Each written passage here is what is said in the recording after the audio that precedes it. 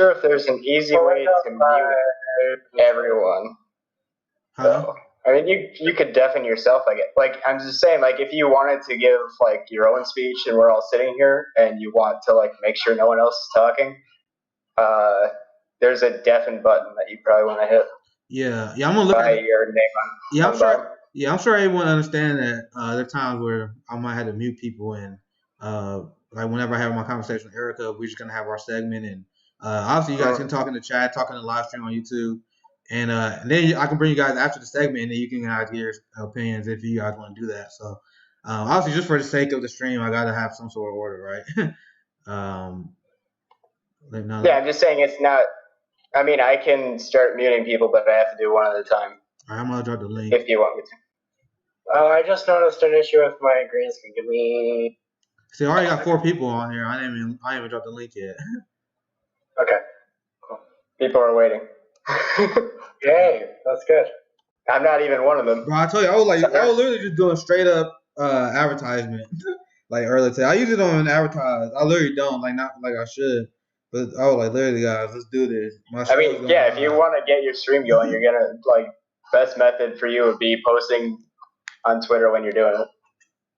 Yeah, I'm gonna drop a link. So did you Twitter this stream already, or like post on Twitter so I can share it? It's on YouTube. I'm about to tweet it out. I'm about to tweet it out now. Twitter this? Yeah, you didn't tweet it yet.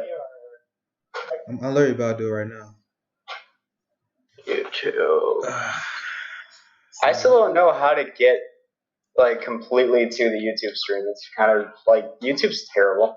Yeah, I've been doing this for literally months, and I've just been learning as I go. I went from a complete novice to someone who's still a novice, but I can barely keep my head above water. It's like, yeah, like I'm on your YouTube channel. It's just I don't know. Dude, I'm almost at 2K. Let's go. I told people I was like, yo, I'm about to start streaming. I'm about to do this. Subscribe. I usually don't even ask, but I did, and then I got 200. So let's keep it going. It looks like you broke 2,000. Did I? My tablet probably haven't uploaded right. Yeah, you were at like 1950 yesterday. Yeah. Before we did the test stream. That show that people are excited about this. So I'm very, very happy about this. And I'll tell you one big guest I'm trying to get. I'm gonna get Shahid Buttar, because I talked to him on the phone one day. It wasn't recorded. A lot of people was mad it wasn't recorded. But we'll get. Yeah, that'd be awesome to get him on. Yeah, like we can talk forever. Let me see. Maybe, I think I'm gonna fix my desktop audio again, because I don't know if people can hear you based on my OBS here. Let me fix it. I mean, I can move my mic closer and actually speak up instead of mumbling like you usually do. I'm just looking at my mixer. I think you're not coming through like last. Remember last time when they couldn't hear you? Yeah. Oh. But yeah, like if when I'm talking or when Phelan's talking, it's not moving, then yeah, you have the wrong audio setup. Yeah, it's not set. So what? How we? Let's get that fixed again. You click on the gear next to desktop audio and then go to properties and then pick the audio input. Yeah, you were switching it back and forth based on having wireless headphones. Okay, so it's moving now. I don't know why the default on off. That makes no sense to me. But I haven't tweeted yet because I had to fix that. So good. I'm glad I realized that last second. Yeah, that's why I wanted to make sure I was here right at the beginning. So like, if there's any tech issues, I can hopefully help. Yeah.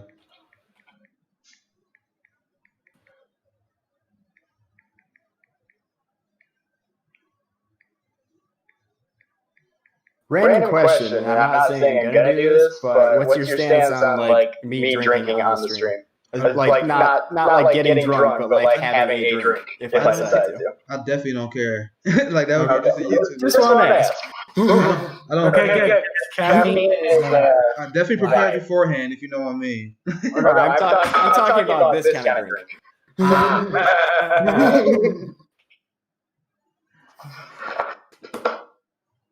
Like I said, I'm not saying I'm doing it, but you know, I might. We'll see. I know why there's an echo.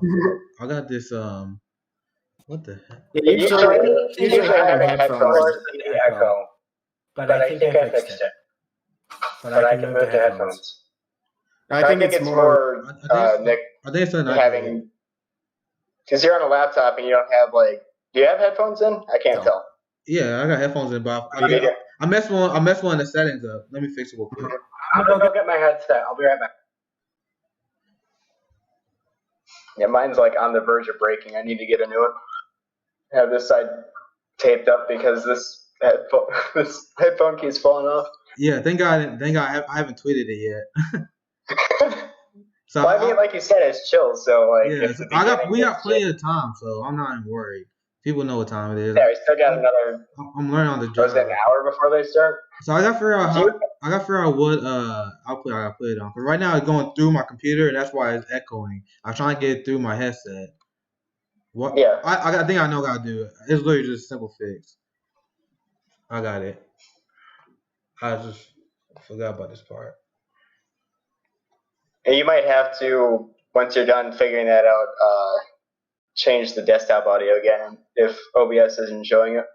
Yeah, I know. I got it in control. I know what happened in here. Hopefully I'm right, but I got it.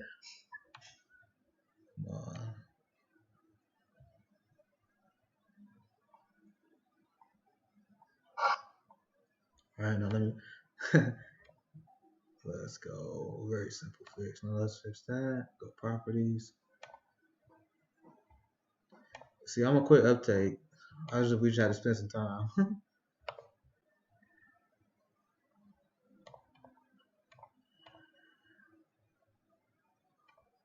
All right, yeah, I can always change the output mic. I just gotta do it this way so there's not an echo. I gotta have your audio coming through my headset. That's what I'm setting up now.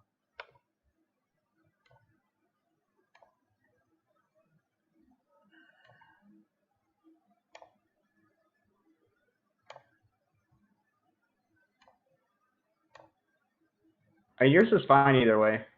All right, so I think we're good to go. So now let me. But yeah, Nick, I would change your microphone back to whatever you're using before, not the headset. Okay, so that was just a pure. All right, damn it. Let me. Yeah, like I would use the audio of the headphones, but the microphone of, I'm assuming, your laptop. The microphone of the headset, and then the audio, of the computer. You said? No, the other way around. Use the microphone from the computer, and then the audio on your headset. That microphone you've got right here is not good. Yeah, I think it broke. It's not like broken, but the quality's not good. Yeah, it's cheap. Yeah, get yourself one of these boom mics. Like mine's a cheap one, but still better. Who's the fourth person, or am I going crazy? There is no fourth person right now. Okay. I think Awkward getting set up. He's from 10 Demands. We were talking about some of his work on police abolition. Oh. What you think about going on? The fourth person was YouTube, because I had YouTube playing in the background and it's on a delay. I was like, yeah, there's only 3 of us. I don't know what you're talking about, man. All right, so microphone for the computer here. So I think I got everything. Yeah, whatever microphone you're using before that. Yeah, I think I got everything. You might have to change, not on OBS, but on the computer itself. Yeah, I changed it first. I changed first on OBS. Now I'm gonna change it on my computer. Now output is a Dutch switch, and input go on my headphones. Right? I think that's it. Someday I'm gonna get a green screen and do that same shit that you're doing, Phelan. All right, so is it? Do you guys hear me better now? No, that's Awkward's right now. Send over Awkward. He's in general text. That's perfect. We literally about to go live. We can start with him, and we can start with we do the introduction, and we can start with his work because he's not gonna be on here too long. You might want to try changing your microphone in Discord then, because it's still worse quality. Man, I literally got to switch to my speaker. 1 second. Oh shit, Bev just hopped in. This is great. This is great.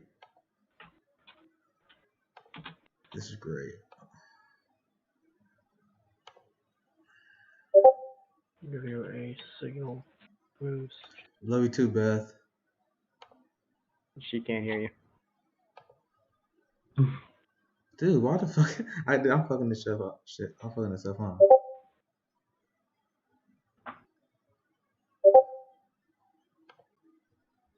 Well, I guess I was just a typer. I don't know.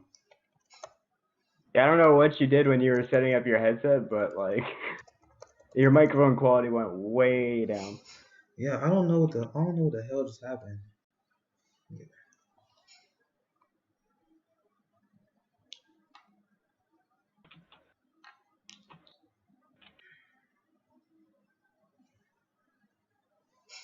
I literally changed it in my computer set. I don't know why it's not working.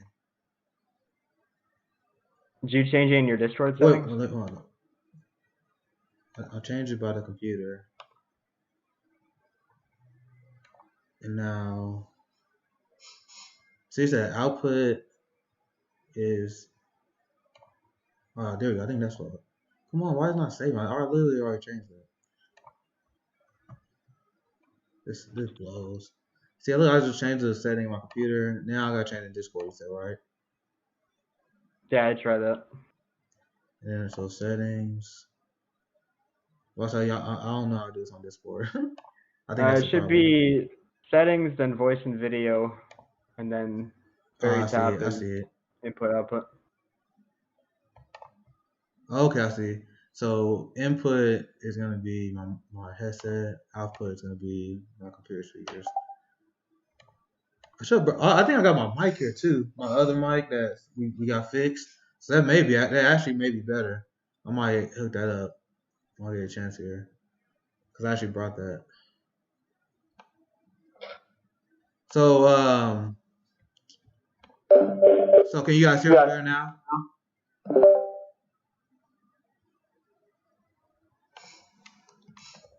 So can y'all hear me better now?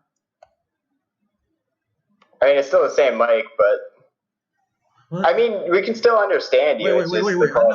I switched it again. I know what happened. I was gonna say, I thought you switched it, but no, I know. I switched it again. I know how to do it now, though. Fuck, this is so ridiculous.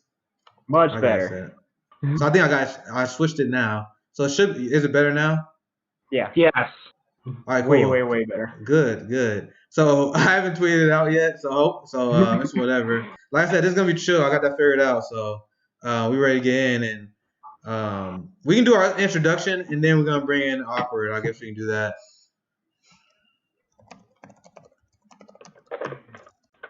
Is that actually soy milk? No, it's juice. Is that actually juice, or is it just a clever disguise? No, it is actually juice. Otherwise, I have no problem just taking pulls out of this bottle.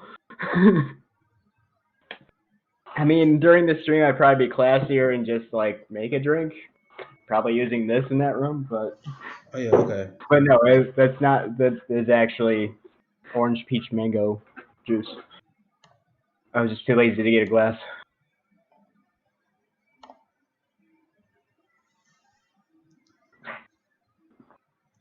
I'm gonna tweet out now, and then we can get the show started. So I got everything set up properly now.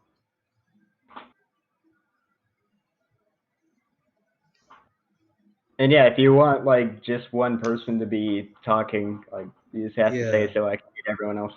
Yeah, I think I already kind of we're just gonna have different segments, and then we'd have a more free flow conversation a little bit later. The convention is gonna start at 3, and then we can talk about what's going on there. And man, I got people messing me out the ass. I'm multitasking like a motherfucker right now. Like I said I'm gonna tweet this out like 10 minutes ago. I haven't even done it yet. I'm literally about to do that now. We'll get there.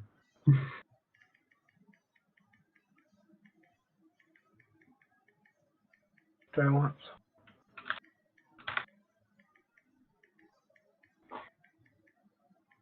Where are you gonna watch the convention from anyway? Out of curiosity. I'm gonna just mute my Discord, and I'm gonna have it on my tablet here, because Jimmy Dore. I know Jimmy Dore to have it hosted on his show.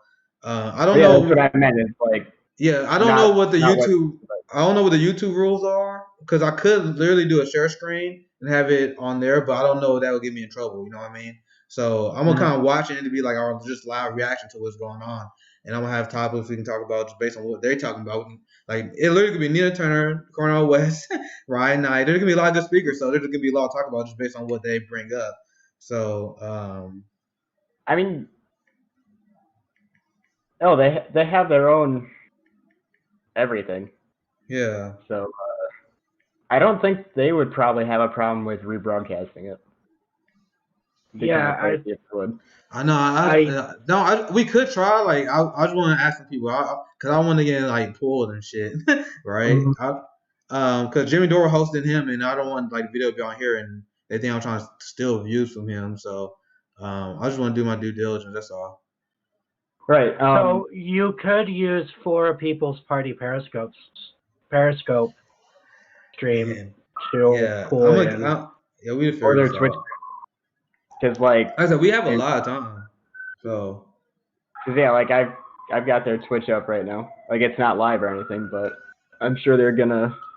I just gotta remember I can't actually look. I actually can't go into text channels on Discord yet. At least I got my chat on and everything. I actually gotta remember that. Oh shit! Yeah, they saying fuck John Legend. Let's go with the YouTube chat. Let's go. I'm worried about get his ass tomorrow. Cause he literally made my point. Based on his decision to come after me. Because my point when I go after like these rich millionaire out of touch black liberals is that they're not fighting for the same issues we're fighting for. So I'm looking at our fascist police state, and I'm criticizing Joe Biden and I'm criticizing Kamala Harris because their lack of response to the police state. They literally emboldening our fascist, racist police state because they want to give them more money. Kamala Harris said she was a big supporter of ICE. Are you kidding me? ICE is responsible for human rights violations, and they are emboldening them. And they want to talk about we gotta vote for Donald Trump to defeat fascism. It's like, bro, Kamala Harris and Joe Biden is propping up this fascist system that you guys say you want to fight. So I respond to John Legend. I respond to another blue check asshole. I don't remember his name. Apparently, Jimmy Dore roasted him. But I came at him. I was like, bro, you don't even understand what we've been asking for. Like, we're not gonna fall in line with someone who propping up this fascist system. What are you actually resisting? Like, and at first he got a lot of likes, and I had all these blue MAGA people going after my tweets. I was like, dude, fuck Joe Biden, pretty much. And I'm like, bro, I don't got time to respond to all you guys, but I'll pick out the ones I want to. And the ones I pick out, the ones I literally picked out are the people that I counter ratio, and I pretty much had my response ready. They don't want to step up to me. And my thing is like, bro, John Legend, if you can't use us as props as Black Lives Matter. He one of the people that pretends he's a supporter of Black Lives Matter. There are a lot of celebrities, they pretend that they support Black Lives Matter. But we have our demands. We literally have activists in the streets that we have Awkward. I'm about to bring him on. Actually, whenever you ready, Alex, you can bring him on as well, because this is something that we talk about, and this is what we work on 10 demands all the time. We have our demands. Yeah, we have our demands. Our demands is defund the police, have community policing, get rid of these militarized police, end the drug war. Like, we have clear, like, it's not a disorganized movement. We're the only ones who's serious. Like, we actually have demands. So when people say that we must fall in line with Joe Biden, they trying to tone police me when I go after the people who are propping up the tools of our oppression. What are you talking about, bro? Like I'm not gonna fall in line. I'm not intimidated by John Legend and his fucking millions of followers and his giant ass bank account. I'm not intimidated of these people, and that's why I got this platform, I guess. So that's something I'm gonna talk about more in detail tomorrow, but I just had to address it. I have a lot of people come after me, but I'm like, I don't got time to go through all this. I'm gonna just pick out the people that I really want to attack. And John Legend fucked up. So let me check and see who else is ready. We can bring on Awkward whenever he's ready to get on. Oh man! Oh yeah, I gotta say. Oh, we about to have Sleepless Socialist. I'm gonna invite her on here too.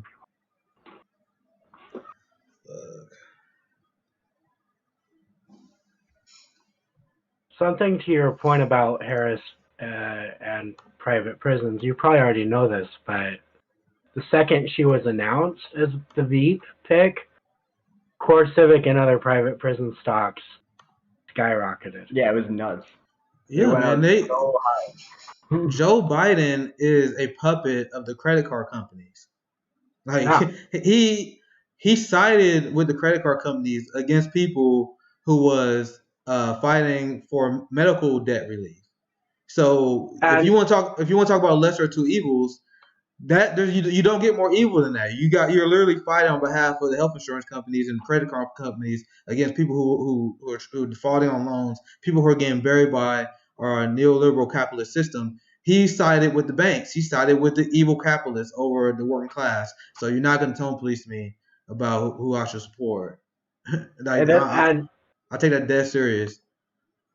And the other thing with Biden's history on bankruptcy bills, he engineered the lack of constitutional protection for, or the removal of constitutional protection for student loan debt.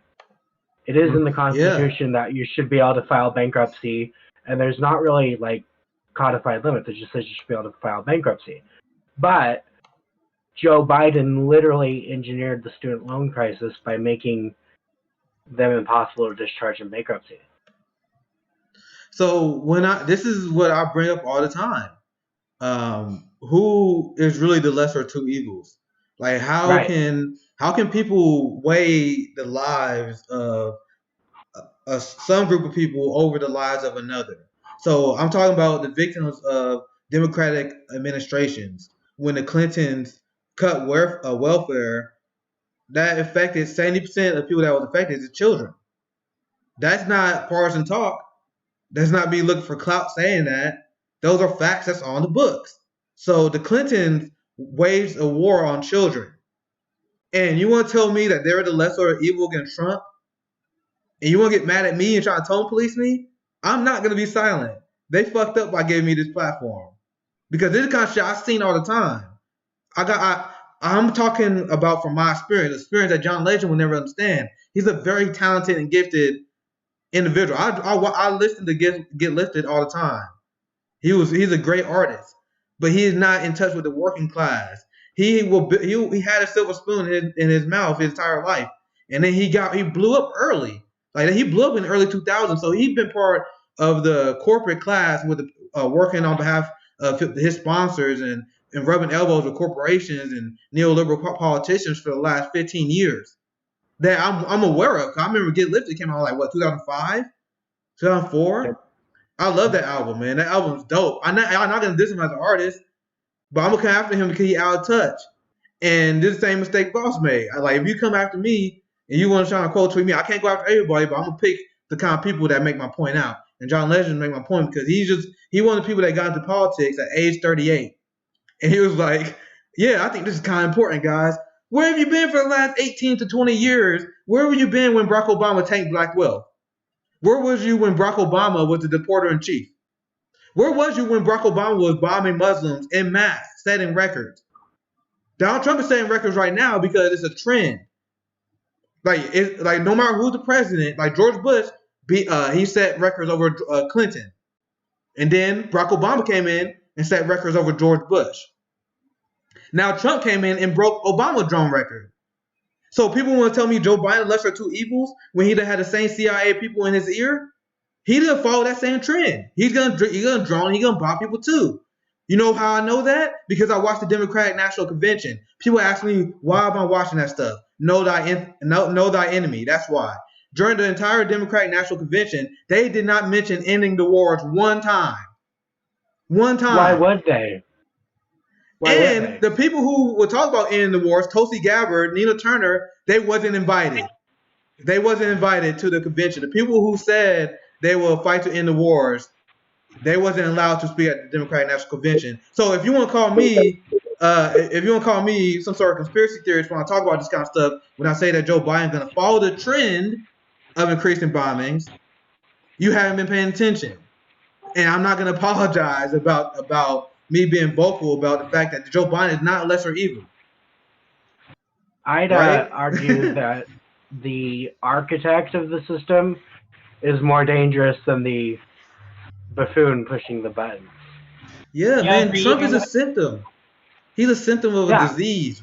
And he was born by Barack Obama continue the same trend of warmongering, the same trend of trickle-down economics. Because the way Barack Obama handled the Wall Street crisis was trickle-down economics. So I had a lot of apologists where they say to me, they say, well, Barack Obama, he inherited a bad economy from George Bush. Well, did George Bush force you to bail out the banks instead of bailing out black homeowners? Black homeowners, our average wealth was already 10 times less than the average white family. Already 10 times less. So we already had to claw ourselves out because we wasn't included in a lot of the New Deal economic programs that a lot of white families benefited from, which is why I'm not a big fan of FDR. But, by the way, we still clawed our way back, got to about 10,000 in wealth. Then we live in a failed economic system that crashes every 10 years. So we had a crash. So what the capitalists do? The capitalists, they say, hey, whenever there's a crash, we're going to get wealthy. Like there's a crash right now, and Jeff Bezos is about to be the one that is already setting records for his income. Mm-hmm. During the Wall Street crash, they are getting rich, and guess who loses in this situation? Black lives. Because we had $10,000 in our average wealth, and that's being propped up by rich motherfuckers like John Legend. There's a lot of rich black motherfuckers like Kanye West who worth $1 billion, who driving that shit up, and we still only had 10,000. And then the Wall Street crash happened. Barack Obama, Rahm Emanuel, Larry Summers, the same people that they are teaming up to this day, bailed out the banks, bailed out the wealthy top elite, and they let the black families fail. And we went from 10,000 to 1,000. So Barack Obama tamed black wealth, and then you got white progressives like Bosch who want to tell me that I should vote for my oppressor. Fuck you. that's like if you. And people were saying, they were trying to tone police me while I was debating them. Like, bro, I didn't come here to debate you. I come here to tell you guys explain to me why I got to vote for this motherfucker who tanked our wealth as vice president. And he wouldn't do it. And people want to say I was deflecting for questions. He deflected for questions because I said he got to answer that. And he didn't want to do it because he was like, I'm afraid to debate. No, you didn't. You weren't afraid to debate because you don't got answers. You can't explain why I'm supposed to vote for Joe Biden. And I was looking at the replies while I got ratioed to death. I was looking at the replies, and none of them properly explained why I should vote for Joe Biden. It was the same liberal smear shit from John Legend. Oh, imagine not voting for Trump. Oh, imagine not falling in line behind the Democratic Party that tanked black wealth and bombed Muslims en masse. Imagine that. Oh, I do imagine that. I'm not going to vote for them. And fuck you, I'm not going to apologize. And you guys do not intimidate me. You guys only going to help me grow. You guys only help me grow doing this bullshit. Voss called me out. I did my debate. People say Voss look good. Meanwhile, Voss lost subscribers, and I gained them 1,000 in 1 week. So go ahead, call me out. I'm gonna make my point. I'm gonna style. I'm gonna be chilling, and I'm gonna make my point. What time is it? 2:30. Yeah, like imagine if we switched parties. Like imagine the arguments people would be making. Democrats would be defending Trump and saying, you can control him. He only cares about himself, and they'd be calling Biden the fascist. You have no ideology. They don't care. Like, their version of the lesser evil is whoever they think can be controlled into helping out the wealthy people in America only. They don't care about anyone outside of the country. Bomb them all to hell. Who cares? In fact, they probably like it because then the military contractors make even more money. Yes. Meanwhile, the working class just gets to sit here and fuck ourselves, basically, in their minds. They don't care about us. Why should we care about them? Also, like, did anyone think about like how good Obama is at shutting down progressive movements? Like, he shut down Bernie's campaign. He shut down the NBA strike is kind of wishy-washy. I'm not sure how much of it was like genuine in the first place. It was really questionable thing, but with Biden as president, Obama would have more of an ability to shut down. Obama would have more of an ability to shut down leftist movements. Like, he'd have some power over Biden. He'd be able to like work through Biden to like stop things, just like he stopped Occupy, just like he stopped Standing Rock, just like he stopped the original Black Lives Matter. Like, that's why Trump is just. When they say like we're gonna push him left, you're not. It's just a lie. You're just lying. How do you push? They said they said they're gonna push. They said they're gonna put Biden left, and they already backing off the public option. Literally, the exact opposite is happening. The exact opposite is happening. Then you guys said it's gonna happen. All you guys fall in line, and this is the point. Another point that they didn't ask her. I was like, bro, so you guys, I never attacked anyone for said they were voting for Joe Biden. I have not unfollowed one person who said they was gonna vote for Joe Biden, even though I find Joe Biden absolutely detestable. Because I understand that everyone find their own personal struggle. Everyone has their own personal struggle. I'm not gonna go against you for fighting against your struggle against Trump. Beat Trump ass, homie. I got you. I feel you, homie. But what really pisses me off is when you have white progressives like Vosh who refuse to stand in solidarity with the victims that Barack Obama and Joe Biden are inflicting on. Because I'm literally a victim of Barack Obama and Joe Biden. Because Joe Biden bankruptcy bill, he made it harder to go after frauds of credit fraud. And I had a check in the mail. I detest Elizabeth Warren, but I give her props for I'm slipping the name of her consumer protection agency she had, because Joe Biden fought against that agency, and that agency wrote me a check for $1,000 because my first car loan, they gave me an interest rate, and I was part of a giant lawsuit. And this is what I learned from when I sold cars. There was a giant lawsuit because there were these businesses, the liberal businesses, were discriminating against black people, and they were charging them with higher interest rates than average consumers. I never had money. I'm still broke to this day. But the same person that had my same income, I was making $30,000 a year. So if you have a white kid that made $30,000 a year, he got charged a lower interest rate for me for no other reason than the fact that I'm black. So I got a check in the mail for $1,000, and that came from the Consumer Financial Protection Agency. And Joe Biden, with his bankruptcy bill, voted against a resolution that would have made it harder to go after fraud and go after consumer protection. And Elizabeth Warren is a fucking sellout because she had to fight with Joe Biden for 10 years. And then she won power, she wanted to be a vice president, and all of a sudden she sell out to the same people who fought against her program. This is why I dropped the snake emoji, by the way, guys. This is why I do it, and I have fun talking shit about these people because they affected my life. I was broke, dude. I remember having that car payment while I was in school, while I was working. And by the way, that check I got, there was a lot of talk where that was super underpaid based on the interest I was paid. Like they gave me like just crumbs as all right, sorry, but I paid way more interest than $1,000. Imagine that money in my pocket at that time, where I was struggling. I was like, bro, 3 meals a day? Are you guys kidding me? Like, bro, I'm lucky if I get 2. I was working. I was in school. I was doing MMA. That helped me. That helped my figure because that helped me make weight. But I was struggling back then, and that money that Joe Biden is directly responsible for hurt my life.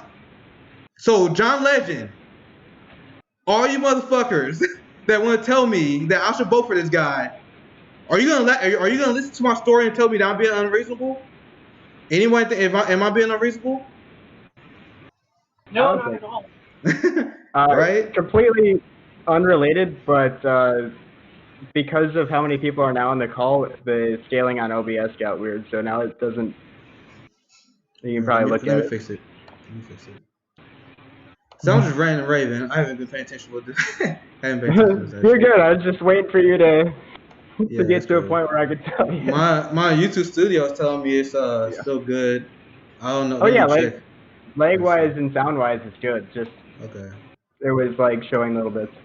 Well, so I wanna let's have cause we have Awkward on here, and me and Awkward we've been working on a lot of good projects.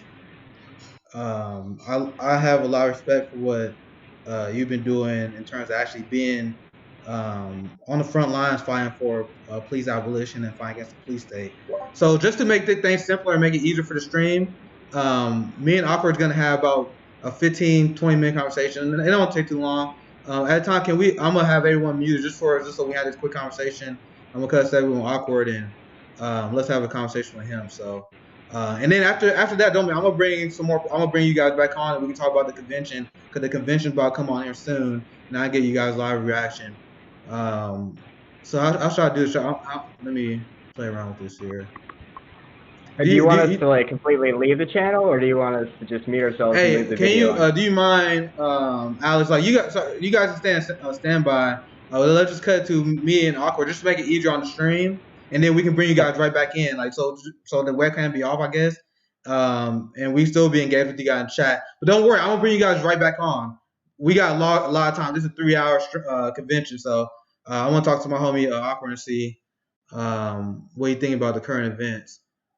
So what you should do, if you hover over the windows here, there's a thing that says like 3 dots, and then if you click on it, it goes to show non-video participants. Turn that off. Then we can stay in the call, mute ourselves. But so wait, where am I looking at that? So on Discord, if you hover over like where our video is, yeah, on the top right, there's 3 dots. If you click on that and then go to show non-video participants, turn that off. So if we turn our cameras off, we can stay in the call, but it won't show like, you see how there's like the rectangles with the Discord picture or whatever?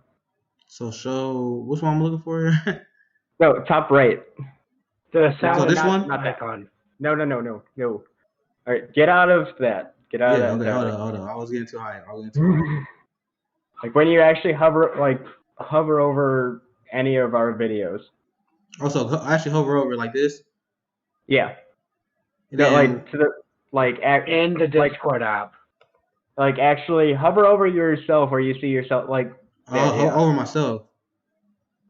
And then the very top right of Discord there should be 3 dots. Oh, I see where the dots are. Actually, we can have Patrana on there as well because she's part of the 10 Demands group as well. I don't know if you heard that what we're doing, Savvy, but I'm about to cut a segment with Awkward and I think Patrona's in now. We've been working on some police abolition work, but you guys can stay. I'm gonna bring you guys right back on. We got a long stream. It's gonna be 3 hours. So my plan is I'm gonna just cut quick segments like this, and then I'll bring some more people back on. We can discuss. So Alex helping me out trying to figure this out. So yeah, make it so now, right? Like uncheck that box. Yeah, I got everyone now. So so that way, and then all of us that aren't going to be part of this can just turn our camera off and we can stay in the call, but it won't show us or anything. So yeah, that works. So we don't have to worry about it. So we're Patrana. Where's Patrana at? I want to talk to. Am I saying her name right? I only read it. Yes, can you hear me? What's up, brother? What's up? Man, I've been this is a conversation long in the making, right? I've been wanting to do this for a while. Because I actually like I've been following your work and obviously I gave a little bit of input, but you guys actually been putting the heavy work in terms of speaking about police abolition and what's currently going on in the streets right now and what we should do and what our answers should be. So I just want to see what your thoughts on the current situation right now, because there was big drama and shooting down yesterday at Portland. So I've been busy trying to get everything organized here, so I haven't followed everything exactly. But what are your thoughts on what's going on and what our actions should be after that? You know, to me, like, it's unfortunate when anyone is put in a position where people die. You know, there's no question about that.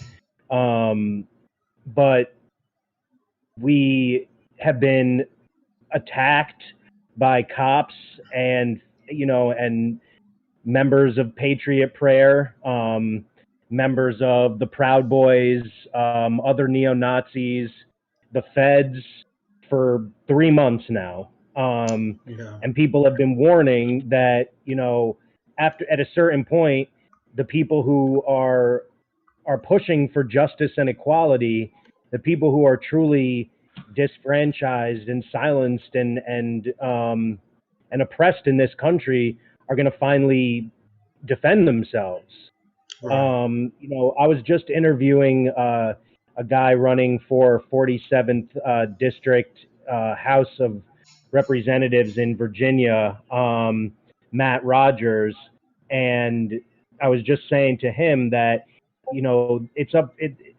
there's a question right now as to whether this incident was self-defense or not. It's up for interpretation.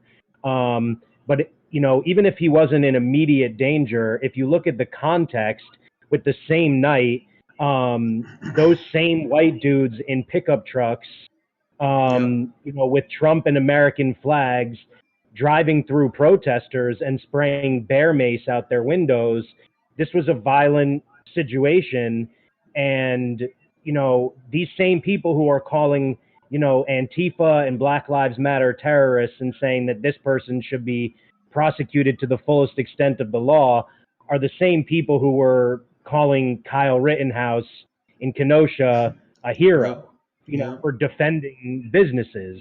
When that person, is a white supremacist who was driven by his white supremacist mom from one city to another with the intent of killing Black people. So, I'm not like, I think it's going to get worse before it gets better. But I think that, Matt, who is someone who focuses on the power of the vote, I think we need to have a multi-pronged approach. We have, the importance of voting for down ballot progressives. We have the importance of pushing the Democrats left with things like the People's Convention today. We have real demands for change, like 10 demands for justice that we're going to be putting in front of all of our elected officials. And then we have, the general strike on September 1st, storming Washington on the 17th, siege of the White House, the March on Washington on the 28th, and sustained, continued, protests for months. Like, this is the biggest uprising in our nation's history. And I don't want it to end because, it's, just like the civil rights era, if it was just Martin Luther King, we wouldn't have gotten where we got. We need people, we need violence, we need fear, we need threat, or nothing's going to happen. The power holders have no interest in changing. They have to be forced to. Yeah, and this is something that I've recently been struggling with because I've been considering running for office, and it's something I've been publicly talking about, but I've been thinking about it since I was in South Carolina. I was talking to families and seeing the situation they've been in. And one thing that's been a current theme on my Twitter page is like the radicalization of my page, because I used to be super optimistic, like, man, we're gonna win Bernie Sanders. The squad is fighting for us. The futures are we're gonna win this election by a landslide, because the thought of Biden being this was inconceivable to me, completely inconceivable to me that he can beat Bernie Sanders. So I used to be extremely optimistic, and in my conversation with the ordinary working class, I mean, when we were in South Carolina, man, we was flipping people left and right. I was having conversations with rural area, working class whites. I had a lot of conversations with rural area black working class people, and the struggle is the same, baby. The struggle is the same. So I put my platform out today. Again, some good reception. I love to see that. But once again, my struggle is the difference between me and the moderate I was in January is I'm kind of losing faith in electoral politics. But at the same time, I justify myself considering running because I'm, like you said earlier, you need a multi-pronged approach. So I'm thinking, like, we got to shoot our shots, baby. So I support people that have my policy litmus test. So I'm like, I support any progressive no matter where they run. I was having a conversation today with a friend and say, he's like, what do you think about progressive running in the Republican Party? I'm like, I wouldn't advise it. But if you're in a red area and you can take over your individual local politics, because people got to remember, politics is all about local politics. If you're running as a red, but you have a progressive platform that's anti-war, that's about the family values that I'm pushing. 4-day work week. I mean, these are libertarian arguments that you can make. Legalizing marijuana, defunding the police. That's about small government, right? Like I was talking to Shahid, and I was telling him this is how I would approach. This is how I would pitch it. Like you got to pitch it as family values, small government, defund the police, family values. Once again, you get working families more time, working fathers, like for example, more time with their kids by having a 4-day work week. But one thing, my dad, he really wanted to be there. My dad really did want to be there, but he was working all the time. My mom was working 2 jobs. Like we had 4-day work week, we had much more time together as a family. So once again, I want to get this message out there. That's the only reason I consider it, because once again, I just want to get the platform out here. So that's my inquiry. What do you think about that? Because I know you say you endorse a multi-pronged approach, but I'm like, man, I've been blessed with this platform, so I may run, but man, I know how rigged it's gonna be against me. I know that they will take my tweets and run 24/7 ad campaigns on it because I do talk shit. I mean, I would obviously support you. I just said, earlier today with Matt that no one would vote, no one, the Democratic Party would not sponsor my campaign. But Matt said on air, well, not on air, but on this video interview that I did with him today, that he endorses 10 for Justice, which he hadn't said before. So that's really cool. He's taking a risk by doing that. Yes.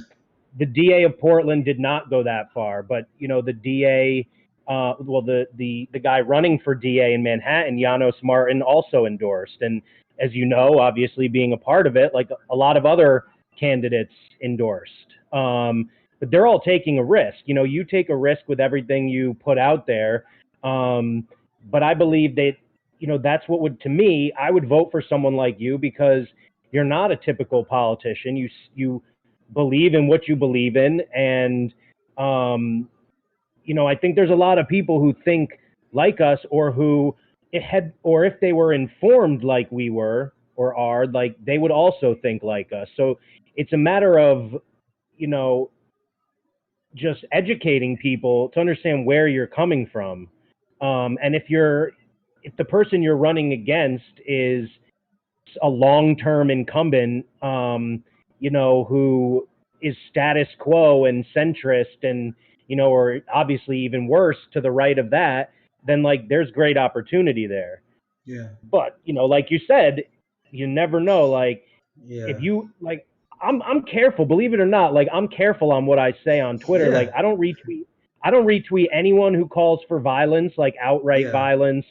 I don't use things I don't even use ACAB or FTP. I speak about issues and policy focused.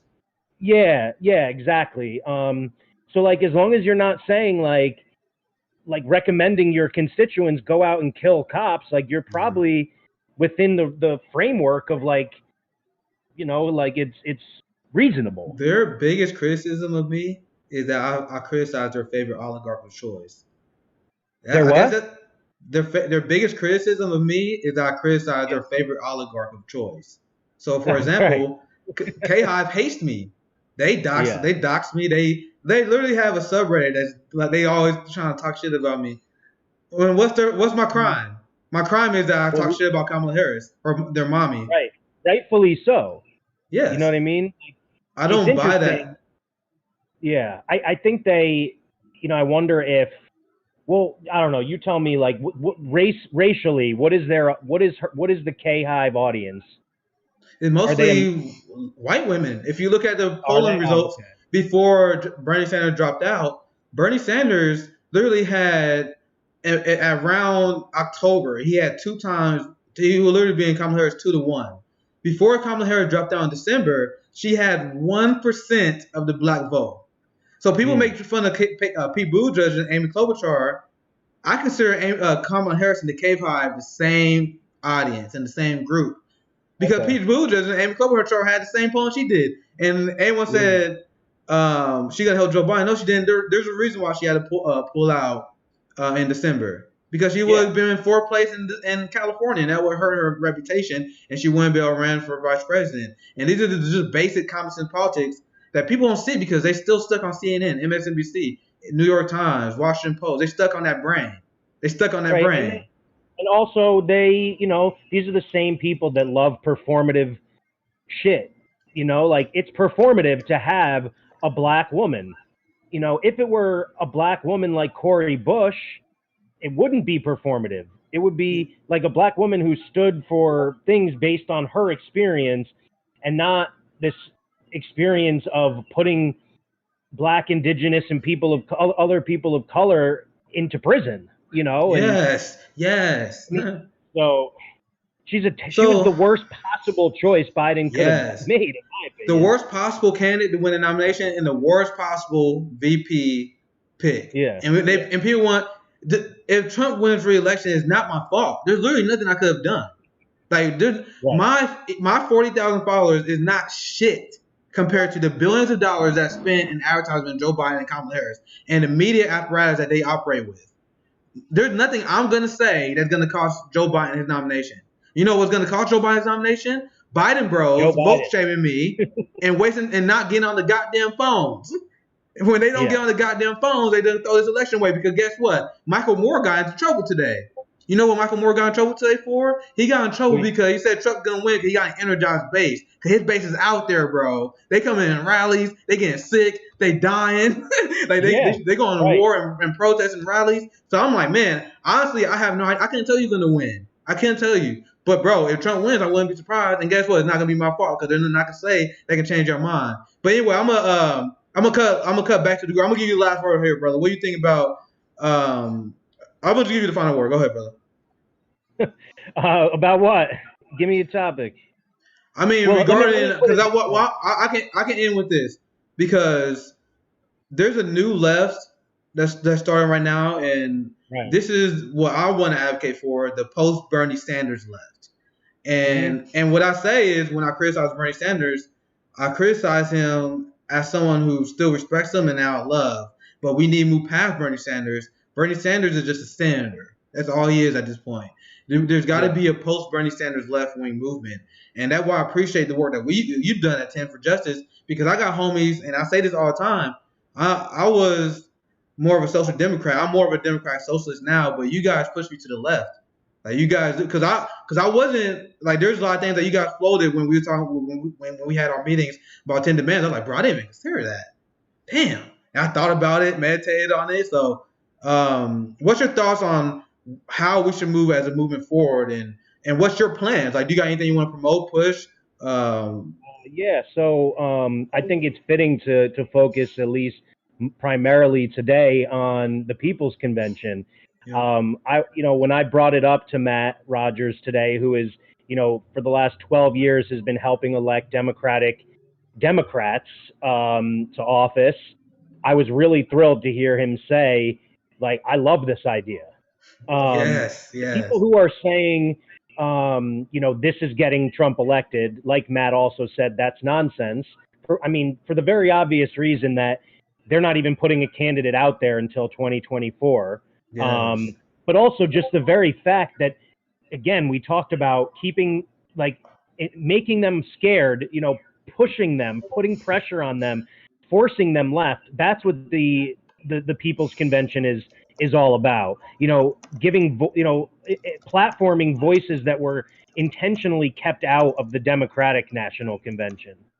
So I think this is a great thing. I hope that a lot of people are empowered and inspired today, and not to just necessarily even create a third party, but at the very least to go call their Congress people and say, like, we are your constituents. We are not satisfied with you being a corporate shill. You need to do this for the people, And then when it comes to 10 for Justice, I talked about, we are working on collecting email addresses so that everyone who is in power can see these 10 demands and understand exactly what it's calling for, and that, abolition is not taking away, it's adding. It's building a more humanist society It's putting the money that is now going into funding cops in cages into rebuilding communities so that cops in cages are obsolete. And there's a ton of incremental steps that are doable right now that can prove the point in the practice and in the process of how abolition is actually a benefit and will make us safer.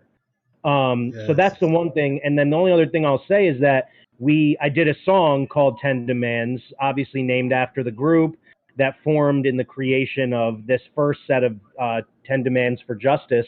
And someone has been working on a video for it for the last few weeks. So it's going to be out soon. I'm not even in the video. It's basically a montage of what's going on in our society.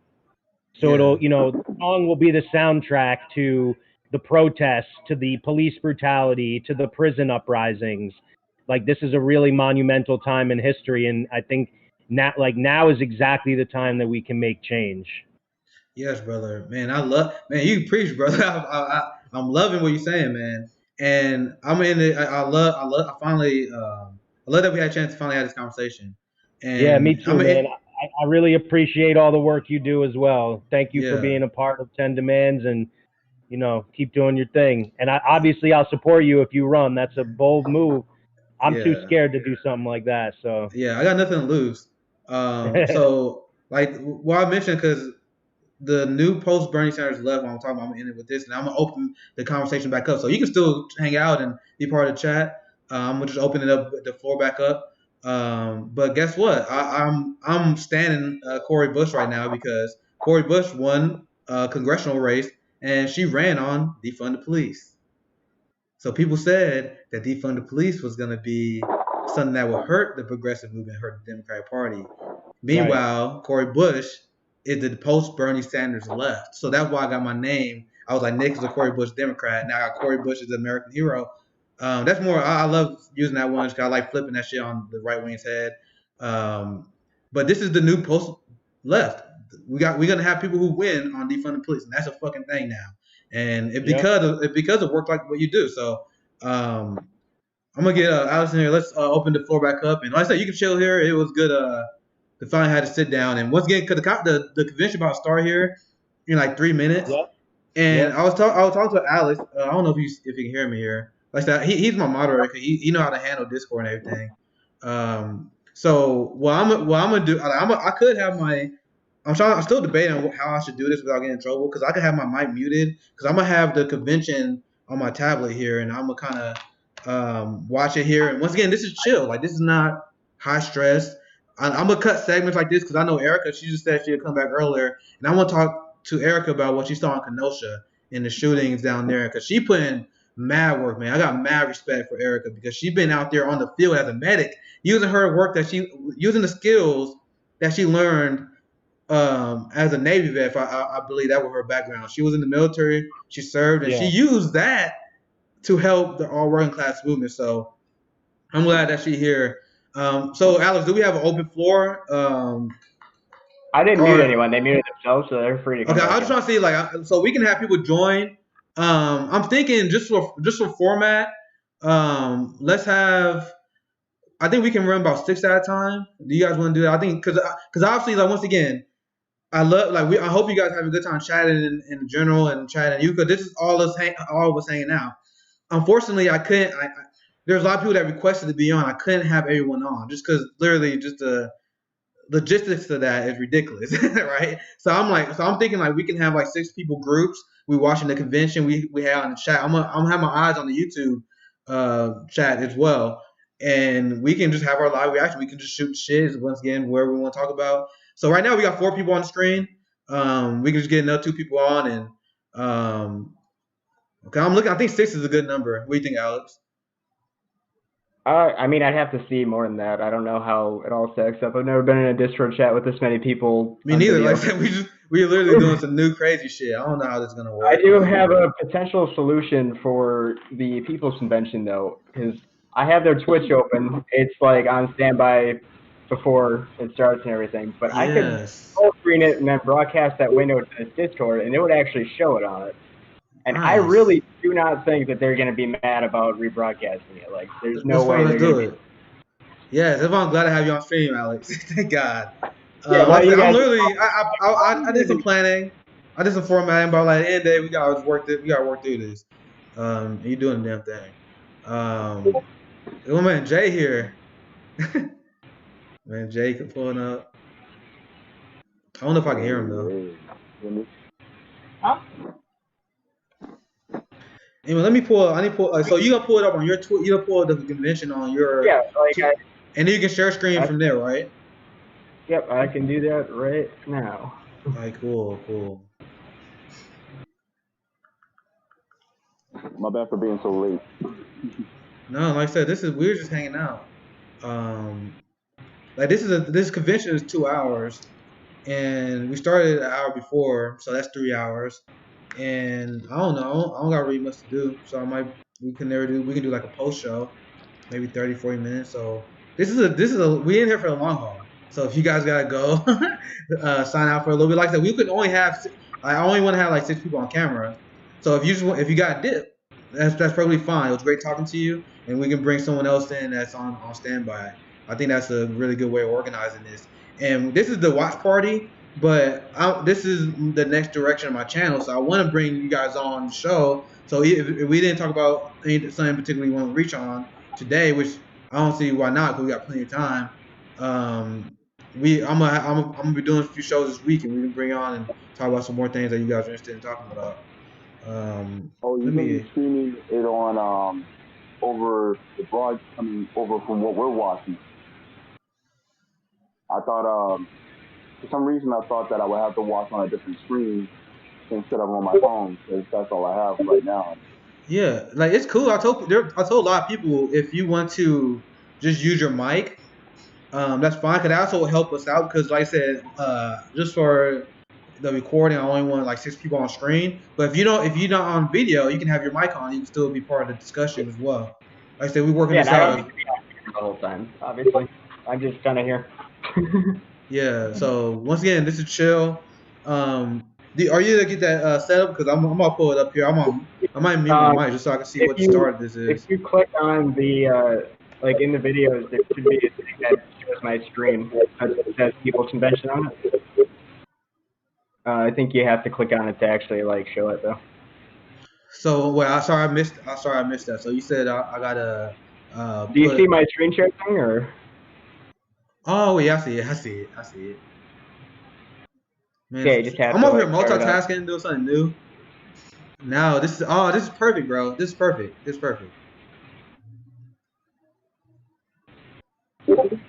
So the one thing I was nervous about, because I don't like to use my Roku for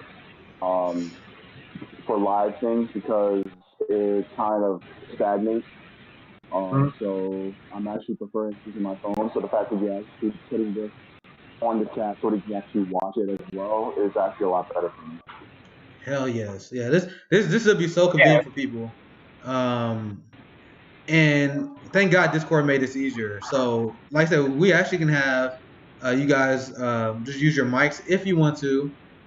We can just kind of watch this convention. And then I don't know how exactly they plan on scheduling, but if they have breaks, we can still shoot our segments with our plan. Like I still want to have a conversation with Erica about what she saw in Kenosha, and but once again, for now we just chill and hang out here. I think it's starting now, so I guess we can all mute up. I guess mute up when it starts. I don't know if it's starting now. What are they doing? So I just injected the convention into our Discord frame, and it's literally starting right now. Okay, yeah, I got it on my screen. Let me. I think yeah, it's on the. It's on the stream. It's all good.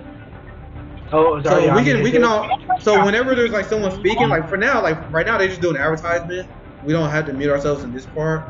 Like whenever there's like someone like speaking, like whenever Ryan Knight or whenever Jim Dore or Cornel West are speaking, that's when that's a big event. So we can all mute up at that point. By corporate America, he's not working for the people. The two candidates don't meet the criteria of integrity. That we need a people's party. And when Erica joins, ask her to tell you a little bit about Occupy. They're up for sale. They had to be money. She was DMing me to get in. She said she's gonna be on in a little bit.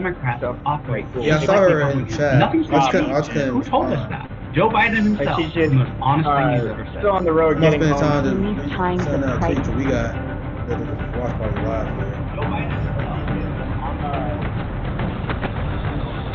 More than ever before.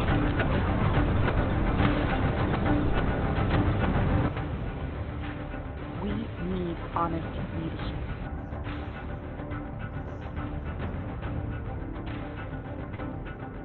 We need a party for the people. And also, if you leave your mouse like hovering over the Discord, it actually shows all of our names. So like this. Yeah, we can do that. That works for us. I mean, it's up to you. It might be easier for people to know who is who.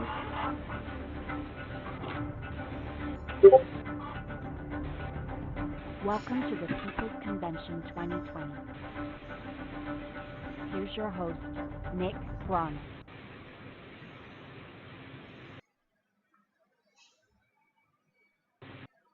Nick Sisters and brothers, young and old, black, brown, and white, poor and middle class, and to those of every corner of the country, welcome to the People's Convention. My name is Nick Brana. I am the founder and national coordinator with the Movement for a People's Party, and your host for this historic day. We announced the People's Convention just 3 weeks ago, and today we are being joined by some of the greatest voices for justice in our country, including Bernie 2020 co-chair, Senator Nina Turner, Harvard professor, Dr. Cornel West, 2 former Democratic presidential candidates, Marianne Williamson and Mike Gravel, Senator Mike Gravel, the former governor of Minnesota, Jesse Ventura, actor and humanitarian, Danny Glover, Pulitzer Prize winner, Chris Hedges, comedian and political commentator Jim Dore, and leading progressive activist Ryan Knight, a labor leader with the American Postal Workers Union, and Amazon walkout organizer Chris Smalls. Bernie national delegates and former progressive congressional candidates endorsed by Brand New Congress and DSA are also joining us today. Renowned comedians, leading independent media voices, poets, the former volunteer national high school director with Bernie 2020, leading indigenous rights and anti-war activists, nonprofit founders, a climate scientist, and leaders in the Latino and veteran communities, as well as Our Revolution Los Angeles, will all be with us today. And it is my great honor to say that as of last night, the Movement for a People's Party has crossed 100,000 members, 10,000 of whom joined just in the last week. And why is this? It's because we face as a society a overwhelming amount of crises that are converging, a health crisis with a pandemic that has claimed more than 180,000 lives and has at the same time seen millions of people lose their employer-based health coverage at the same time that they need it the most. A crisis, a country that is facing a reckoning with systemic racism and police brutality after the murder of George Floyd. A country in which it's facing a housing crisis that is worse than anything that has been seen since the Great Depression, an economic crisis worse than that is unparalleled except for the Great Depression. So the level of crises that we face in this country indicate that we have 2 political parties that can no longer govern this country. They cannot provide basic needs. There's a term in political science for that. It's a failed state. Our country, the richest country in the world, is seeing right now billionaires adding more than $600 billion of wealth to their fortunes, while bread lines expand for miles, while child hunger has climbed to record levels. In this country, the richest country in the history of the world. That's what has brought us together today, to examine the state of the nation in this country. and to ask ourselves, are we being served by our government? It exists for us. Are we being served? And if the answer is no, what are we to do about it? At the conclusion of the program today, we will be holding a historic vote to form a major new political party in the United States of America, a party free of corporate money and influence. The vote will be open to everyone. It will be cast through the People's Party app, which you can download on peoplesconvention.org. So please, get the app now, prepare yourself, prepare to cast the vote. We will cast it at the end of the program. I would also like to say that today, you're going to be hearing from various different perspectives on what to do about 2020. Who to vote for in this election. There are many different views and voices on that, but what we all agree on here at the People's Convention is that the status quo is not working and that we need a major new party free of corporate money. That is what has brought us together, and that is what I look forward to discussing today. First, we must understand, though, the challenges that we face.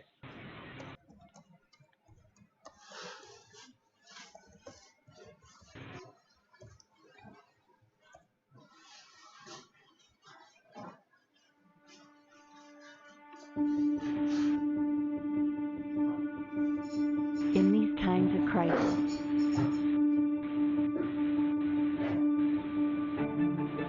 $3 billionaires possess more wealth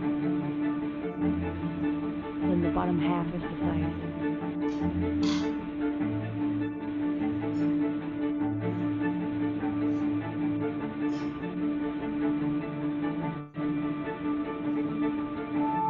An eviction crisis that plagues the nation.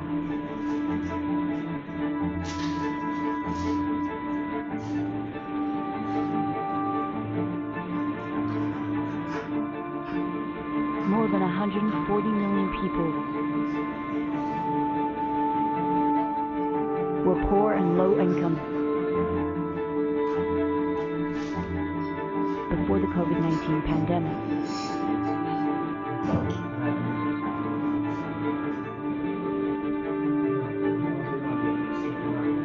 To try to sustain our quest for integrity, honesty, and decency. The projected crisis will be the most severe economic downturn since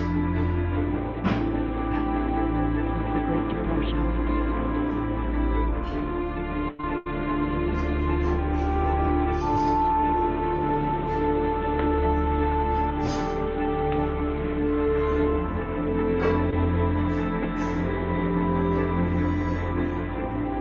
The USA spends more on war than the next 10 countries combined.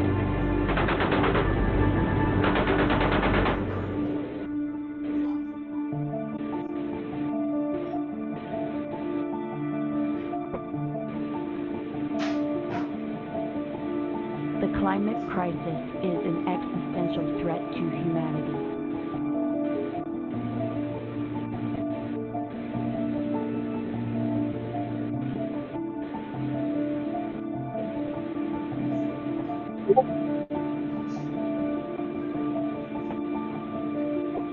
The impacts could be irreversible by 2030.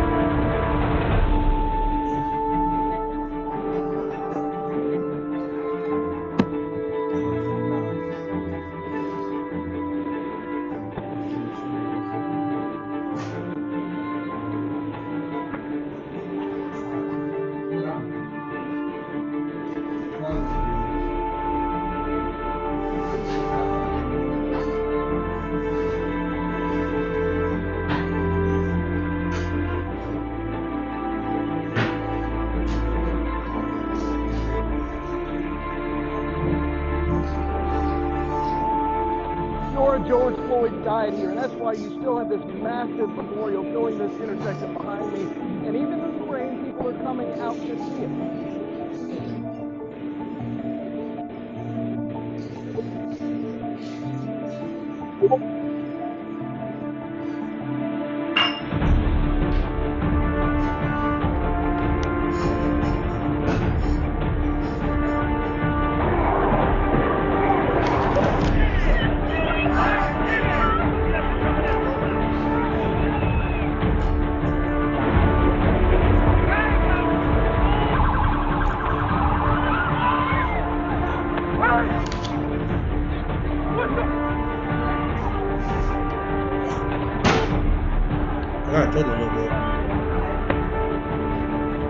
It's good right now.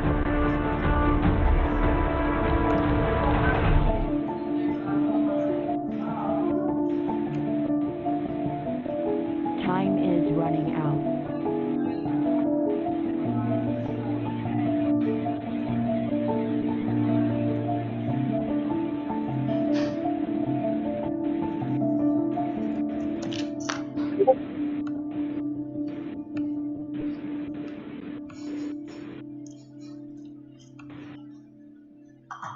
Yeah, that was good. Right now. Nice. I'm good for. I'm gonna be fed. Hello, everyone. It's my pleasure to introduce our first speaker for the day, Cheng Sim Lim. Cheng Sim Lim is a national Bernie delegate. She's a film curator, immigrant, Medicare for All activist. She serves on the board of Healthcare for All Los Angeles and is a member of the Progressive Asian Network for Action and DSA LA. And I recently had the privilege of sitting on a panel that she organized that should have been really the Democratic National Convention, the Beyond Burning Convention, and People's Assembly. Here, I can talk to Sarah. Everyone, please welcome Cheng Sim Lim.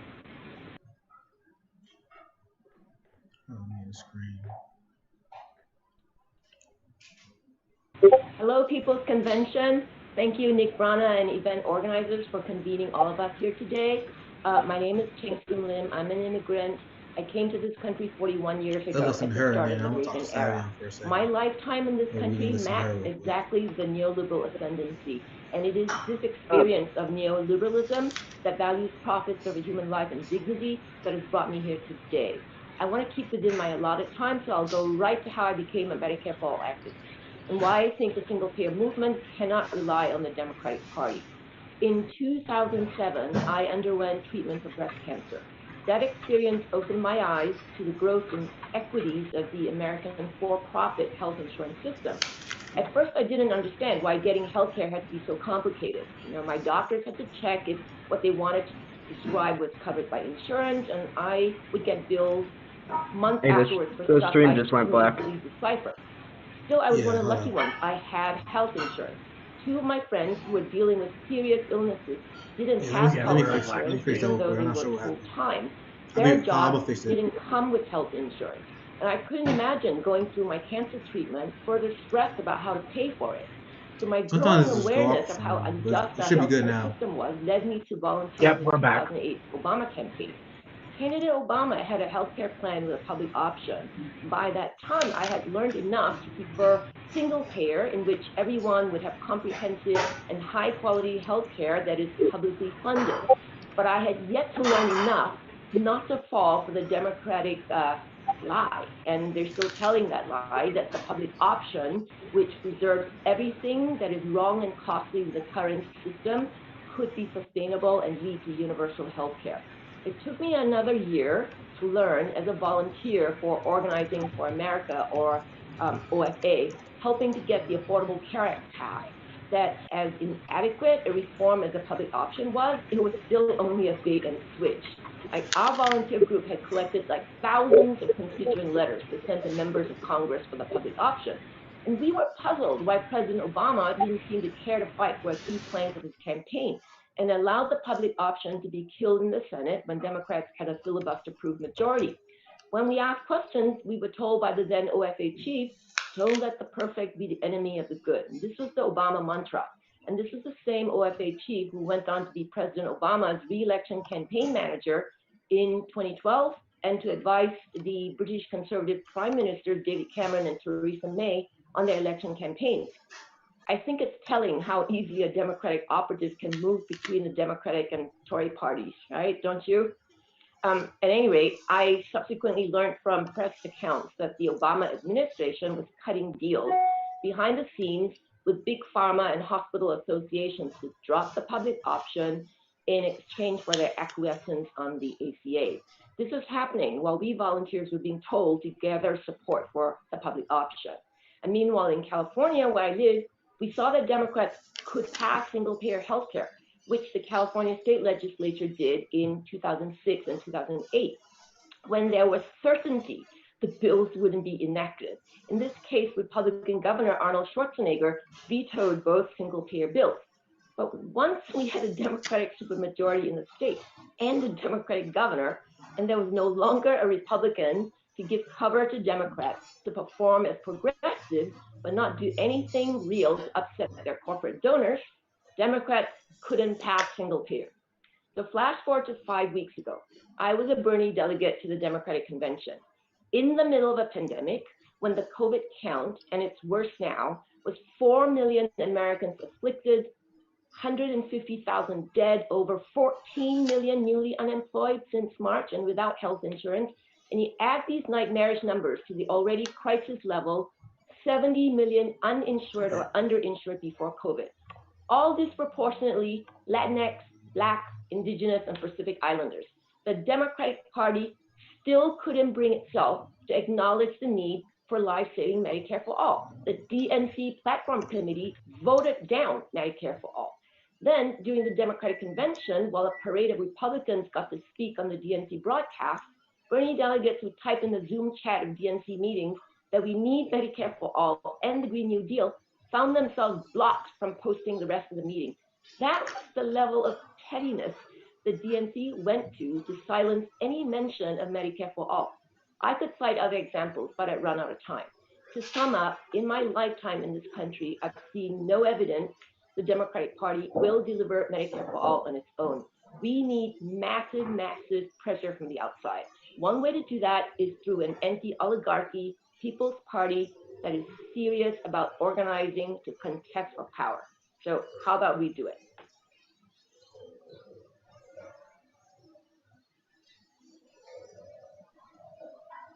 Thank you, Cheng Sim. If the Democratic Party cannot pass Medicare for all now, something that most wealthy countries, almost all of them, take for granted, at a time during that when we have a global pandemic, when millions of people are losing their health care, when they could pass it in the House and then they could win the election and they could still have the Republicans block it for them and the insurance companies, it is truly incredible that they cannot pass it now. And I salute the delegates that took that stand. More than 75% of Bernie's delegation that refused to vote for the Democratic Party platform as a result of its exclusion for Medicare for all. And we're going to hear more about that now, in fact, from another Bernie national delegate that I also had the pleasure of sharing a panel with. That is Hania Jodat. Hania is a national Bernie delegate, the co-founder of the Muslim Delegates and Allies. She's a founding member of the Women's March of Los Angeles, a fundraising coordinator for the United Nations High Commissioner for Refugees in USA and Australia, and a fundraising coordinator for Oxfam America in Los Angeles. Hania, it's great to have you with us. Thank you, Nick, and it's an honor to be here today with you and the rest of the amazing speakers. When we talk about war, we must first recognize that Black Lives Matter. I've long been under assault in this country, and we support the peaceful protests sweeping the globe from Los Angeles and Washington to Sydney to Rio de Janeiro, fighting for justice and equality in the face of the systemic brutality. Jacob Blake, fighting for justice, is able to still fight for his survival, unlike Freddie Gray, Breonna Taylor, Eric Garner, Philando Castile, Sandra Bland, and the many more heartbeats that have been silenced. In witnessing the domestic unrest right here in the United States of America, I can't help but face my own affliction as a child of war in Iran. Our homes were without electricity, our windows taped so the glass wouldn't shatter from explosions, sirens that often interrupted our television programs, sounding the alarm for families to seek shelter in basements as Iraqi planes flew over the blue skies of Tehran, my birth city. Mothers mourning the death of their young sons fighting in the borders of Iran, and my own grandmother who clinched her rosary bead, praying, holding my small hands in hers, asking God to protect her children and granddaughter, me. Little did we know that the Iraqis we were taught to fear were our sisters and brothers sharing the same wounds and trauma. Now it is time to link the Black Lives Matter movement with the peace and justice movement, to shout, demilitarize and defund the police, but also defund the military as protesters march against the intersection between militarism at home in the form of tear gas, rubber bullets, armored vehicles, and the deployment of unmarked federal troops to snatch citizens off the streets, with militarism abroad characterized by regime change, U.S. counterinsurgencies in decade-long trillion-dollar occupations of Iraq and Afghanistan, and extrajudicial drone warfare. A history of Western colonialism followed by brutal sanctions, occupation, and destabilization efforts are the overwhelming cause of the surge of hundreds and thousands of refugees flooding across European borders today. Major European NATO powers continue to collude with the U.S. imperialism in each war.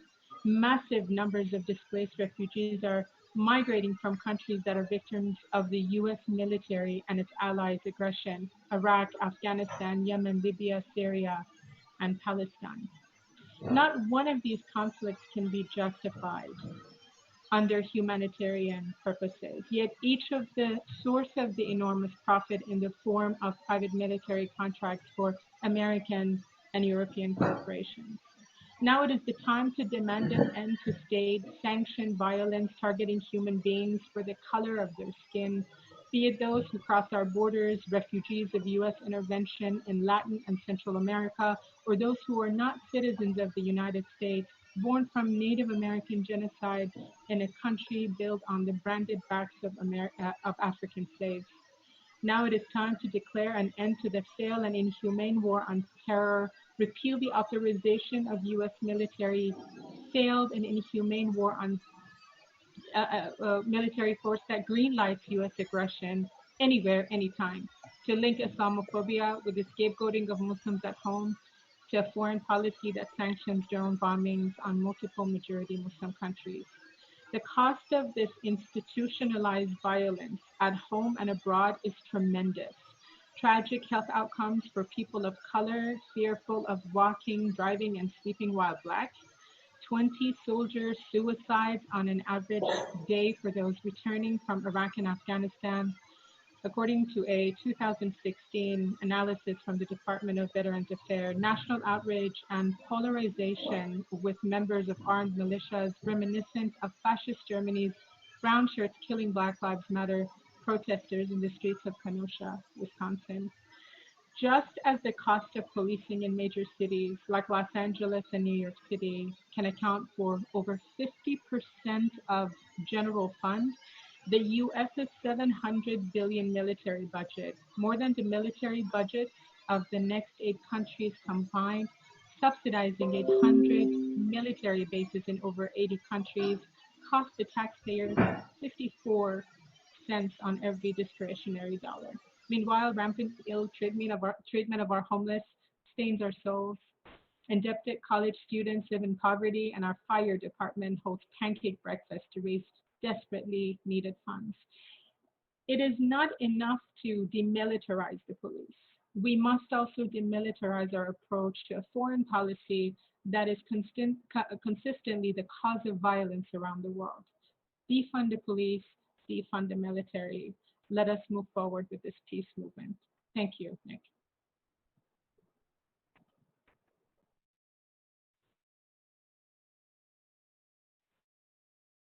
Speaking of military, this country spends $232 million plus an hour on war and oil as an immigrant to 2019 as well, just like Cheng Sim. Yeah, it's absolutely obscene. Of the Democratic Party and being a similar war party like the Republican Party.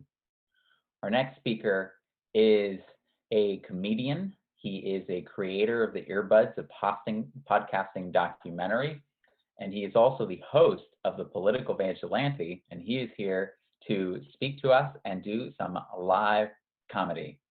Welcome, Graham Elwood.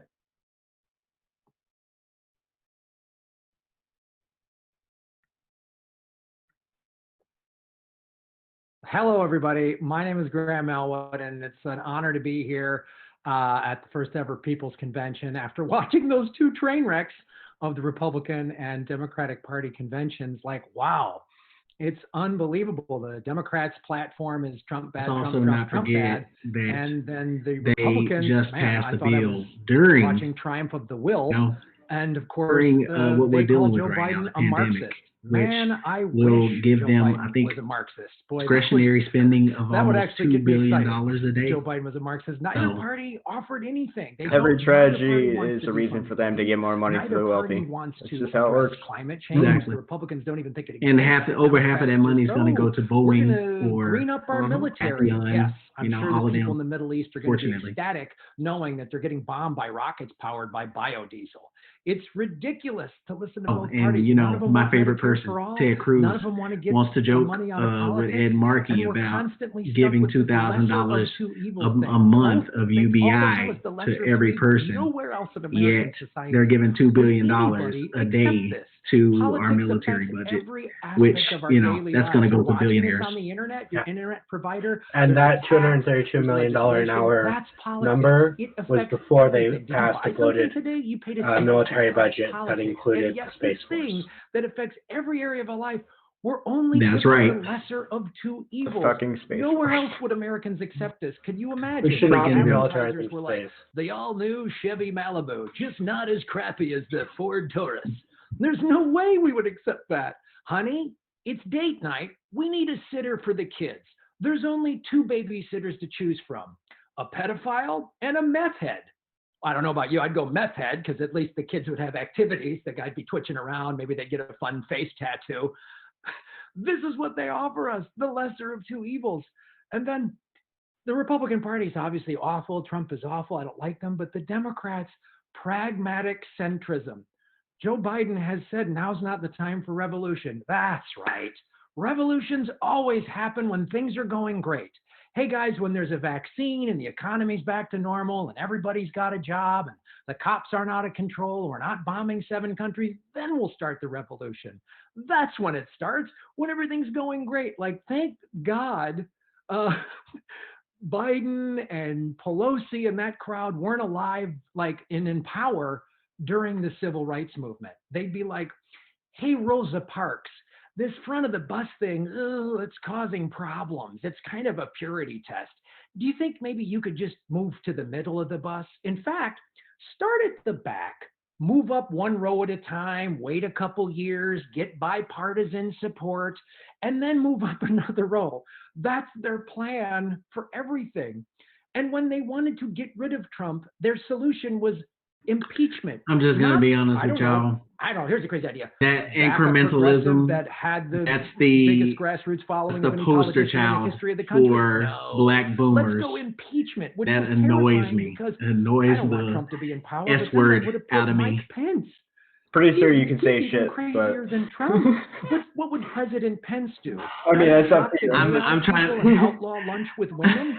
Like, he said he's afraid to have, he'd be too tempted by having. But yeah, incrementalism is exactly how we got to this point to begin with. Like, how is that going to bring us back out? Your boobs to lunch. Right, like, exactly. Because I mean, look at what the Republicans are doing. I mean, we have a little bit of incrementalism, and then we take 10 steps back because of them. No progressive to Trump.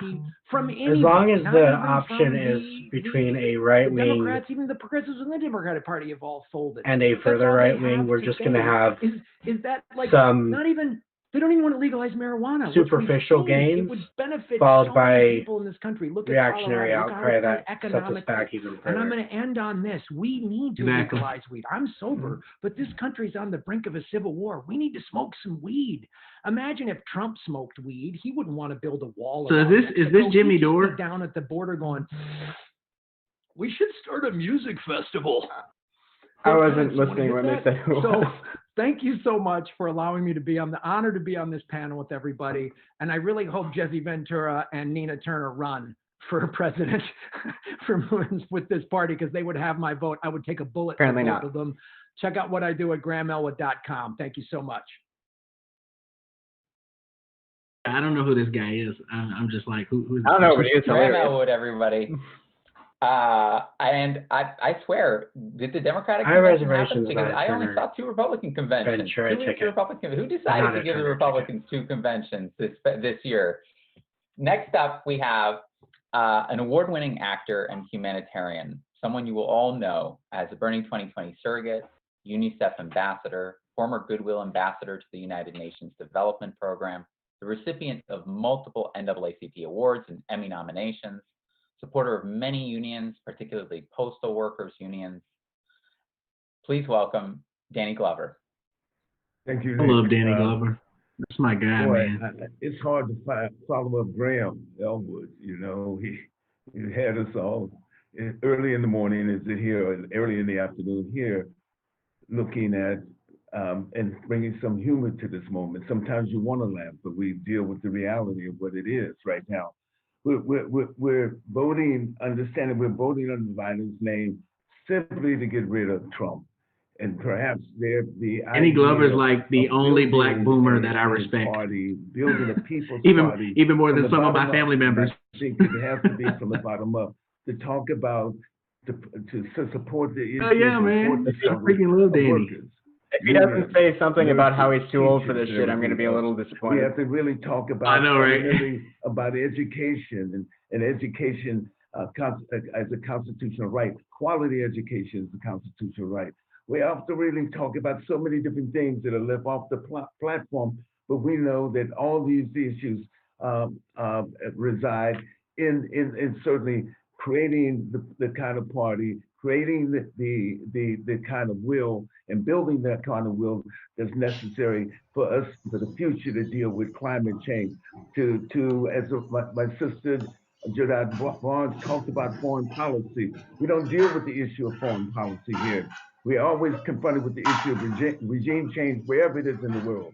It has been such a long policy that has been consistent after administration after administration and after administration. So the things that we have to talk about, you know, I remember as working with the African Liberty Support Committees in the 70s, and understanding that even with the will that was responsive to the freedom of those countries, there was always the underlying regime change that went on within those countries as well. So I think that our platform is full, but we have to kind of be consistent in the voices that really talk about what we really need, what people need at this desperate time, and those are evident. Those things are evident when we think about healthcare. Things are evident when we think about employment. We think about the vulgar focus on returning to the marketplace. Returning to the marketplace. Those are the jobs that are there. They're going that were there when we had a functioning quote unquote marketplace, when we had a growing marketplace and everything, aren't going to be there anymore. So those are the things that I think that are important to understand. How do we look at work? What is the relationship that we have for work? And how do we create the kind of transformative work and the kind of work that certainly it helps us develop as human beings and help us develop our communities.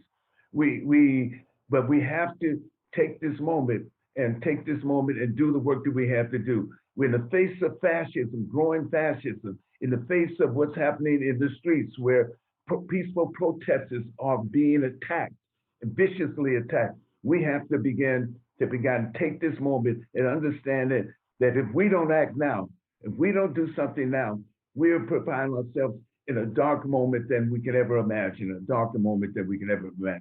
Thank you again for allowing me to say my few words, and I look forward to listening to other comments of others as well. Thank you so much. Speaking of fascism, that I'm on our governor here in Texas many people just told all of the mayors of all the cities I've that appropriated it sometimes in my own language and understanding. Police funding, that he will increase, or he will cut their abilities to increase their property tax revenue. Thank you, Danny. So I believe this is probably also the most that's happening in Texas right I've now. ever been on. Who's doing that? All of the speakers can attest to. And you're very right to say that if we don't fight now, who you say is doing that? There will be nothing left to fight for. Governor Greg Abbott. You're in Texas. Exactly to that topic. It's my pleasure to introduce he's a Propulsion Laboratory Trump climate scientist. Like when I mean a Trump ass kisser, like he is the center point of his asshole. Yeah, that's surrounded Greg with those. Surrounded with them bootlickers. I have this temporarily muted, so you guys are streaming or something. I'm about to turn it back on here soon. Who's up speaking next? I know that for sure when Dr. Cornel West is speaking, I'm gonna shut my ass up. We're gonna listen to him when he speaks. Right? So let's see. I'm gonna unmute this now. Let's see what this guy's talking about. I'm also a human. I'm a father. I'm a citizen, and I am terrified of what I'm seeing coming down. What's here right now and what's coming in the future with climate breakdown and ecological breakdown. We're all feeling it right now. We're feeling the wildfires in the west. We're feeling the hurricanes hammering the southeast. We're feeling the floods in the Midwest. We have climate migrants on the rise. We have ice sheets melting. We have ocean circulations that we count on for our weather shutting down. We have threats to our food system and our water system.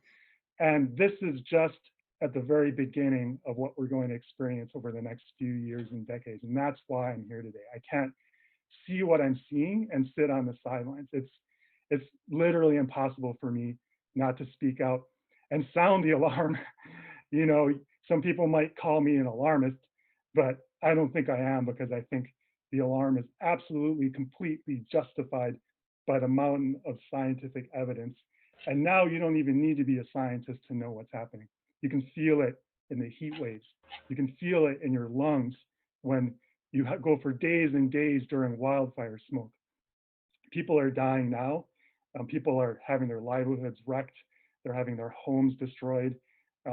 They're moving from other nations up towards the poles.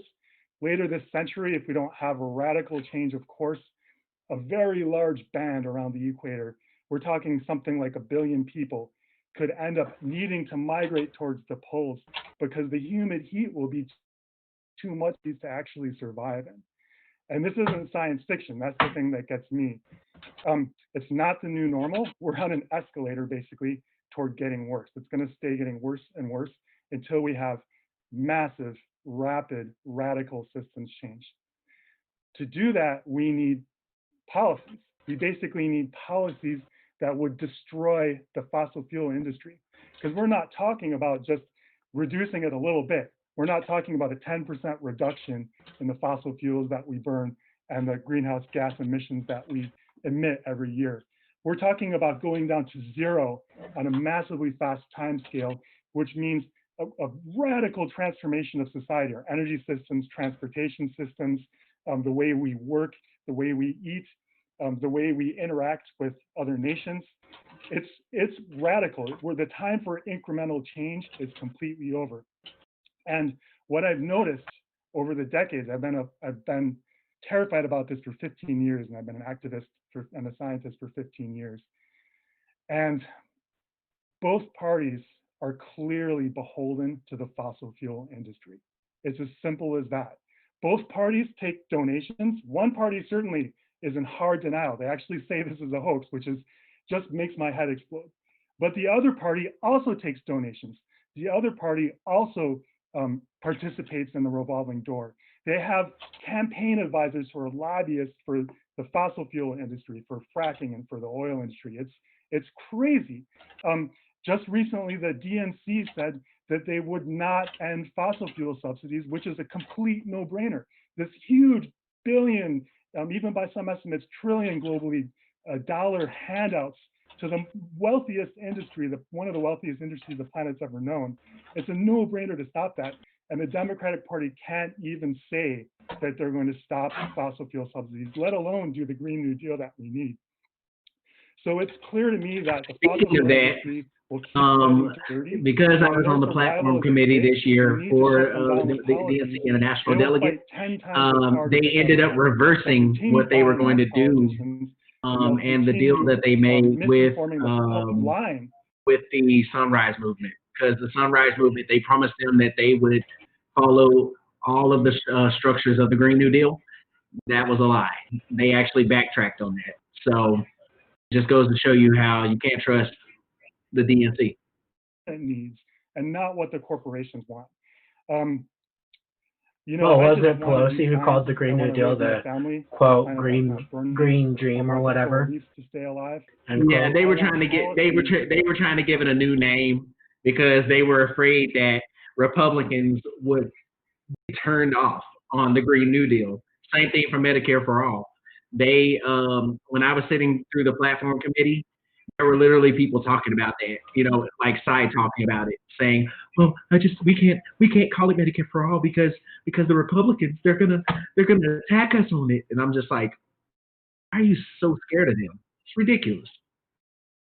Because they have to hype up the bad guy to keep their grift alive.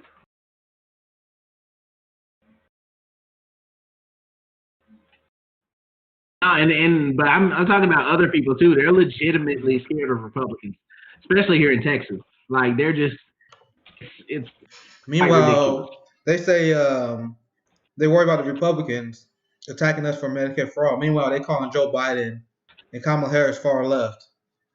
Literally, two of the captains of neoliberalism. That's literally what they do. They know what they're doing. Exactly. Like they're calling Biden. They're calling Biden Fidel Castro. Like of all people, no. Yeah, they know exactly what they're doing when they give us bad advice on purpose. Talking about you can't elect Bernie Sanders because they'll smear him as a radical. And you got a guy who wrote the crime bill, the guy who still want to fund police even more. He still gets legalized marijuana, but they think he's some sort of secret Antifa grandpa. They think he's some sort of puppet of the far left. So like, bro, imagine we had Bernie Sanders in there. And Bernie Sanders can outflank Trump on stuff like foreign policy. Because Trump act like he's anti-imperialist, but Bernie Sanders actually got that Yemen resolution to end support for genocide passed. So then imagine if we had a candidate that can actually challenge on that. Let me who's that just got in? Hello. She's muted. Oh, who's that muted there? Oh, that's a speaker. Let's see. Let's unmute her and see what she's talking about real quick.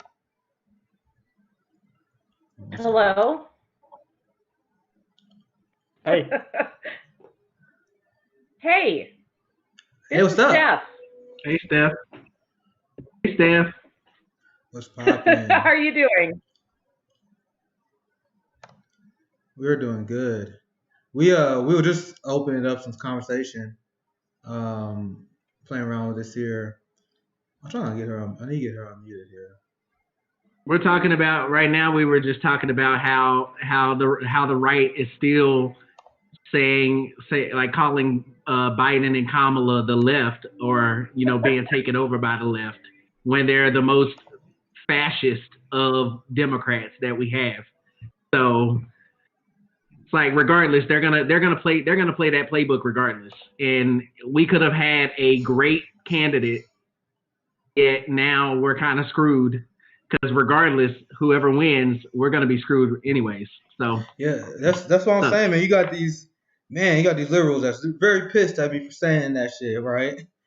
The same people that know they're gonna have health care for the next 4 years, same people that know they're gonna have health care for the next 8 years, they get pissed off because I'm saying I'm not gonna vote for a guy who constantly lying about health care. So they said exactly. They said if we support Joe Biden that he would move to the left. He already moving to the right on the public option. Exactly. Yeah. I still So it's haven't like, bro, gotten an literally the answer. exact opposite. I'm gonna unmute the speaker later here soon. But their idea and their strategy was to move to the left by supporting them, and how that didn't work. He literally moved to the right. It never even makes sense on face value because on foreign policy he was outflanking Trump from the right. So it's like there was never a point in which their strategy was ever coherent. And I'm just vocal because I want to call them out on that. I want them to explain to me how their strategy hasn't been working so far.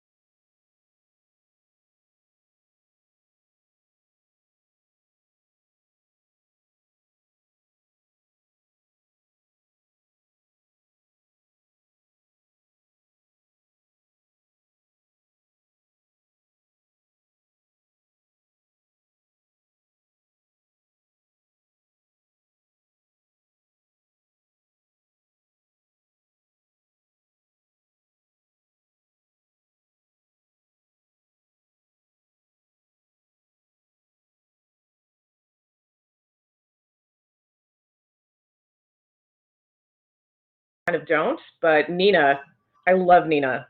I think she's fantastic. And it'd be nice to see her leading this movement in whatever form that takes. So yeah. Yeah, I feel like honestly, if anything in the case of Nina, I could see Nina doing some things where, like she could most likely be president. I could see that. But I feel like she wouldn't want to. You know what I mean? Like, yeah, I feel think like she wants to be like the person behind the scenes I doing policy instead of leading. I feel like she would be more of like the Tom Perez of the of the People's Party. You know what I mean? Like she would be. But people can't hear us. Oh, they can't hear it? No, it's fixed now. We're fine. Oh, okay. I just literally saw a tweet on the announcement of the watch party. So yeah, so basically I'm saying like I feel like she could be kind of the face, like the chair, like the head chair of the party, and like, doing all of that. I feel like she would be doing that. I don't feel like she would want to be president though. Like she wouldn't want to be the nominee. But I think she would be more of like the chancellor of the party, if you know what I mean. Like, running, like kind of running the selling point though. Isn't that like the selling point though? Because you really want somebody who really doesn't really relish in the job, but they just want to get the job done. Because look at Bernie. That's true. Bernie didn't want to be the president. Bernie only did it because he felt it out of a sense of duty. So therefore, that's true. He ran because Elizabeth Warren didn't run. That's why Bernie ran.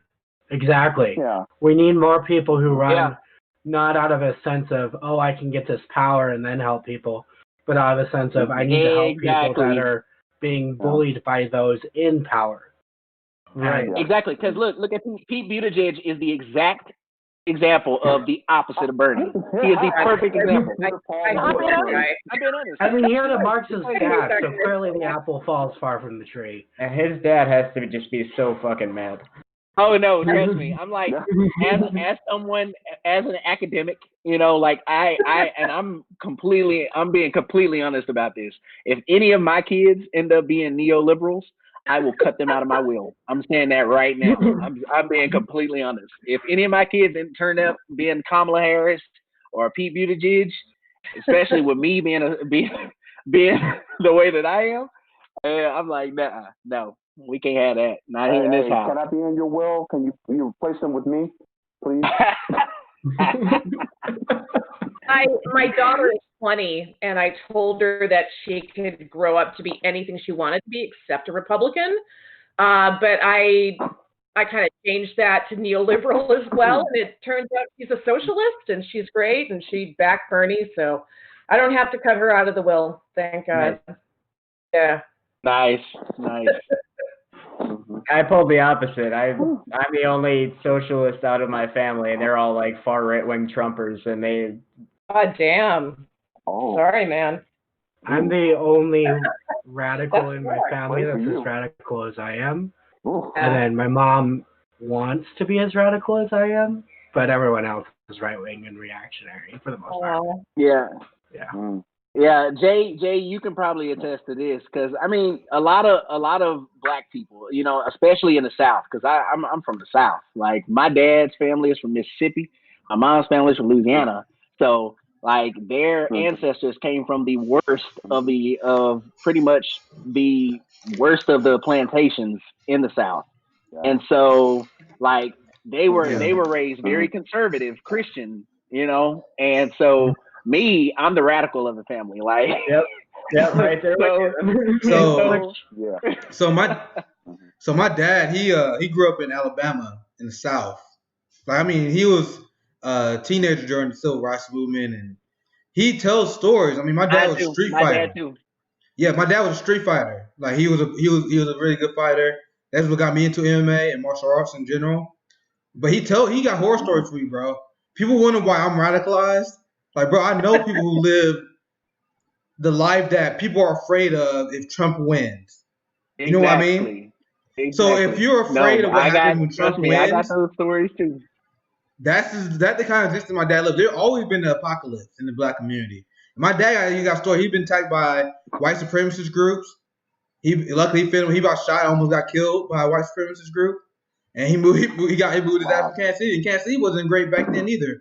My mom was one of the first black families to integrate a suburb out here in Kansas City. So I'm lucky. I dodged a lot of that, but I've been through the economic pain. Mm-hmm. But my dad got some stories for you guys about the radical white supremacists that are being emboldened right now, and in general, also the racist police structure. Because he been institutionalized by because in order for him to survive. I remember back in the day, he had to sell some drugs. That's the only way he could survive back in the day. There wasn't any economic opportunities for him because he hurt his back. He was a professional boxer. He served in the military, and in the military, the VA, they were denying him his health care and denying him benefits for years. He had to fight for it. He finally got it now, so he's retired now, living a good life that he deserves because he's been through hell. He's been through hell because I see the system fail people. And he been one of the people that was failed. He hurt his back, so he couldn't work for like 2-3 years. He was a laborer. He was a mechanic. And he also do factory jobs, so he couldn't actually work. And I remember there was like a period of 2 years where I didn't see my dad that much, and that was literally those 2 periods. He was just staying on the couch, self-medicating because he couldn't afford health care. These are the stories I hear. And then people tell me I'm supposed to vote for the party that's complicit in that. Exactly. And I'm like, you also have to remember too, in this same time period, because I mean, historian here, you got to remember at those times, what was the party that was against change at that time? The Democrats. Okay. Yes. But yes, we do know that the parties flipped. Okay. We have the Southern strategy and all that stuff happened where they brought more Southern whites into the Republican Party and they basically flipped. Okay. We admit that. Did they what'd you say? That? What year was that? So you mean the Southern strategy? So the Southern. Yeah, when the Republicans and Democrats. Okay, so the Southern strategy was around the end of '68 to about the early '70s, probably like '72 to '74.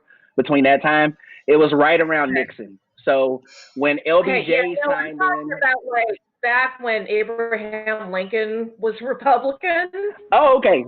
You know, the Democrats were Republican and the Republicans. Yeah. So but they made like a switch, but I don't know when. Okay. Yeah. So sorry, I should have been more clear. No, you're fine. So Republicans at that time, because of, they were Republicans of like Lincoln's era were the progressives. They were the ones that wanted to end slavery and make change. And the what year was that? 1860. Yeah. I can't remember, but basically, I can't think right now. But basically, Lincoln and Johnson, Andrew Johnson and Lincoln, they were actually a Union ticket because Lincoln was a Republican, he was the progressive, and then Johnson was a Democrat, he was the racist. But they did it under the pretense of becoming a union just to get together and say, hey. This is during the Civil War, okay? So all this stuff is going down, and they're like, well, we need to make some change because if we don't, we need to show unity. So I feel like we're at this inflection point nowadays where honestly, when Joe Biden was talking about, oh yeah, I'll pick a Republican as a vice president, I took him seriously about that. Yes, I did too. That's literally what they did during the Civil War. So I took him completely seriously, and it scared the crap out of me. They literally doing it now. They're doing it now. Like the people. I mean, pretty much. Lincoln, Kamala is really one of them. Lincoln was the third party when he won. Yeah, when you have the Lincoln Project pumping millions of dollars. Lincoln was a progressive. Lincoln was a progressive. He ran on the Republican ticket in order to win. Right, but the Republicans weren't a major party when Lincoln won the presidency. Yeah, at the time they were a growing party. It wasn't that they were not. They were a growing party because the Whigs, you got to remember the Whigs at that time. That's when the Whigs. Okay. Yeah, the Whig party under like Henry Clay and all of them, they were still staunch. They were like the staunch, like going for slavery and all of those different things as well as the Democratic Party. But the Whigs were starting to kind of go down the drain. And so that's when the Republican Party took over and basically kind of upended the Whig Party. And the Whig Party died out pretty much under Lincoln. And they joined on with him. And then that's when we had the Republican Party versus the Democratic Party. And then slavery ended. After slavery ended, that's when you had the black codes. Because remember, Lincoln was killed. And when Lincoln was killed, who took power? The Democrats. So Johnson had control now. And when Johnson took control, that's when we got black codes, we got Jim Crow laws, all those different things that they still basically wanted to show black people, you're still under our control. Yeah. I actually watched a PBS special about that a few days ago, about how Johnson fucked up Reconstruction. And I'm like, he was impeached. Okay. Andrew Johnson was impeached. He was also impeached. No. And with this part, I mean, yeah, he was actually impeached, just like Trump. He was impeached.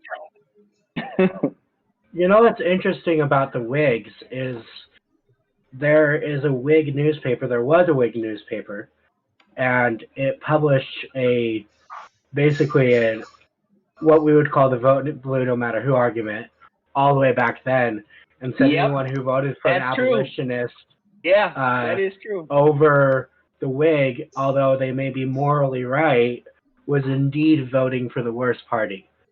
So exactly, that's true. They did. It was a vote blue no matter who column was. Just like now. This stuff. I'm telling you, it's all repeating itself. It's a cycle. Like once they feel threatened and people start to cut away from the party, they're going to do whatever it takes to try to bring us to heel. That's literally what they're doing right now. They're trying to bring us to heel. It's why we need to show them. It's why the 13th Amendment was designed the way it was. But it definitely rhymes. What were you saying, Jay? One of my favorite quotes is, "History may not repeat itself, but it definitely rhymes."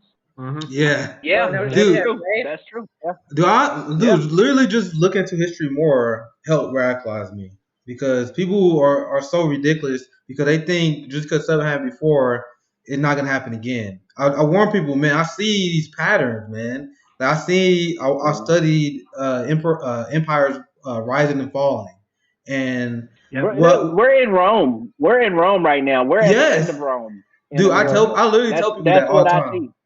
Yes, I tell people that literally all the time. We are literally a nation that outstretches resources, spreading war and promoting imperialism while its people are starving.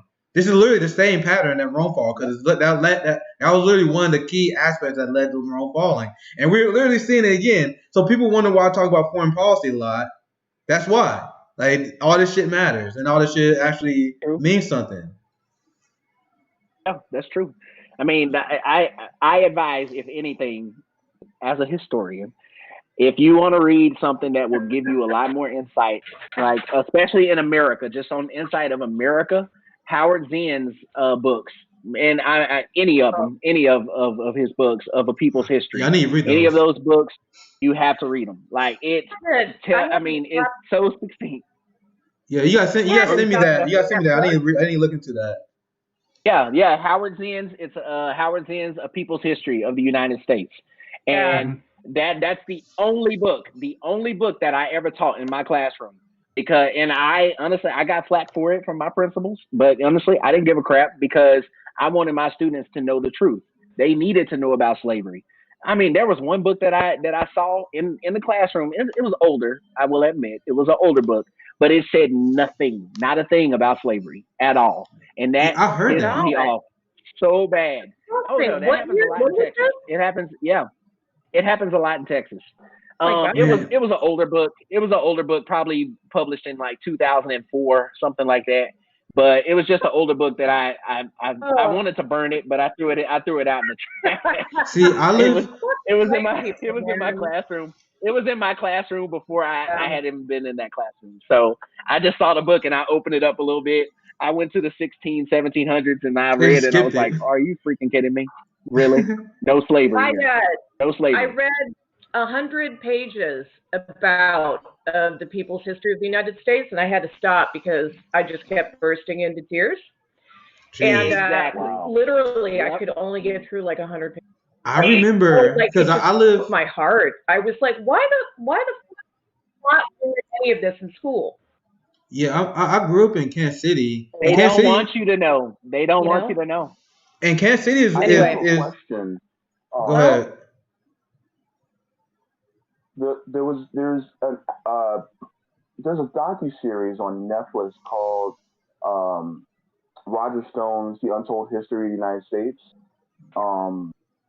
That seemed pretty comprehensive as far as a lot of things that people didn't know, and it actually kind of showed why the left was always so screwed as far as developing within the nation. They even talked about people like Henry Wallace and how he was basically cheated out of the election for vice president. You mean the Untold History of the United States? Is it Oliver Stone? Oliver Stone? Yeah, I think I heard that he narrates it, I think. Yeah, because I was like, wait a minute, Roger Stone? Yeah, So yeah, Oliver Stone. Yeah. Yeah, I heard Yeah, that. but Heard a documentary on the Untold series of American history or whatever. I haven't seen it. I heard it's great though. I heard nothing but good things about it. It's a good way to introduce people to the kind of ideas that I introduced myself when I was in college. Because I remember when I grew up in Kansas City. Kansas City is actually one of the most diverse cities, even though we're in the red state. It's like a 33% black population. I don't remember the Latino population. I don't remember the Latino population, but it's like 2 times the national average. So when I was in high school, it was about maybe I'm rounding numbers up here, but it was about 30% black, 30% Latino, and the rest was white. It was really diverse, and that helped shape my personal social views when I'm being around a group of diverse racial people. But back to the subject that you guys were talking about, despite us being a largely Latino and black school, they brushed over all the history about the oppression of our people. Dude, I learned literally nothing about the coups in South America when I was in school. That was after, even college, I had to do my own research and learn about how the CIA destabilized governments. I had to do my outside research to learn about how the CIA... Actually, I didn't either. Oh, what about this? Nick, did you ever learn about why the Panama Canal was built? Nope. See, I still got a lot to learn too. I knew it. I got a lot to learn, brother. So in Green Bay, Wisconsin, I learned that. Yep. I mean, I grew up why in the Milwaukee, Panama Canal was built. Yeah. See, a lot of people. If you ask that question, I guarantee you, if there were 100 people in a room, 100 people, and you sat each person down, I mean, that would take a long time, of course, but if you sat each person down and told them you can't say anything to anyone else in this room, okay, and then asked them that question, why was the Panama Canal built? I guarantee you, only 2%. I mean, luckily, I'd be surprised. Will know exactly why. Dude, if you can go down, you can go down the line. You can go down the line on all the topics, on especially regarding foreign policy and history. Dude, the American people are deeply, deeply uninformed, and the people who watch MSNBC and Fox News and CNN, they're some of the most uninformed motherfuckers walking on this planet. Yeah. I know people who don't even follow politics that much, who got better instincts than them. Like my brother, he doesn't follow politics that much. He was on the road with me when I was traveling in South Carolina. He was down there for a few weeks. And he didn't know who Pete Buttigieg was. He learned about him during the course of volunteering. And my brother is not political, but he don't watch MSNBC and CNN. He don't read New York Times. He's not indoctrinated by the liberal propaganda. So he saw Pete Buttigieg for the first time during the debate. And he was like, fuck this guy. Are you kidding me? like when you're not programmed by that literally he has a disdain for Pete Buttigieg. I was like, bro, I love how much you hate Pete Buttigieg right now. I absolutely love it because he hates him. He hates Pete Buttigieg. He hates Elizabeth Warren. He hates Kamala Harris. And I know brothers like this. People that I'm starting to get into politics. Like my brothers are now starting to really follow him despite not really being engaged. But dude, this is what the actual people think. This is the people thing. When the people who don't watch CNN. I agree. Like my same thing with my brother. I hadn't talked to my brother about politics whatsoever. Probably 2 or 3 months ago, maybe May. I think it was around May. I talked to him for like a whole hour. He lives in Memphis, in Tennessee. He has 4 kids right now, so he's not worried about politics at all. Like he's worried about his family. And so he called me. And he was like, "Man, I was reading your post the other day on Facebook. Fuck Joe Biden." And I was like, yeah. Dude, I've been getting a lot of victories. You love it. He was like, bro, those 3 things that you wrote, I looked that stuff up, man. I was like, I could not believe it. It's like, I could not believe he wrote the 94 crime bill. I cannot believe he wrote the first version of the Patriot Act. I can't believe he was the one that helped give qualified immunity to police that are killing us. I'm like, yes, now you know how bad he is. And he's like, no, man, I can't even, man. I have friends that was like, a lot of my friends not political. I have friends that wasn't that political, like good friends who I hang around with, and they liked Obama. And I don't usually talk just like you. just like you, I didn't usually talk about politics until I became kind of a public figure or whatever. Like I usually keep it to myself. I would usually pretty anonymous online, and I would just talk about among people. Like I would talk about among other like-minded people, but I didn't bring like my personal family and really good friends into it. But now I have really no choice because it's kind of what I've been doing for the last year. No. So I have friends that literally loved Obama, and now they're like, "Yeah, Obama actually sucks, bro." And I remember my brother. My brother was one of the people that really liked Obama, and I remember this year he would talk. He literally, it wasn't like I made him say it. We was canvassing with someone. He was talking to his brother, like, man, dude, Barack Obama actually kind of sucks, bro. And I still remember him saying that, like, bro, yes, like he actually said. I wasn't trying to force it on him. I didn't want him to be like, bro, you got to hate Obama. But he came to that conclusion just by the kind of stuff I'm talking about, and he loved to see it.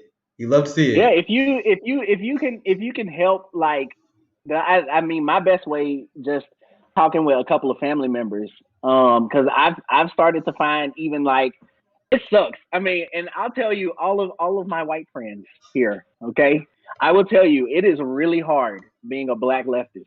It is hard, okay, because not only does it feel, because you're not only dealing with white liberals who are over here like, but you're black, you're supposed to support the Democratic Party, and then you have black people who are like, oh, okay, so you think you better than us? You over there, you one of them blacks that vote for Trump? I'm like, I would never support that fool. You know what? Dude, like what?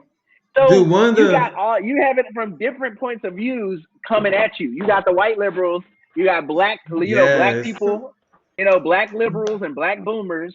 Then you also have, of course, you have the Trumpers as well, the racist Trumpers. So you got all these people coming at you at once.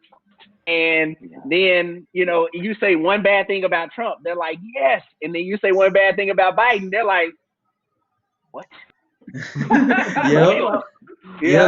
You hit the. We need loyalty. I don't deny that you have trouble with that. I've been watching how they treat Bree. And Nina. And you Charlotte guys. Clymer, just yesterday. Just yesterday, Charlotte Clymer. Did you see what Charlotte did? Oh my God. I can't stand that woman. I did. She's and I saw Bree clapback. She's got a great Twitter game. That was good. She's fantastic. Bree be slaying them, bro. They hate her so much because they be going after Bree, and then you can tell just Bree's like, all right. Because she gets so much shit. She obviously I find myself in a position similar at a way smaller scale where it's like, bro, I can't respond to all of them, but I'm like, bro, I'm gonna pick my shots. I'm gonna pick my shots on me. And when I went after John Legend, and Bree does that too. Like people go after Bree, and it's so much, but every once in a while she be like, all right, I'm gonna shut this shit down. She responds and shut it down. She be having less followers than a lot of these people. I see she will have way more likes and retweets on her clapbacks than people that have way more followers than her. So I'm like, bro, you can't slay you can't slay her. She's the queen. And just like you said, you hit the nail on the head, because I mean, one of my favorite things about my platform is I get to expose these white racist liberals now. And you see, I do it. I post all the shit I get. I post the shit. Watching it, Nick. I like that. So I'm like, I don't get my feelings hurt. Like I sold cars in the red state. I sold cars in Kansas, bro. They watch how I tell people, you not getting under my skin. I promise you're not, because it's not gonna happen. I'm gonna just keep spitting my facts, and you can get mad at me all you want, but I'm gonna keep talking. What people want to hear, and that's why I was able to grow my platform. And if you don't like what I'm saying, let's talk about it. Let's have a debate. But a lot of people, they just want to call names. I'm like, I was literally reading a lot of replies. It's literally just them name calling. Liberals they are just as unhinged as MAGA, because what they are accused. They are. I mean, that's why we call them Blue MAGA. Exactly. They accuse us of being toxic, but I literally seen progressive women that send me messages of shit they give to them all the time, and you don't hear anything from that. I literally have Biden bros call me coons, call me nigger. I got the most racist shit from them, and they're the same stuff that liberals will criticize Red MAGA for doing, but they're doing it. But I'm supposed to go along with their fake ass performative. We're supposed to be on your side shit. Hell no. Let's talk about this. Let's have this conversation. Because you think if I had this conversation with John Legend, if you think I had this conversation with Raul Emanuel, if you think I had this conversation with Barack Obama, hell, if you think I had this conversation with Emmanuel Cleaver, the guy I'm thinking about primarying. How do you think this is going to go for him when I bring up the fact that Barack Obama and Joe Biden destroyed the black community more than almost any other public servant? What can you say to that? Yep. The only thing that happened is I'm going to continue to grow influence. I'm going to get people to continue to move left. Because that's what you see now. You see people continue to move left because they're losing the argument as a general, as a whole. So they can rig elections, but we keep getting people like Cory Bush elected. You know why? Because we're winning. We win the argument. We win the battle of the ideas. Exactly. You can look at the exit polls. Even though Joe Biden won, vast support for Medicare for all. Vast support for that. Defund the police was, I think it was like 25% in the polls before this Black Lives Matter started. Because I remember there was an article that was like, yo, you can't put for something that's not popular. It was like 25%. But I was like, whatever, let's keep making the argument. And now it's like 50%, bro. Literally in a few months. I saw it was 57. Yeah, 57. I knew 57%. We doubled, and this was, again, the media never talked about this. We doubled the support for defund the police in 2 months, 3 months. Imagine what's going to happen when we getting Cory Bush's in. Imagine what happened when they decided to debate. Exactly. So, we got some hard time. And that's my thing. That's my thing. My thing is, I'm done. I'm done with the clown show. Like, that's what I call it now. It's just it's a circus. Like, the executive, yes, I understand. Like, me of all people, okay? I literally have a degree in public policy, okay? I understand that, okay? But I don't care about the executive anymore. I don't care about that. My goal now is the legislative branch, because we need to get more people, like you said, more Cory Bushes. We need more AOCs. We need more Jamal Bowens. Okay, like, we need all these people in, because they're the ones that are going to be able to make the change. Okay, so that's why we need more people primarying as many of these establishment Dems as we can, because that's the only way to get them out and take away their power. Because if we take away their legislative power, then what are we going to do? What are we going to do eventually? Then we're going to be able to take the executive. Yes, and that's why that's the best answer. That's why I know it's kind of bullshit, but that's why I'm even considering throwing my hat in the race. Because even if I don't win, I'm gonna go help the next campaign, the next race. I'm in this fight, bro. I'm in this fight now, I'm thinking like, man, because I know if you look at my tweets against the Democratic Party, you can easily see them weaponizing that against me, easily. So I'm like, bro, I'm gonna make my case. I'm gonna move my local constituents to the left. Then I may run again. But even if I win or even if I lose, I'm gonna go help the next campaign.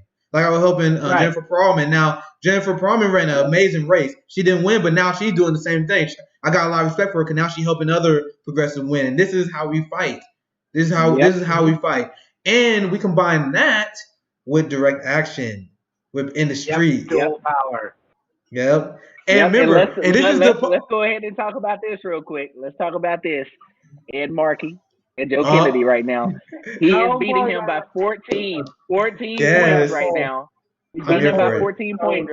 And not only that, now we have a progressive that's probably going to take his seat that he used to have. Okay? And then we'll be done with Kennedy's. Hopefully. Yes, hopefully. And speaking of state, and then we have Elizabeth Warren, because I'm always looking at short game, long game. I'm looking for somebody to primary. I'm always looking at the long game. I'm always looking at the long game, bro. Oh my God. Brianna would get her ass. There's a lot of propaganda done about Elizabeth Warren in the liberal media, but people don't realize that she is literally one of the most disliked Democratic senators, period. Like, I think her and I'm trying to remember his name, but he's senator for New Jersey, one of the most corrupt Democratic senators. Him and her are tied. There are other Republicans, like Mitch McConnell, and there's like a few more. I'm trying to think of his name. Rand Paul. Mitch McConnell and Rand Paul, they both more unpopular. Let me fix I think the audio here messed up. So I have a question for anyone who wants to take it. I already know Nick's stance on this because I already asked him privately. But what's our take on progressives infiltrating the Republican Party in red strongholds? In the Republican Party? I don't know. Running in Republican primaries to knock out Republicans and if they can pull it off, the worst that happens is they push some people to the left. So I'm all for it. Yeah, like I said, my take on that earlier was if you look at your constituency and you decide that's the best way to go about it, because right now I'm still debating on if I should run a Democrat Party or a People Party. The only reason I consider Democrat because if I run against Cleaver, honestly, the point is Kansas City is largely a Democratic voting base. Now, if you ran in an area that's red and you run and you know the Republican going to win, why not run as more kind of a libertarian socialist where you can talk about ending small government, where we can actually address those issues and you can win Republican voters on stuff like legalizing marijuana, as I mentioned earlier, family values, bring to end the war. You can get a lot of those people UBI, like Yang got a lot of right wingers as well. And if you can win that primary in a red district, hell yeah, I'm supporting you, bro. I don't care what party you in. I don't care if you're in the People Party. I don't care if you're in the Green Party. I don't care if you're a Democrat. I don't care if you got if you got my policy litmus test, if you're supporting the platform that I laid out earlier today, I got your back, homie. I don't care about party. I want to get rid of. I think we should have 4 parties. I think we should have libertarian left. We should have the libertarian right, which I despise, but their voice should be included. The Republican Party, and then the established neoliberal, the neocon. So that's the 4 parties. I think that's what we should have, I didn't include that in my platform today, but ranked choice voting is another thing we gotta have because that's how we destroy the two-party duopoly. But see, that's what I meant. That's what I meant by the legislative. Because the only way that we're going to be able to effectively get someone in who is going to be able to actually make changes as an executive is with ranked choice voting. There's no other way at this point. I don't feel like that's going to happen unless we have it. And that's what we need. And the only way we can get ranked choice voting is where? In the legislative. Okay? So that's why we need as many legislators who are progressive in there right now. And it's gonna be hard, especially with the Senate. That's gonna be the hardest thing right now, is trying to put in progressives in the Senate. But I mean, we have a few. Okay, we have Bernie, we have Ed.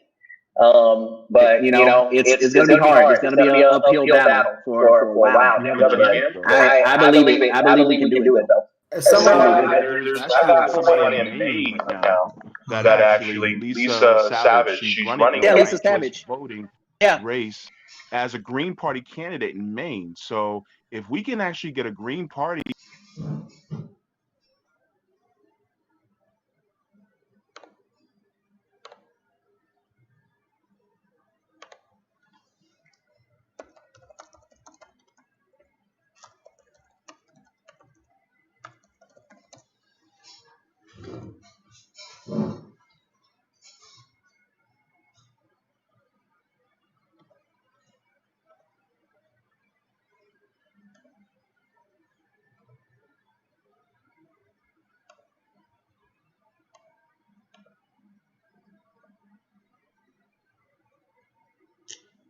Man, hold up.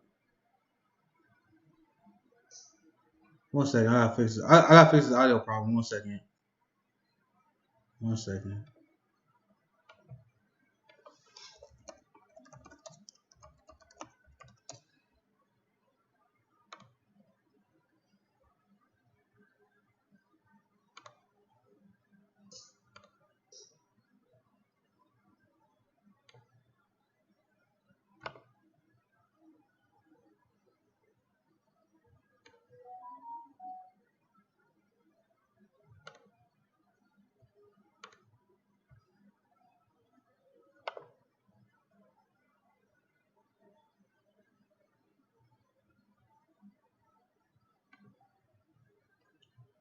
So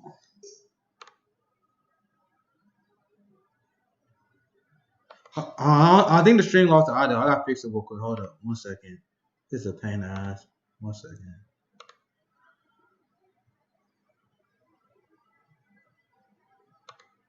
Yeah, I was letting you guys know. I'm trying to fix the audio right now. I'll let chat know.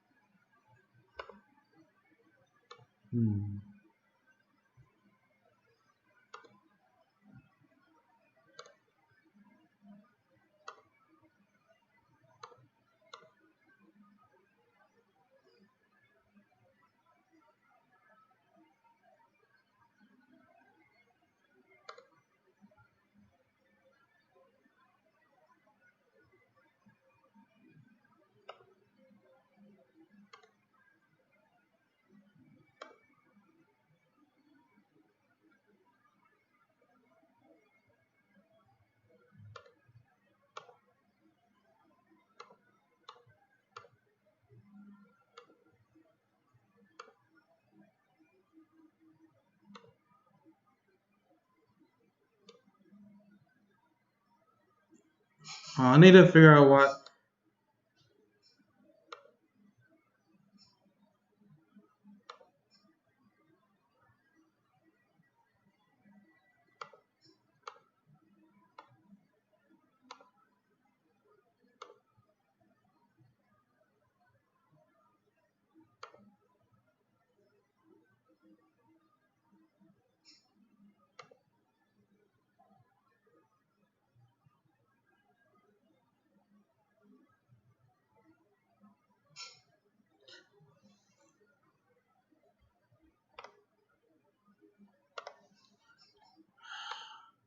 Man, I got this bullshit.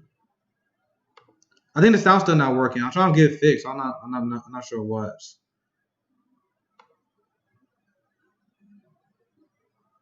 Yeah, the OBS is not showing it, but I got the speakers.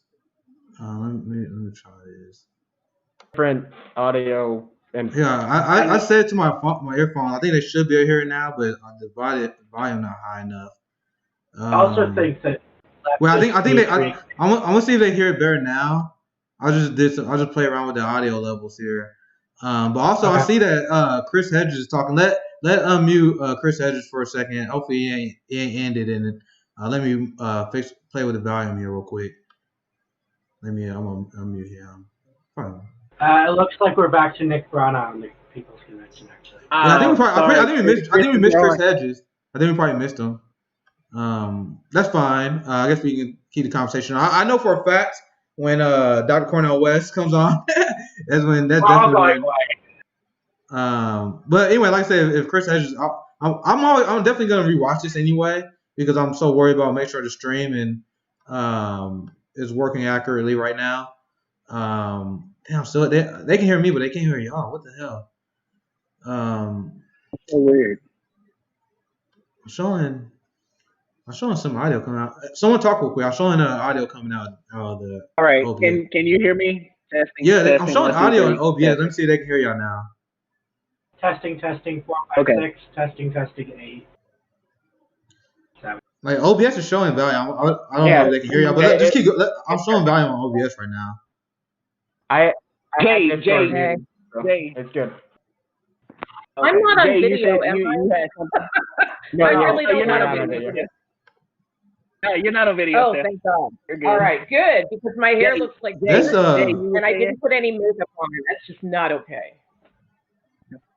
Is that Vermin Supreme talking? Okay. Jay, what were you saying? I've never been on one of these things before. I have no idea what I'm doing. It's all good. Yeah, it's all good. So I'm really sorry if I'm messing up. You're good. No, you're doing perfect. You're doing perfect. I've never been on one of these things before, so. I told people they can come on here on mic. Okay, cool. You're doing a pretty good job at communicating here. I'm about to unmute the people party thing real quick. Let's listen to what they're saying for a few moments here. We currently have in power. All right, let's see what they're saying. And the system that currently oppresses us.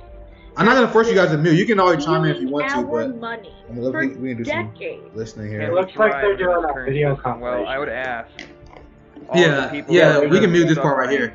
Whenever the next speaker come on, I'm gonna unmute the video because my plan is I'm gonna watch this again anyway. I'm sure you can rewatch it so I can really absorb it. But for now, we're just chilling, talking shit.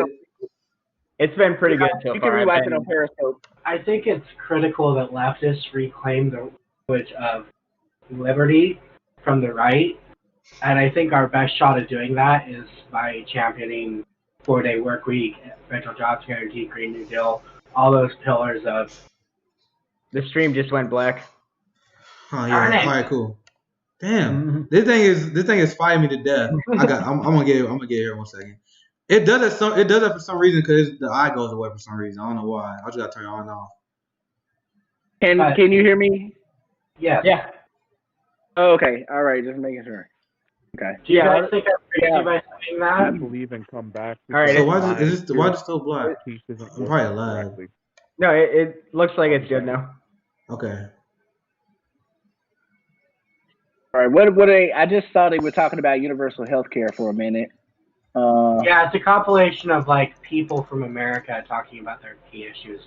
Okay, cool. But do you guys think I'm crazy by saying that? Saying what? That it's critical that the left reclaims, the actual bona fide left, us, reclaims the language of so-called liberty from the right. The way to do that is... It's just, the problem is, how do you really take it from them? They're just going to fight back harder. Exactly. Well, I mean, I think what it is on that in that standpoint is I think they distort that. They've diluted their base. I mean, so it's hard. completely distorted. Yeah. Exactly. They've distorted it. I'm a masochist. I found that out this week by watching the RNC. Literally all of it. God. And so I'm just saying. But basically, I sat through everything, and I mean, just sitting through this, I was just like, how is this even possible that they're saying this stuff and like people are eating it up? Because I watched it on C-SPAN, and after watching it on C-SPAN, they do a little call in where people can call in and they talk about what they liked about it and all that type of stuff. And all these people were on, and it was just like, I used to be a Democrat and now I'm a Republican, and everything he talked about tonight was everything I needed to hear. What the Democrats are doing now, going far left, and they took out liberty and they're taking out God, and I'm just like, what? Like, when did this even happen? Like, I love talking to those people. I love talking to those people. And just be lied to. Like they accept lies as truth constantly. How do you stop that? It's manipulation. It's manipulation tactics and fear tactics. That's they what say. They say that. I remember I was in South Carolina. I was canvassing with one of my homies. He's an old hippie I posted about him a long time ago. He drove from Seattle, Washington, canvassing Iowa, and he got a big anti-Trump van. He was just driving across the country, canvassing, helping Bernie Sanders out. And he was one of my roommates I stayed with for 2 months. A cool ass hippie old white dude. He was cool as fuck, bro. I mean, he got mad at me because I engaged one of the Trump supporters. He was like, just don't engage him, bro. Like I said, he's a hippie. He was like, all about non-conflict. But I remember one dude, he was yelling at me. He's like, you fucking socialists. You guys are anti-freedom. I'm like, oh, dude, this about to be fun, bro. I'm like, this is going to be fun. So I talked to him. I was like, you say I'm anti-freedom. You say I'm anti-liberty. Meanwhile, your party supports spying on Americans. Meanwhile, your party want to lock up people for a plan. Bro, he literally was speechless. He was just literally just sitting there like, you're a fool. You're a fool, man. Like, he was unhinged at first. And he literally got pacified. I literally like, bro, let's have this conversation then. You think I'm anti-freedom? Your government is spying on you. Your government is taking away your right. Your government taking away your First Amendment rights that I want to give back. But you think I'm taking away your freedom? Let's have this conversation then. And Jay was like, oh, come on, man. You can't be arguing with people while we're canvassing, which he probably had a good point. Like, you don't want to do that while you're on the campaign trail. But I was like, bro, I engage with right-wingers, and that's exactly what I did. That's exactly the first argument I go to whenever they say we're un-American. I'm like, bro, I support our rights more than you support our rights. Straight up. I mean, we have 4% of the population. I'm like, that's true. And we have, that's true. What is it, 26% of the prison population in the world? Like, how do you call this country free? And speaking of prisons, we have double or more the amount of Black Americans in prison slavery than we had Black people as slaves at the height of chattel slavery in the nation. So slavery didn't end; it just changed forms, changed names. Exactly. No, that was the 13th Amendment. Exactly. Like and it's so funny when Joe Biden brought up the 13th Amendment. I was like, you literally used the 13th Amendment when you wrote the 94 crime bill. Okay, yeah, like don't go there, buddy. There's the part of the 13th Amendment that says except when as punishment for crimes, and it's like, exactly. You're realizing what's going on here? We're imprisoning people to be slave labor. Because of Joe Biden and there's like the Supreme Court and all of them, they are the main ones who helped build the for-profit prison system that we have now because of that crime bill. Yeah, and why do you think then? I'm pretty sure what Clinton is the only one, Bill Clinton is the only one that pretty much apologized for it at this point. I think, and it was kind of a soft apology. It wasn't a good one. It was pretty weak. Yeah, it wasn't as good of an apology as it could have been. But, same stuff, and that's what they do. And I said something yesterday, because Cal Rittenberg, whatever his name is, Rittenhouse, whatever, I don't know what his name, but he posted, whatever that guy is, whoever he is, he posted the picture of Chadwick Boseman. You know, I got my Black Panther shirt on, but Chadwick Boseman, he posted the picture of him when he said vote 2020 and had the picture of him and Kamala, and so that just pissed me off because I'm like, this is literally the only reason. This is the only time that white liberals care about Black people is when they can politicize them. That's the only time. Yeah. Because you saw that was fast to do that when they were fast to do that when the Black Panther died, right? I don't know celebrity names up now. Yeah, but you see that was fast to do that. Like 30 minutes. Yeah, they were. And like I said, I don't care about people's politics. Like I don't care if he was a big Democrat supporter. I still got a lot of respect for the guy. Like a lot of people read my tweets and they think I'm more unhinged than I actually am. Like I'm actually very open minded, and everyone has their own journey. So I'm like, I don't hate that guy. He likes the Kamala Harris, but it's pretty damn disgusting that you want to politicize that. Literally right after he died. Exactly. They didn't even wait a day. It was disgusting. No, Jake Tapper was like 30 minutes within the first report that he died. Jake Tapper posted, like, retweeted him, like, Kamala Harris. Like, it was disgusting. So, half an hour? So let's put on the stream here for a second. We can take like a quick 10-minute break from live conversation. Let's listen to what they're going in right now. I'm pretty sure they get into prime time, so I think Cornel West and a lot of big speakers are going to be coming up soon. Also, cause my headphones, we about almost 3 hours in. My headphones about down. I'm gonna put down the charger. Or I'll figure out something. But what I'm gonna put the stream out here real quick. Let's see what this guy talking about. Well, hold on, I always put the wrong button. We almost there. Said I'm a housing organizer. I'm a disabled veteran. I'm an activist. But first and foremost, I'm a Black man in America. And as many of you have seen over these past few weeks and months, you know, the plight of Black people in America is something that really needs to be heard and taken seriously. You know, we haven't been nearly as diligent as a country at dealing with our 400-year sin, the sin of slavery and the sin of inequality and the sin of racial segregation in this country. And until we excise that tumor from the body, that cancer is going to do nothing but linger. You know, so I'm here to talk today about our politics in this country. And as many of you know, as I know, as everybody watching this knows, our politics is beyond broken. It is broken on both sides, Republican and Democrat. The audacity of both parties in this country to tell women when they can and cannot use their constitutional rights over their body. And when I say that, it's because Democrats spend more money on wars than Planned Parenthood. The audacity of both parties in this country to tell Black people that you should go to jail for longer. And I say that because Democrats also fund private prisons and they fund the police state. The audacity of both parties in this country to say we cannot afford universal health care when Democrats and Republicans both fund our war machine. Well, guess what? It's time for us, the people, to be audacious. It's time for us to stand up and make our voices heard. Because like it's always been true, nobody was ever born on the top of Mount Everest. You get there one step at a time. The journey is long, it is hard, it is arduous, but it is worth it when you get to the summit.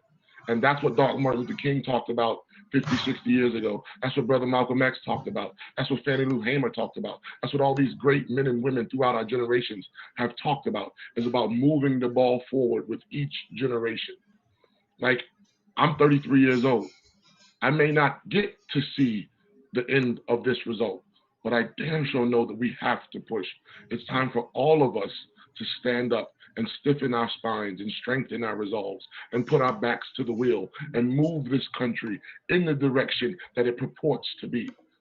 Because our founding document was written by men who owned slaves. So that should tell you how much stock they put in the word freedom. But it says that all men and women were created equal. If that is so, if that is to ever be true, we have to make it true because change doesn't exist in a vacuum. All men and women have were ever easily won.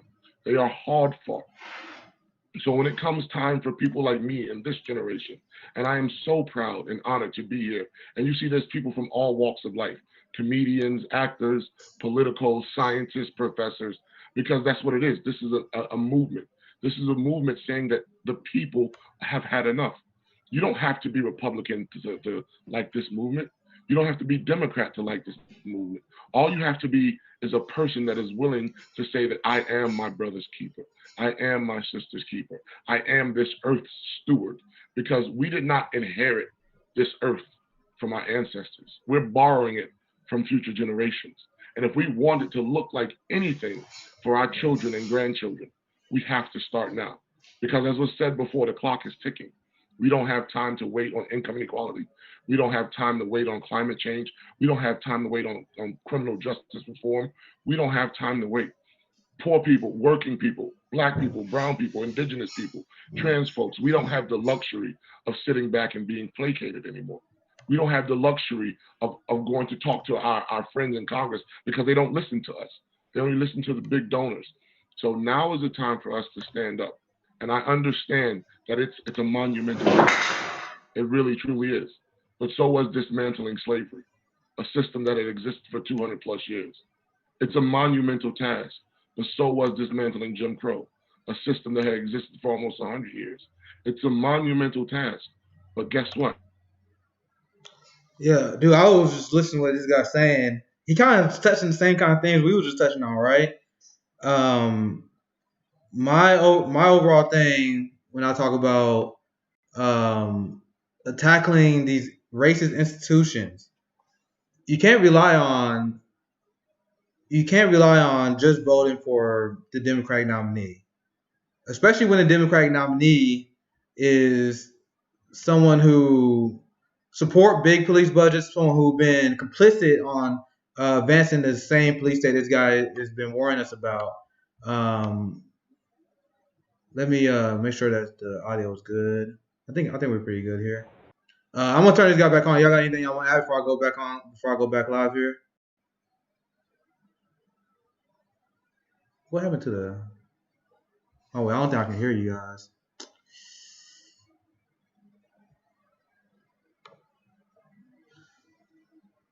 Man, I think my mic died. A second. Here we go. Can you hear me now?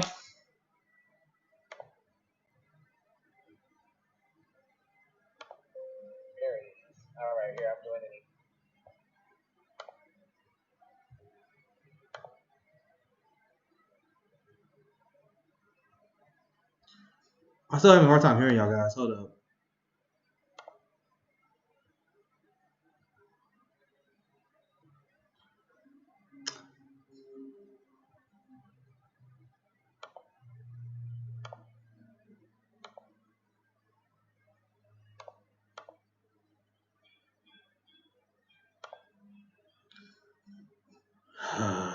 Damn it.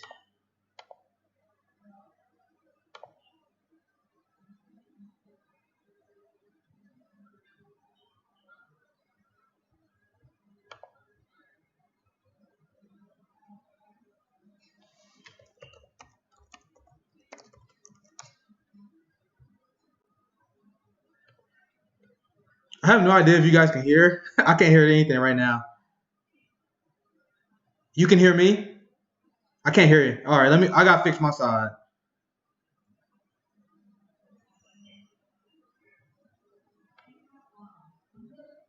Activist, singer, a writer, host. Oh, I see. Like I said, my mic. I've been on stream for so long that my mic is dead. My headset I was using. I don't want to use my computer audio yet because that will create an echo. So I'm gonna let the People Convention run, and then we can wrap up here soon.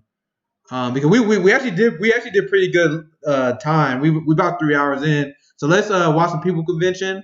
I'm gonna charge my headset, and then like after the show we can do like a 30-minute like post breakdown, or we can just finish up from there. And then like I said, I'm starting streaming now. And like once again, I got open invitation for you guys to come on as regulars for this new podcast I'm starting. So for now, I'm gonna unmute the convention, and I'm gonna pretty much be just watching for now until we end out here.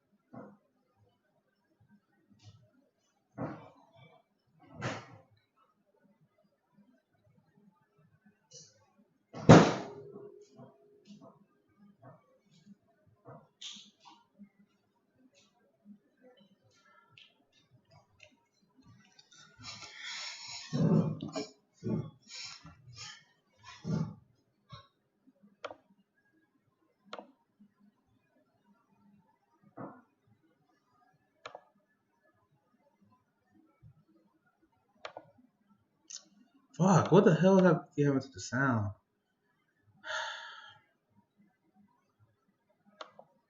Fuck.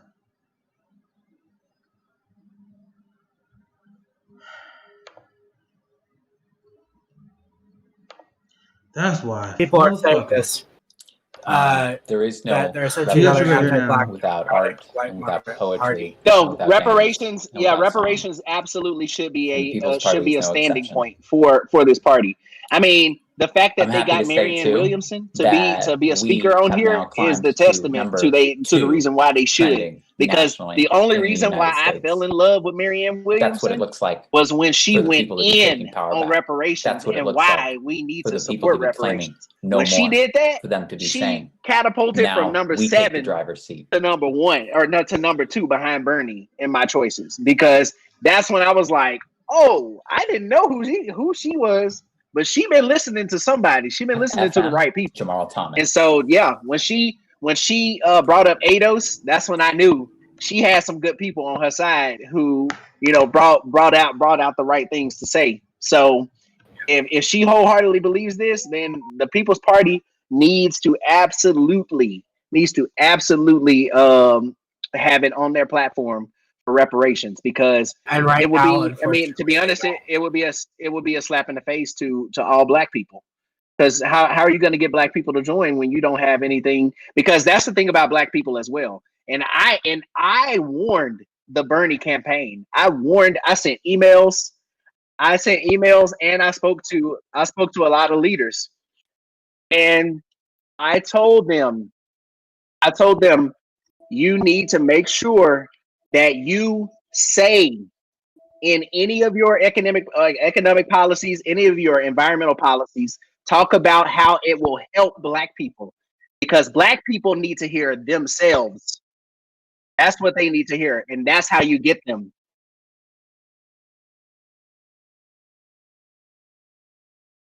Angry and perturbed and throwing stuff. There's an echo.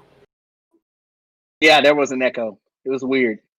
But Jay, just real quick, I don't want to speak over you, but unfortunately, the MPP doesn't have reparations on their platform right now.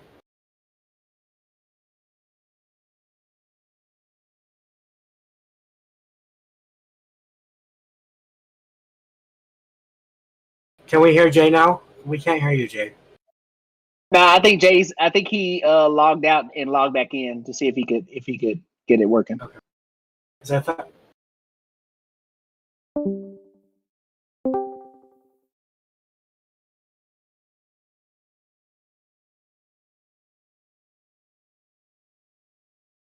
Jay, Try to talk, Jay. Sorry, what I'm doing right now, I have my bass mic muted just so it doesn't echo too bad. But I'm gonna be muted for most of the time unless I want to chime in with something real quick.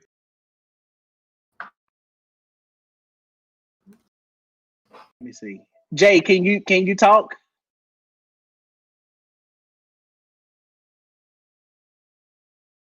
Yeah, we want to hear you.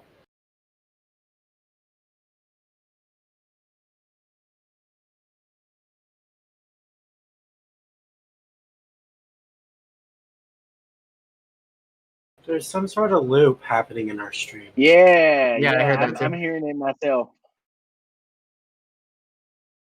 And we still can't hear Jay, and I really want to hear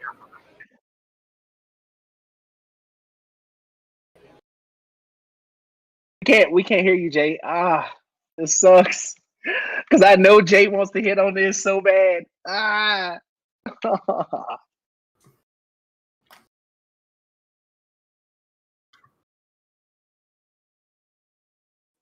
So weird. I'm going to log out because I'm getting an audio loop. I'll be back. So wait on that. I'm trying to see what the problem is. Ooh, let's see. What did you do, Nick? There's an audio loop.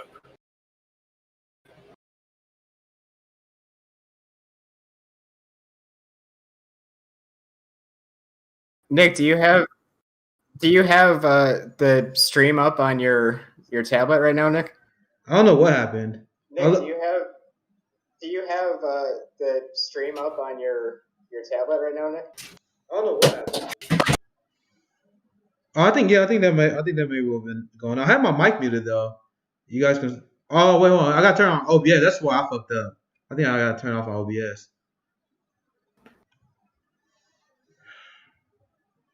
Jay, I can't hear you, bro. Yeah, we can't hear you. Try to cut off your This is a pain in the ass because usually I'm not gonna do a stream this long. Try to cut. But my headphones mute. It got it's dead, so I don't really got a lot of options here. So let me try. Let me get this.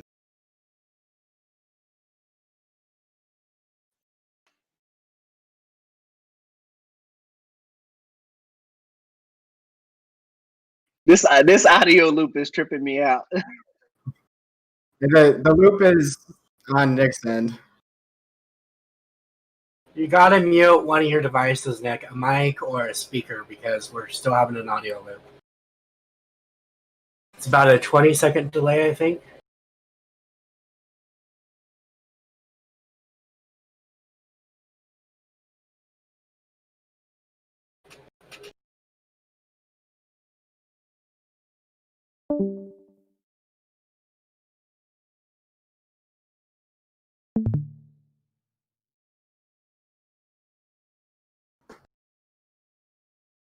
You gotta get yourself some corded mics so it doesn't die like that. Or corded headphones, rather. And a boom. Get yourself a boom. Yeah.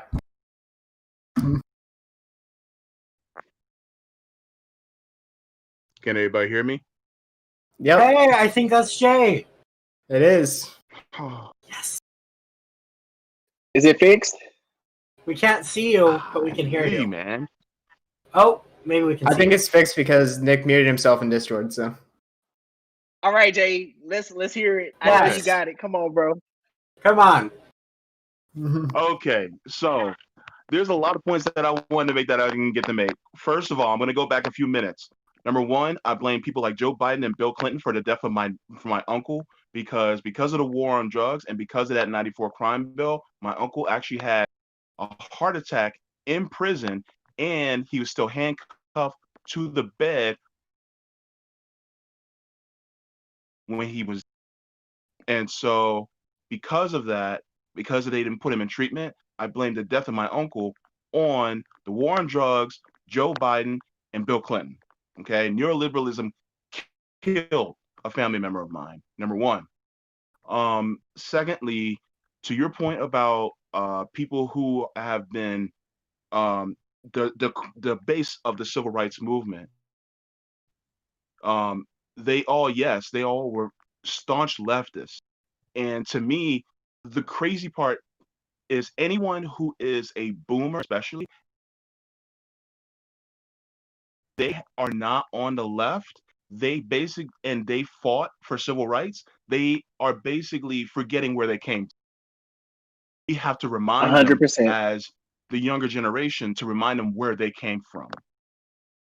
Yeah. As far as reparations is concerned, reparations is deeply important, but I think reparations can be broken up into pieces and given out so that we can have universal programs that will help, with the base of what Black people need, and it overlaps onto the needs of everyone. But then once we get all those in place, then things like reparations and other things like that can then take place. But once we get the universal programs in place, it makes reparations so much more easier. A lot to get out. No, I agree. 100%. Yeah, the only way that we can move forward as a people, I feel, is we need those black boomers and the black Gen Xers, I guess you could say. They need to start relinquishing their power. And at this point, there's a power balance. At least I feel there's a struggle for power, because you have the Jim Clyburns and the Meeks and all of these big named neoliberal Black people at the top that are, and the Obamas, who are fighting with us, and there's a struggle right now. And unfortunately, right now they're winning.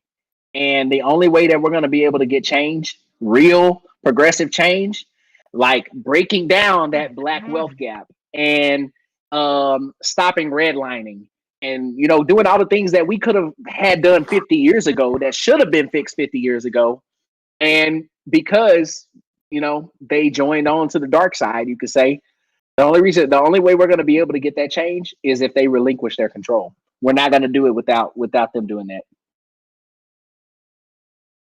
But also, like, just to speak on the defunding the police kind of ties into this, because like, the money that is going to come from that can be used to get programs into Black communities, into poor communities, raise them up, and they think that crime's going to somehow skyrocket because there's fewer cops.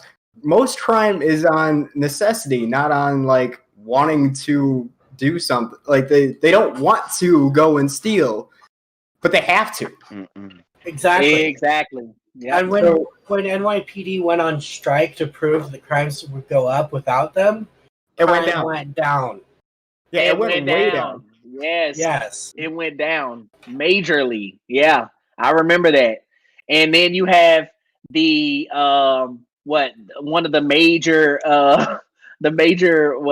police union chiefs now endorsing Trump, because I remember I watched the RNC, so I put myself through that. And he came on, and they had that little Blue Lives Matter flag behind him, endorsing Trump. And honestly, I was laughing, because like my parents always say, what Black people always say. I say Black people in general always say this, is you got to laugh to keep from crying, because that's that's the only thing you can do at this point. And so when you have stuff like that happens, you have to think of it in the logical standpoint. In that case, like we said, with New York, when NYPD did their strike, crime went down by almost double, because of the fact that people don't do it, like you said, they do it out of necessity. They don't do it just because. Do you think people inherently want to just go be like, all right, let's go rob a bank today? Woo! Like let's go have some fun. No, they don't do that. No, I'm being serious. Like people don't just They don't yearn to go rob a bank. People do that because they have $4,000 worth of bills that they have to pay that month. And they're like, well, what the frick? How am I going to pay this $4,000 medical bill that I have to pay? And if it goes into collections, my already 520, my 520 credit score is going to go down to a 300. That's what they think about. Okay. Yeah, and that's happening a lot. Yeah, and that's when you have that, especially now more than ever, because of this pandemic, you have all of the things coming in at once. You have housing problems, you have financial problems, you have medical problems. All of these things are culminating right now. And what's going to happen? Well, what I hope would happen, a general strike. There's a misconception that I know. That's kind of, that's kind of not going to happen now because of Obama. Thanks to him, we were almost on the precipice of a good general strike. But then Obama came in and said, nah. I was so proud of put your sneakers on. Put your sneakers on and be a good boy and dribble. Yeah, when Obama said during his presidency that all he needed was a phone call and a pen, I never knew he meant all he needed to stop this pandemic change. A phone call. That's literally what he meant. That is exactly. He was not being facetious. He was being completely honest with everybody about that.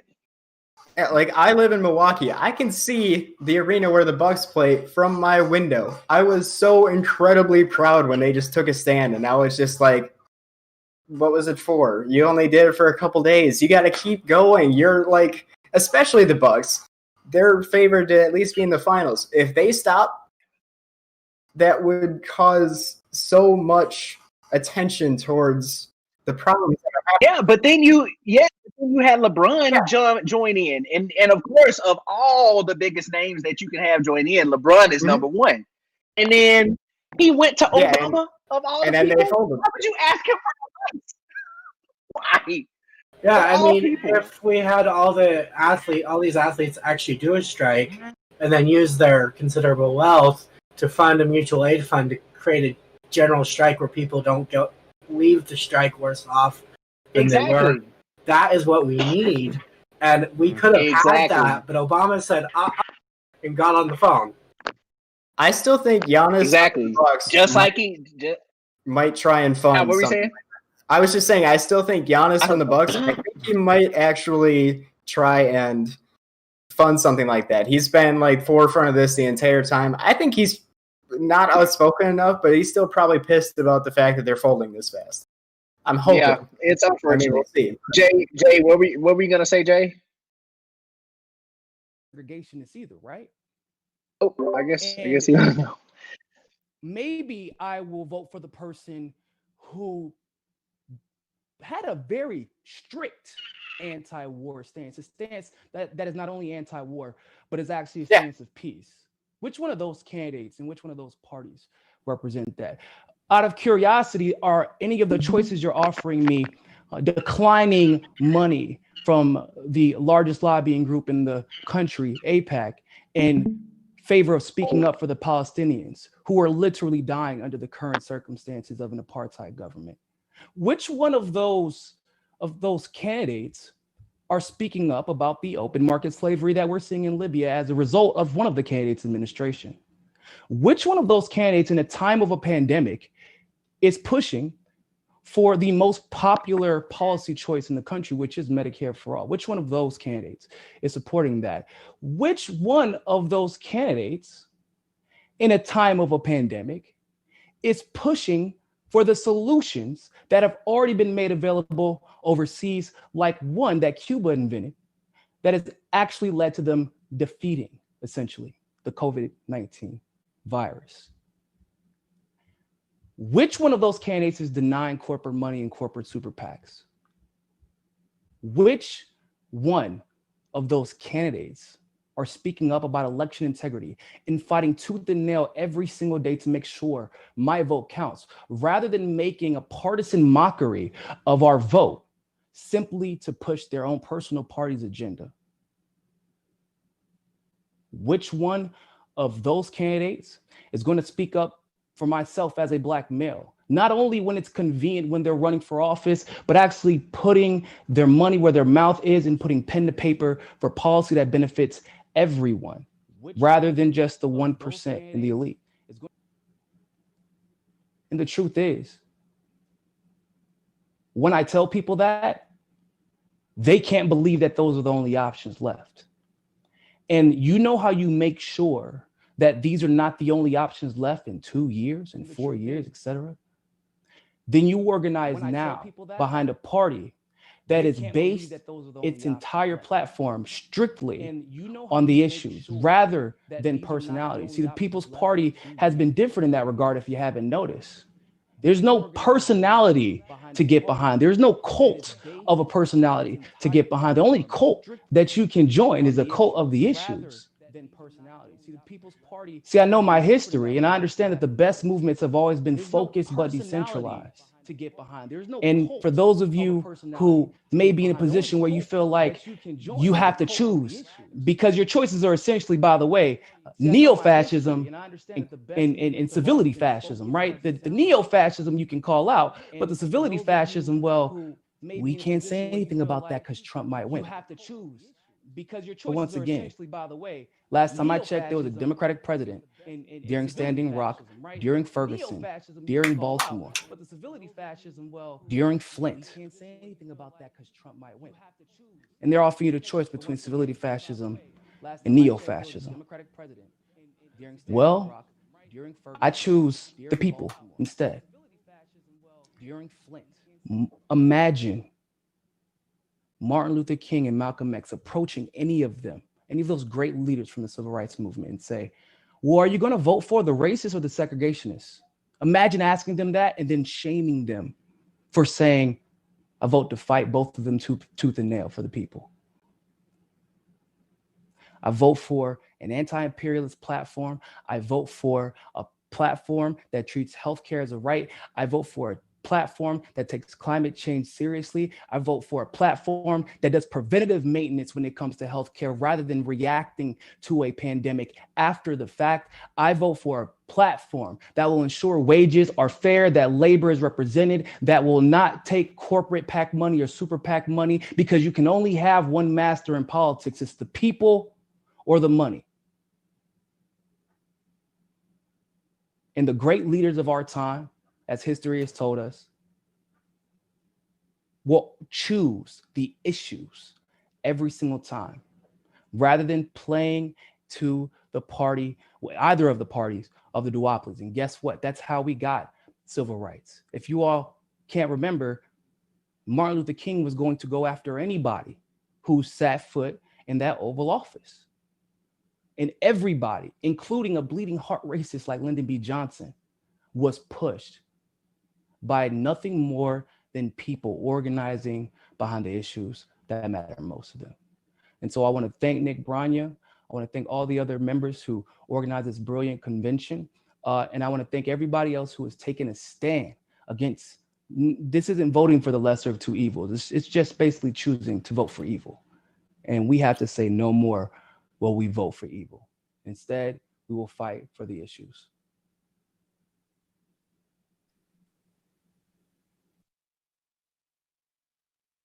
Amen, Nico. We need an exit strategy to this lesser of two evils spiral where our choices get worse and worse and worse every 4 years. Next up, we have two speakers who are here joining us as activists and experts on basic income, one of the policies that is most desperately needed, supported by Bernie Sanders, the few progressive members in Congress. The first is a recently former board member and leader in the Humanity First movement, which we were very happy to collaborate with on the Rally for a People's Stimulus, when we as the Movement for a People's Party went to the homes of more than 50 members of Congress and senators across the country and demanded that they support the movement for people, including a basic income, including defunding the police, including Medicare for all, abolishing suspending base debt payments, movement for people, including a basic income, rent and mortgage payments during including Medicare for all. We were very glad to participate with them, suspend other debt payments, members of the Yang Gang, including a basic income, rent and mortgage.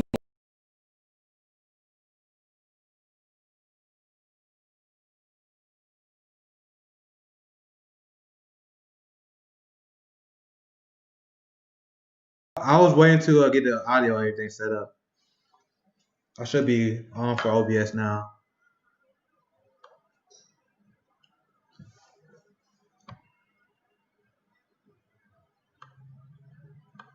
Here we go. I got that muted. I was gonna make sure my volume going through on the stream.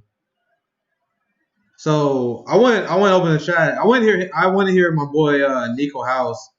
He one of my good friends. Like I said, I had a few conversations about going on his show and having him on a podcast, because I mentioned how I want to have a Black leftist podcast. That's just gonna be one series. I'm gonna have a lot of other guests on. You don't have to be just a Black leftist, but I'm gonna have that as a separate series. And he's someone I definitely want to have on. And I was listening to that speech, like, bro, he laid on thick. I mean, I couldn't have said it better myself, because he made the argument that MLK wouldn't have been okay with this system that we have right now. MLK was about challenging both parties. It was about advocating strongly for the working class people. I'm gonna get your guys' audio turned on here soon. One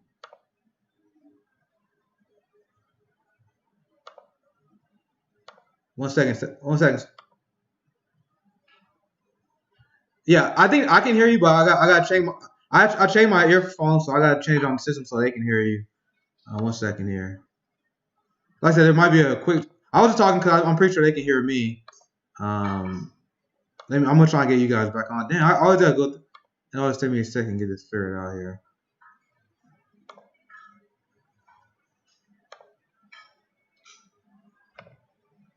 What happened?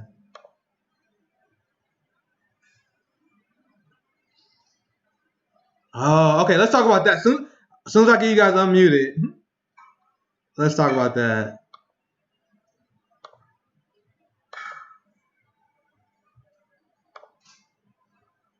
All right.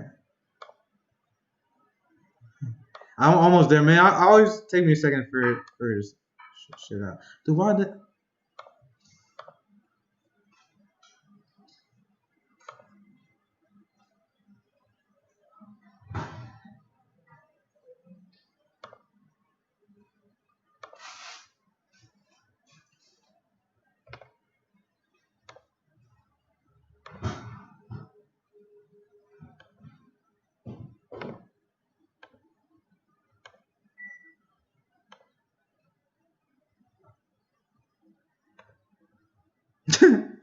Man, what the hell?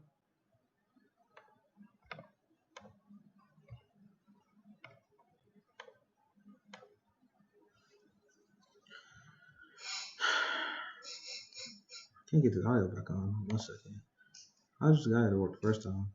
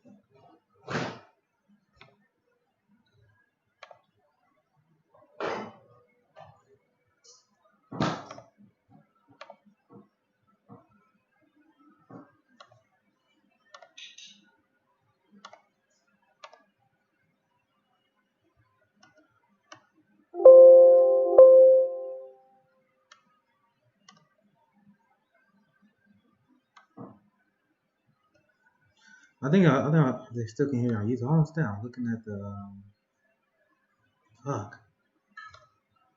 I swear I fixed it like this last time. I'm not going back on. Let me play around with it for a second. Anytime rehook my earphones up and disconnect it, I always gotta redo it. Yeah, no, I was looking at properties and not let me switch it. Let me try again. All right, I think I'm gonna get it now. Let's try that. Still nothing? Fuck, are you kidding me? So I went to properties, I switched it to the computer.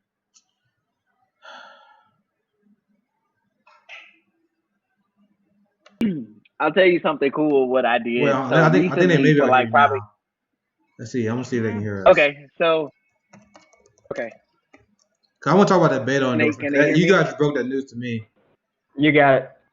I just heard. All right, cool. All right, so before that, I do want to say, so for the past month, I've lost a lot of fans because I am a singer and a songwriter, and I built a fan base before I became a leftist as a singer and a songwriter. But I've recently opened the gate of me being a leftist on Facebook, which you could probably say I'm crazy or I'm smart. Either way, I've lost a lot of fans because of my non-support of Biden-Harris 2020. And so recently I made a post. I was like, I said, because of course you have the leftists who are like, or you have the Biden supporters or the Biden bros, you can say, who have been messaging me and saying, you better vote for him, god damn it, and all these other things. And trust me, I have a whole list of messages about it. And so today I posted, I said, to people saying I have to vote for Joe Biden, I see you, I hear you, and that's it. But that's all I said. Then I commented under because I was like, you know what? Let them go to the comments. So then I went to the comment section and I said, but also, fuck you. Dude, I saw because I know you you're a member of the Democratic Party in Texas, so I've seen how aggressive you've been against the Democratic Party. I'm thinking like, man, I don't know how you get away with this stuff.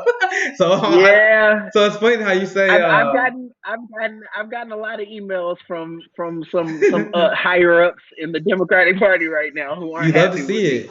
But to be honest, I don't care. I don't care at this point. I just because of the reason why I've gotten to that point is one, because Joe Biden said if it comes to him and Trump and I don't support him and that I ain't black. And I'm like, you just literally erased my whole experience just because I don't support you.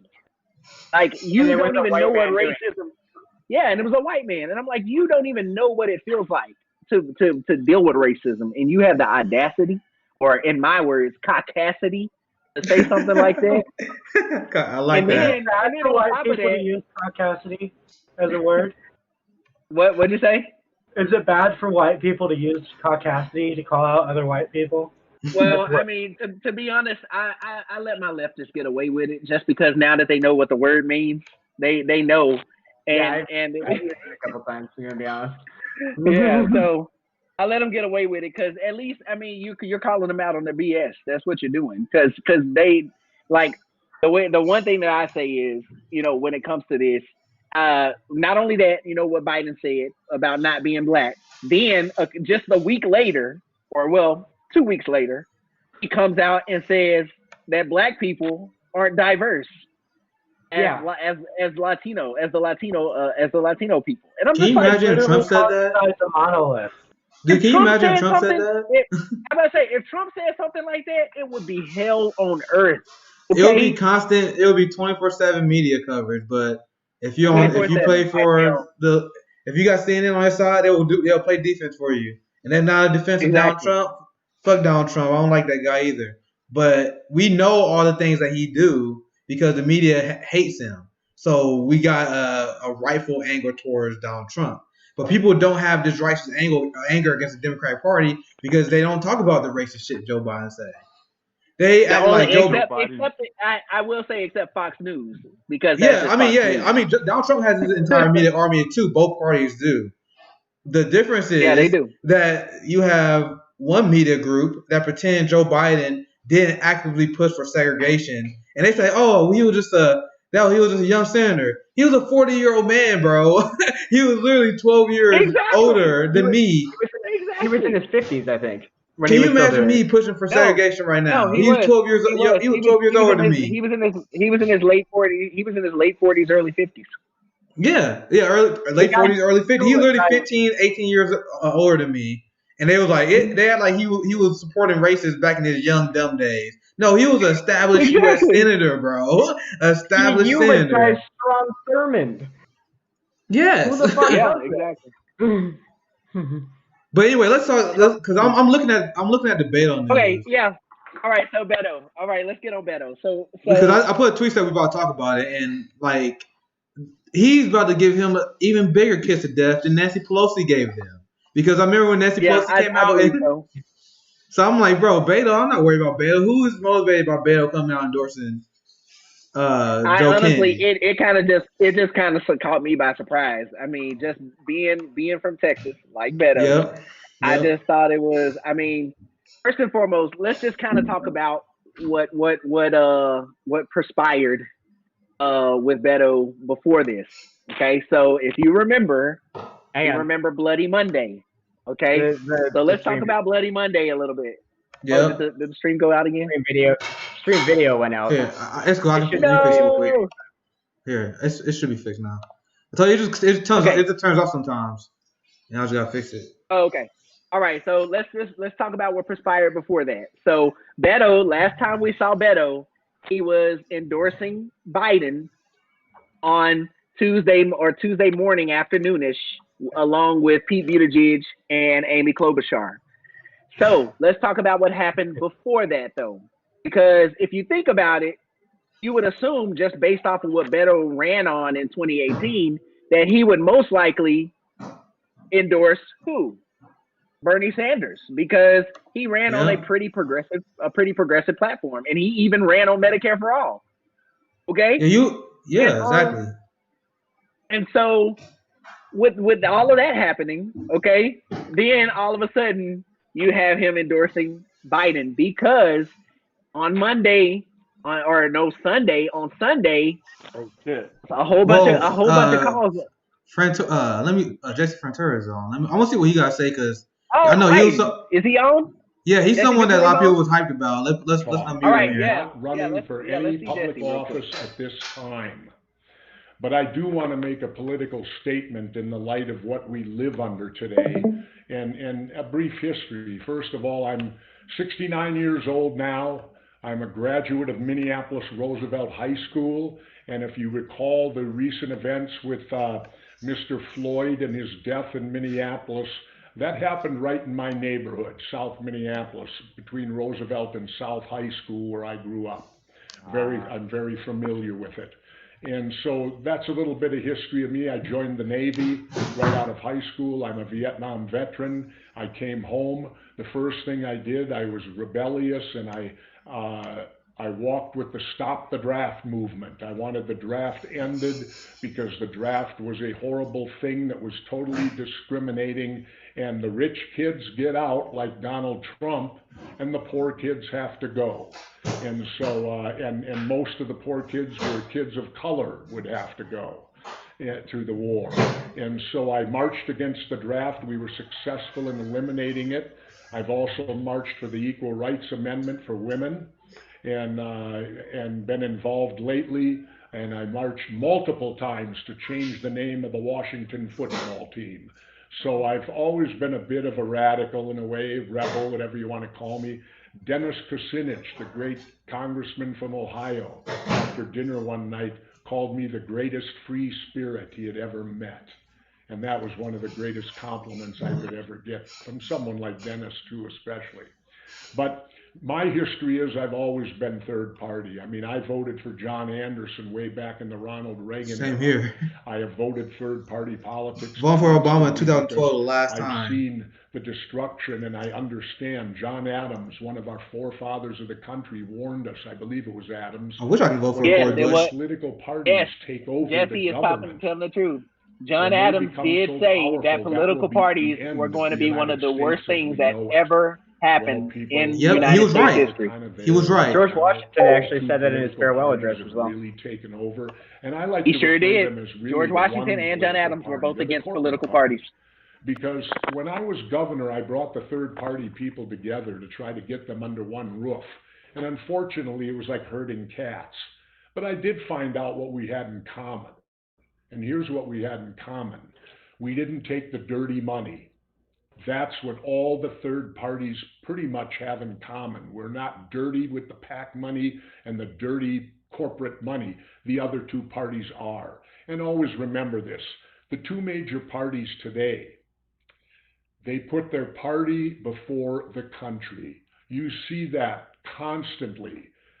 Protect the political party, the party's power. They aren't necessarily doing what's best for the people of America.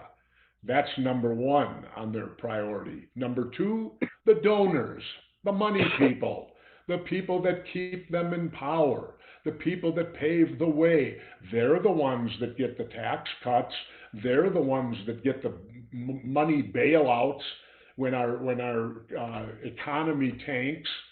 So naturally, they're the second ones fixed or taken care of. Then finally, with them, it's their own personal view, whatever they may feel personally about an issue. And we, the people, might be fourth. But something else could sneak in there. We very well could be fifth, for all that I don't know everything. But there's a division in this country today, and it's the biggest it's ever been. You know, I heard it described the other day. It's like going back to the 60s. And yes, it is in a way. And I lived through the 60s. I lived through Dr. Martin Luther King.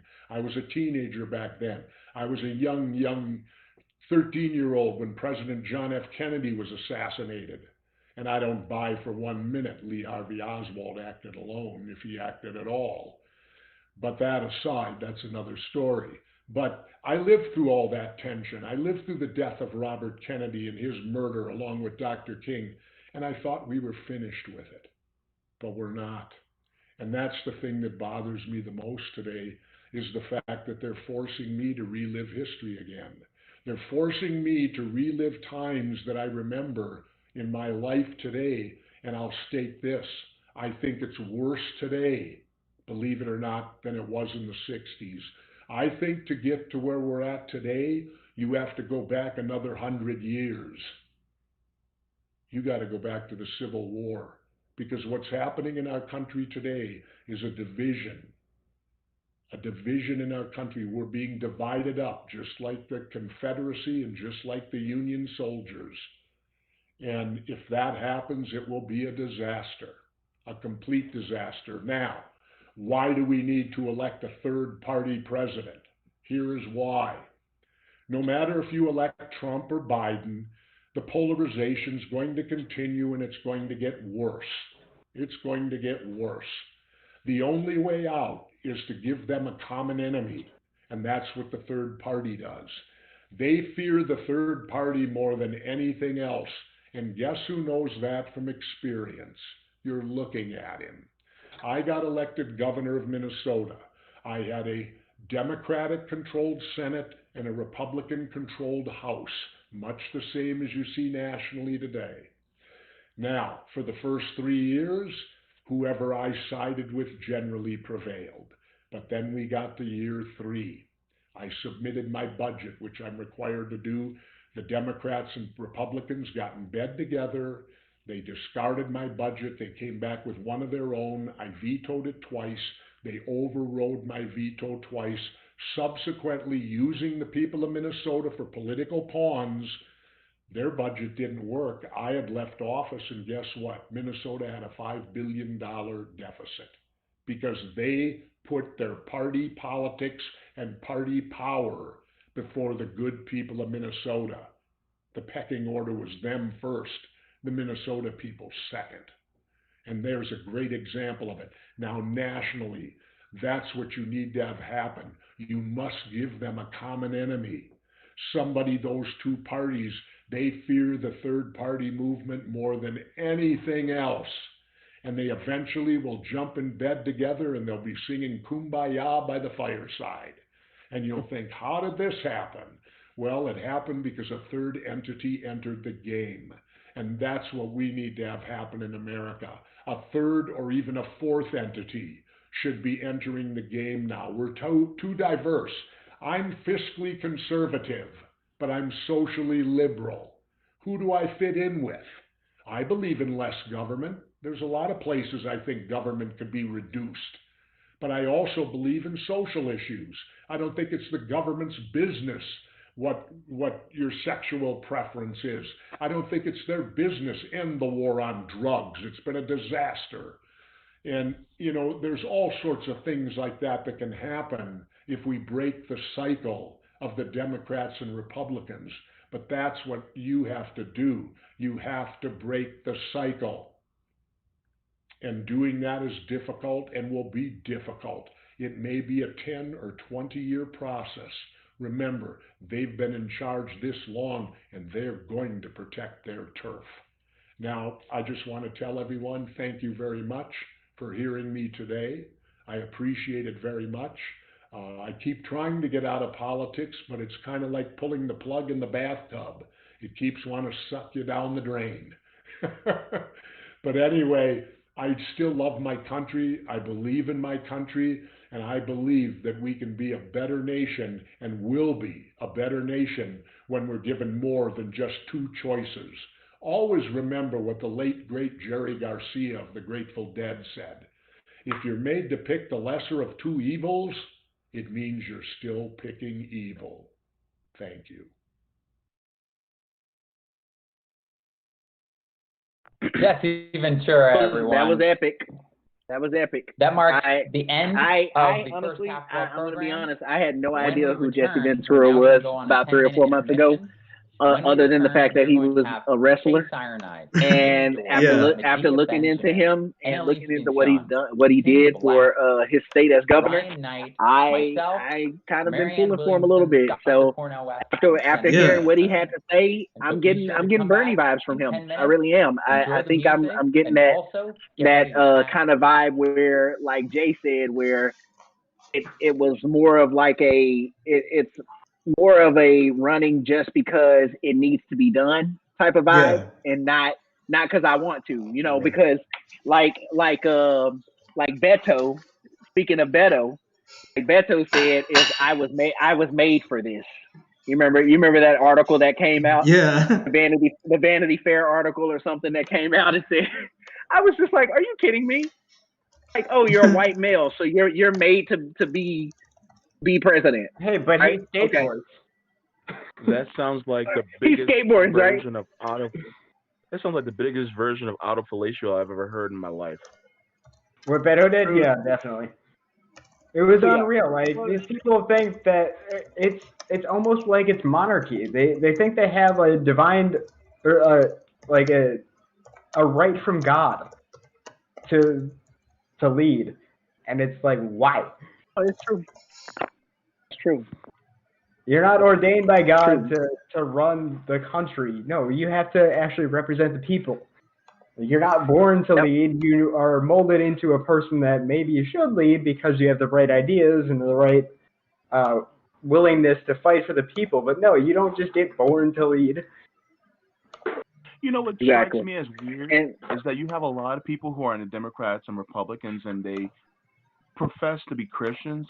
And wasn't it Jesus that said, the first of you shall be last, and the last of you shall be first? Mm-hmm. Yes. And the person who serves, the greatest one should be the one who serves the many. Yeah. And so if that's the case, then really, I mean, you should want to not be, a public servant.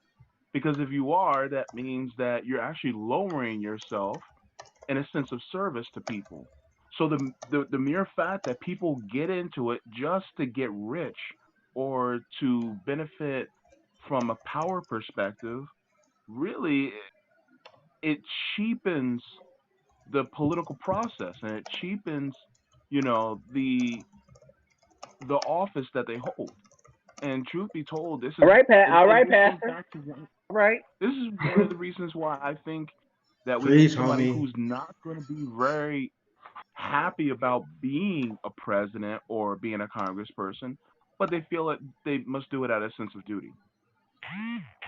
Oh yeah, right, like they say in the South, preach, preacher. Okay. That's exactly what you're saying. That's the true. reason why I left. I grew up in a Lutheran church.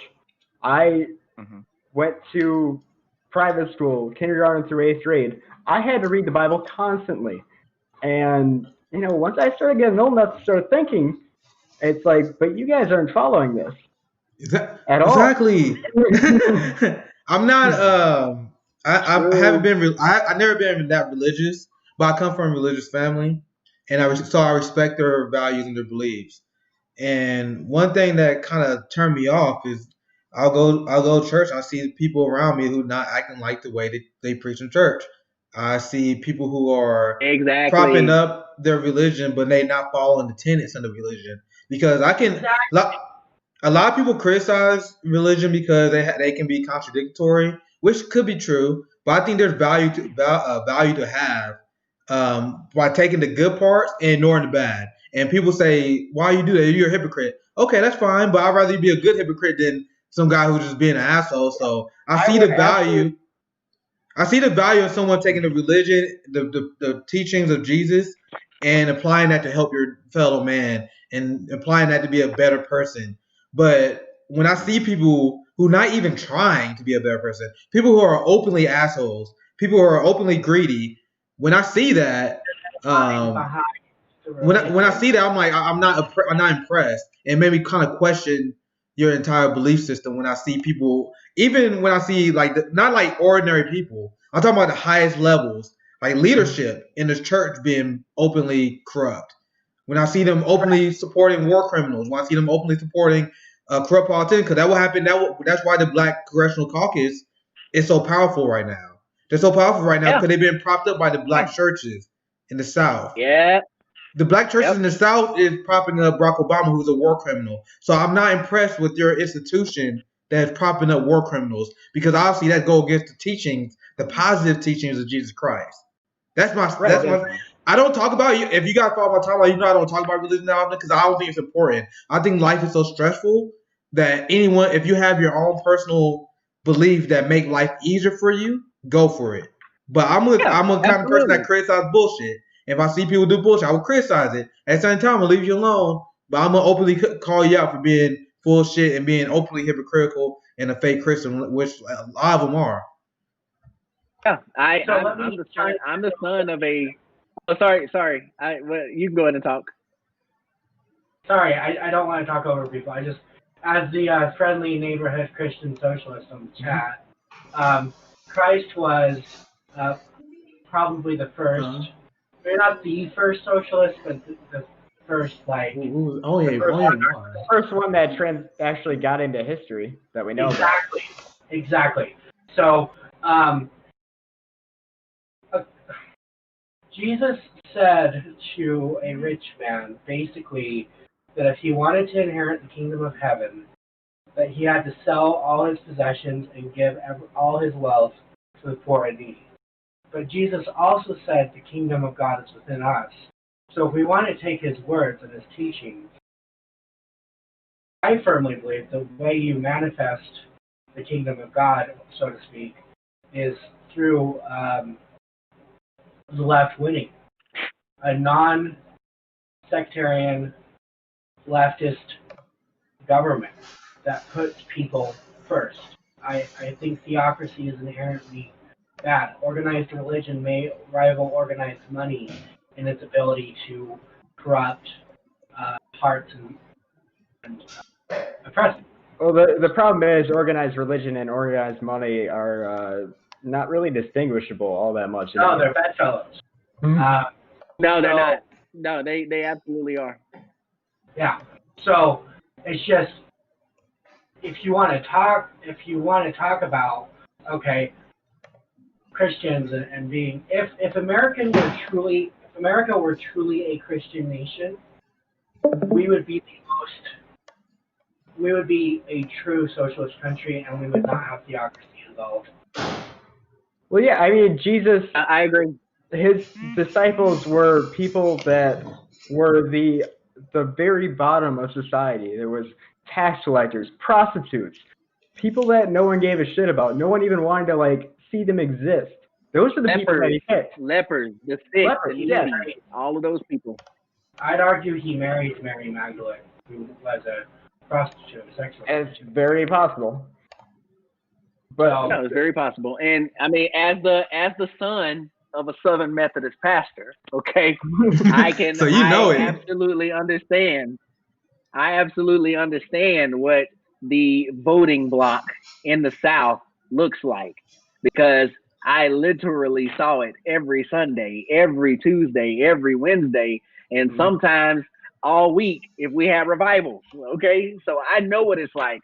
Yes, what Nick said is true. The Congressional Black Caucus is ran on the back of the Christian black people. It's that simple. Because of what they've done, because of what they have done, you got to remember, black people, when it comes to especially Christians, black Christians, they are very inherently conservative. Yeah, when it comes to a lot of different things. Yeah, dude, I have a funny story. When I was in South Carolina, and one of my mutuals, she was there with me. College was doing some canvassing, and we was canvassing in a extremely rural area. And I was talking to this black guy, older black gentleman, who was talking to us first, but I started talking to him, and we got along really well after, actually, because I was just talking about issues that anyone can connect to, no matter what your whether you're religion or whatever. But in South Carolina, in the South, like you said, they're very religious. And I remember, and this is the funny part, we was bringing other candidates. This is when Pete Buttigieg was still in the race, and I remember that he came up. I forgot exactly how he came up, but the guy said, "Oh hell no, I hate Pete Buttigieg," and we was like, "Yes, fuck Pete," because this is when he was climbing. But then it got dark because he was like, "Yeah, fuck Pete Buttigieg. I would never vote for a homosexual. I'll vote for Trump before I vote for a homosexual." And then he said that, we was like, "Oh fuck, dude!" And then we had to. I was like, switch subjects. It took me like 20 minutes to win him over, bro. Like at first he was like super hostile because he was like super anti-socialist. So I had to explain to him where I'm coming from. So I was just starting to win him over, and then he dropped a homophobic truth like death bomb on me. He was like, "Yo," he was like, "I'll vote for Trump before I vote for a homosexual." And we was like, change subject. Same subject. Yeah, all right. But it was horrible. Like that's the kind of conservative, and that's to back up your point, Savion. Sorry, I don't know if I'm saying your name right, Savion. But Savion. Sorry, brother. I didn't read it. I never said it. But Savion, that's your point, because you said that a lot of them are conservative, and a lot of people where I hang around is socially liberal, even they're not political. They just naturally like that, even the conservative ones. But in the South, even like Kansas City's Midwest, you literally travel a state down, Arkansas. Literally, a state make a difference. like it's literally a completely different monster of conservatism. Oh, that's true. So yeah, I know exactly what you're talking about. I seen it when I was canvassing. Yeah, I mean, I lived it, and that's the reason why that's the reason why I wrote to Bernie's people in the southern areas and sent emails to. I found all the communications directors in all the different southern states, and I was like, hey, y'all better watch out, because I'm telling y'all right now, Biden's going to have this in lock just because of the fact that conservative black people are going to go for Biden, just on the fact of him being, not only being Obama's, right-hand guy or the ass kisser of Obama, but just because of the fact that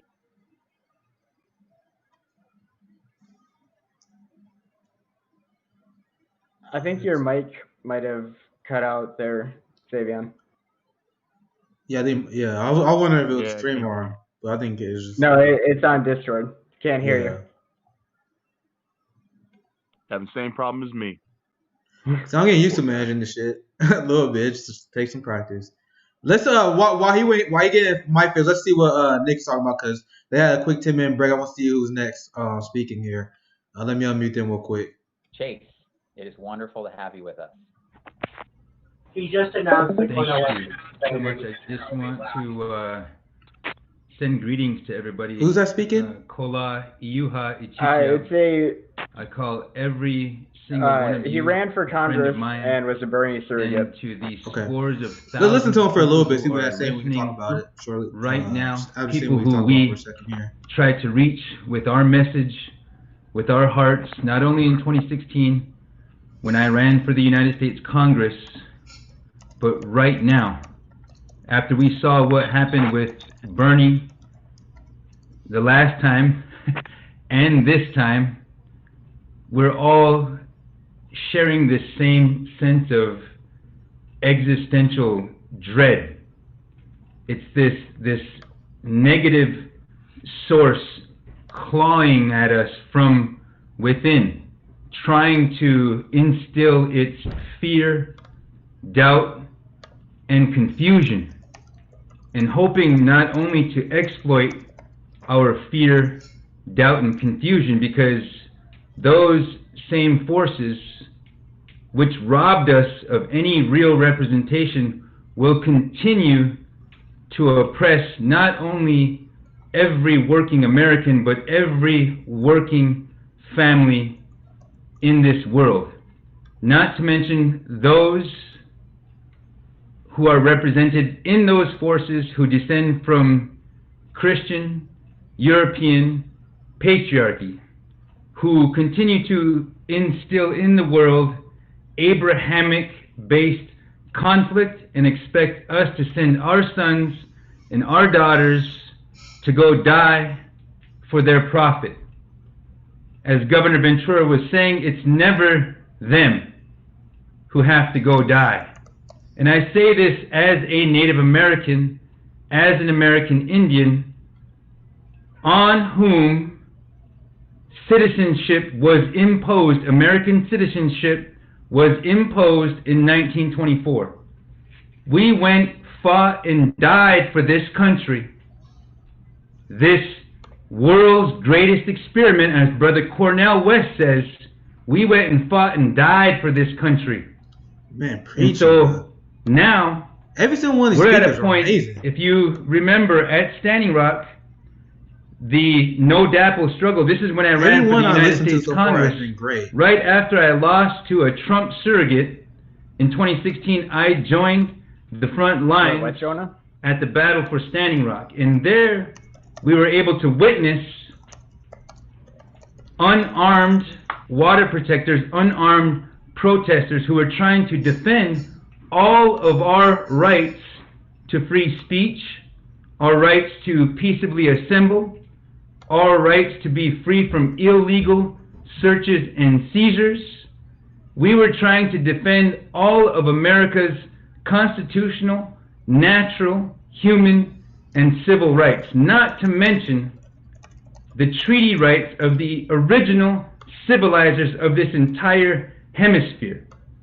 And when that was going down, the world was able to witness corporate-sponsored state violence, brutality that maimed some of our supporters. So he ran for Congress? Congress? Like the same brutality that's being executed on the streets of liberal or democratic cities by the current commander-in-chief with his snatch and grab policies, with the murders that are happening in his name, in the name of all those who would like to think they could create a civil war or a race war. But we got news for you.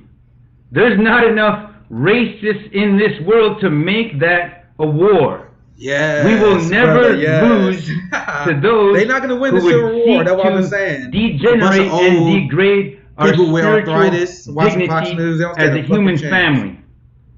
So for everyone out there who's looking for a new home, looking for a place where we don't care about Citizens United or corporate personhood, we know it's important upon and incumbent upon us to vote, to show up in unprecedented numbers and fashions for this election right now, because we are in the middle of a conflict, an undeclared war of the billionaire class, their surrogates, their mercenaries, their assets, willing and unwitting. So the People Convention is the only convention that talks about class war. And we don't have any more time to sit on the sidelines. This is calling for our action right now. And I want to let you know from the Pine Ridge Reservation that we are standing with all of the people in America who we welcomed in love but those same forces took those natural resources by force, and we want your support here today for our claims to have land back in our hands, because this is a part of prophecy, a land back prophecy. Fool's Crow said, if you would only put land back in indigenous hands, the world could begin to heal. Brothers and sisters, I want to end there. Thank you so much for your support and your continued organizing. Great speech. Holy shit. Oh yeah. I just want to like really emphasize this point. We did not start the war, but we had to fight it. Dude, he was and I just tweet this out right now. The People's Party convention is the only convention that talks about the class war so far. And a point that I want to make, and a point that I made, is that by not acknowledging that there's a class war, you are waging class war. You know what I mean? There's no room for apathy. It's either you have to pick a side here. It's either you are okay with the billionaire class running everything, or you're not. Oh, Jimmy! All right, Jimmy's on. Jimmy's on, my homie. Let's see what you gotta say. Goldman Sachs, of course. You know, in November, Americans are going to decide if they're going to vote for a right-wing, racist, pathological liar or Donald Trump. Oh, this is going to be good. I don't know if you saw the Democrat convention. Apparently, Joe Biden's health care plan won't cover your cancer treatment, but it does cover facelifts and hair plugs. The Republican convention was a bunch of rich guys telling you how scary socialism is to them. Ratings were down for both conventions. Americans are so ungrateful. Democrats and Republicans worked hard to give us the worst candidates 1 minute into his speech, and it's already the least we could do is watch their freak show conventions. You know, all of us here, they're going to call all of us crazy just because we want a better future. They tell themselves that we are crazy because they are in denial about how crazy things have actually gotten. The system has failed. The system has collapsed. We're in an economic crisis. We're in a climate crisis. We're in a healthcare crisis. The current failed system has a noose around all of our necks. You forgot housing crisis. And we need to save ourselves. In America, we've got one party of oligarchy, one party of inequality. We have one party of war. The Republicans, incoherent, dangerous. Their candidate, a reality TV game show host, able to rise to power because of a failed system that left son, this is what this party is about. We actually able to acknowledge what's the problem. Amazing speech thus far for Jimmy. With their I don't care how you feel about him. There's a lot of leftists that don't like Jimmy for some reason. Bro, you cannot watch a speech and say he's not on fire pretending to be the party of working people while selling them out to the predators of working people and the middle class. Joe Biden has gone his whole life demonizing the poor, decimating the social safety net, supporting unspeakable foreign policy. He's a tottering relic. And you know that glaze in Joe Biden's eyes? That's not from some spiritual awakening. That's from a persistent yearning for pajamas and Gunsmoke reruns. I need Steph in the background. A man who has cravenly created misery at home and abroad is now propped up as Uncle Joe, an erstwhile George Bailey, when in reality, he's Mr. Potter. And Donna Reed never kept people in prison so the state could use their free labor. Their candidate is the candidate of deregulation, the candidate of mass incarceration, and the candidate of war. They are not a solution. The establishment wants to go back. They want voters to go back to sleep, to trade one nightmare for another nightmare. At a moment when the status quo has so clearly failed us, we have candidates that promise nothing will fundamentally change. We need alternatives. We need alternative media. We need alternative energy, and we need alternative politics. But Jimmy, you'll be going up against the big political parties. Big banks, big oil, big pharma. Let's get away from big. Let's realize that we are only big when we come together and acknowledge our smallness, stand in solidarity with each other. That's when we're big. We are up against Democrats and Republicans. Republicans and Democrats only care about short-term profits and short-term solutions. Democrats and Republicans are going to give us a short-term future. There it is. A People's Party is the only solution. The People's Party must transform our political system. It must. The People's Party must rejuvenate our democracy that has already been stolen from us. For workers, we need to do this. For the planet, we need to do this. For all people, we need to do this. What the People's Party is proposing is something completely radical. We are demanding policies that the majority of Americans want. How radical? Things like single-payer health care, actually regulating Wall Street, and stop killing black and brown people here and across the globe. And take that money we used to use to kill black and brown people in other countries and invest it back here at home in building a green infrastructure, making lives actually better instead of exporting misery. But independents and progressives no longer have to settle for less, except for scheduling meeting times agreeable to most members, which already sounds like a deal breaker. He's right. We must work to become a majority party.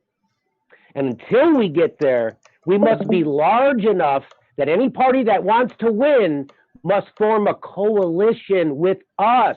This is how you win, baby. Coalition. Not giving up your leverage. By which on point. They concede to our demands and not the other way around.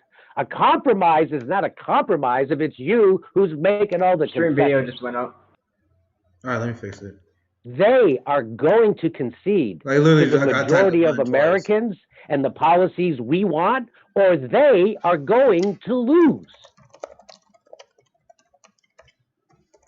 Out of control inequality, poverty, corruption. We say no more, no more, no more. We wish to abolish the billionaire, not just to free ourselves, but to save the billionaire's soul as well.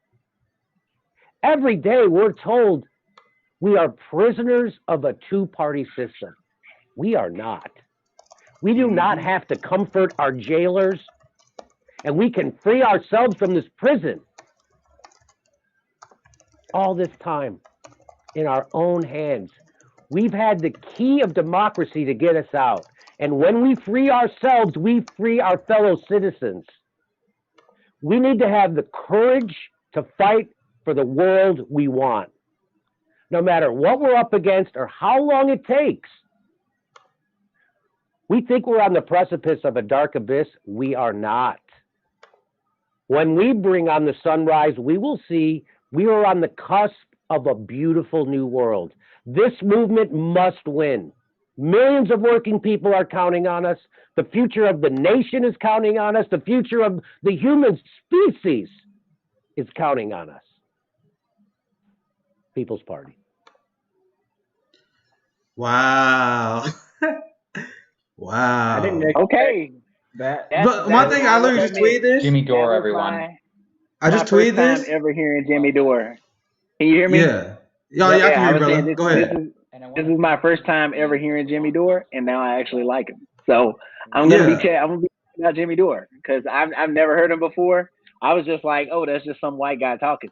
I'm just being honest because I'm like, hey, yeah, I feel like there's a lot of voices out there, and I don't agree with Jimmy on everything. I don't agree with him on everything, but he's right. I agree with him more than most commentators, and I criticized Jimmy before, but I just tweeted just now. I just said, look, no matter how you feel about Jimmy Dore, because there are a lot of progressives that don't like him because he go after Bernie and the squad. But I'm like, no matter how you feel about Jimmy, that's one of the best speeches I've heard in a long time. Yeah. I'm reading that whole speech from the start to the end. I'm like, dude, every line was fire. Like that was one of the best speeches I heard in a long time. No matter how you feel about Jimmy Dore, and having him as like a media center of your party. You know what's cool about that? I just noticed. I just went on his page just to like him, to follow him now because I like him now. Yeah. And as soon as I hit follow, he jumped from 221.1K to 223.3K. His growth has been insane ever since he left TRT, and now after this People's Convention speech, and after this he's gonna blow up even more. And I was on Ron Pacone show. Ron Pacone used to be a co-host on his show.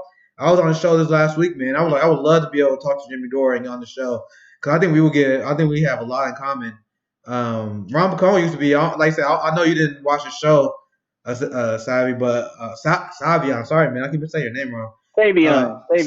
Sorry, but I don't want to mess your name up. I tell people, it's okay. Savion. It's fine. I got you. So I tell people jokingly because she did say this, but J-Lo called me Savion on TV. But True. Yeah, J-Lo. When you on American time, but what I say is Savion. It's like Savior. It's like Savior. Take the R off and put it in. That's how I got my name. You gotta realize I only read your name, so I like not used to saying it. So I got you. That just goes to show you that my parents were like super religious because they took it from Savior. Yeah, so I'm like, man, no matter how you feel about Jimmy, that's one of the best speeches I heard. And we have messaging like that for regarding the People Convention and the People Party. It's gonna be really fucking hard to stop. Really hard to stop. I'm just spamming this. I'm kind of live tweeting now, spamming the link to this video. That was good though. Let's see who's talking next. So Austin Jones in YouTube chat has a good idea. Just for everyone. Yeah, you should end up putting all the Twitter handles of everyone talking here in like. All I do is put it over like that, right? No, I meant he said in the YouTube description, like. Oh yeah, I know what you're talking about. Yeah, let me do that. I can just go to the studio and edit. Let me put y'all stuff on here. I mean, not to follow horror or anything, but. No, I mean, I'll try and blow y'all up too. Especially so, like, people watching this after it's live know, like, who the fuck are we? I mean, I'm nobody, but Yeah, absolutely, brother. Especially when I have you guys on as guests, I'll definitely make sure I put all your information in there. Let's see who they have on.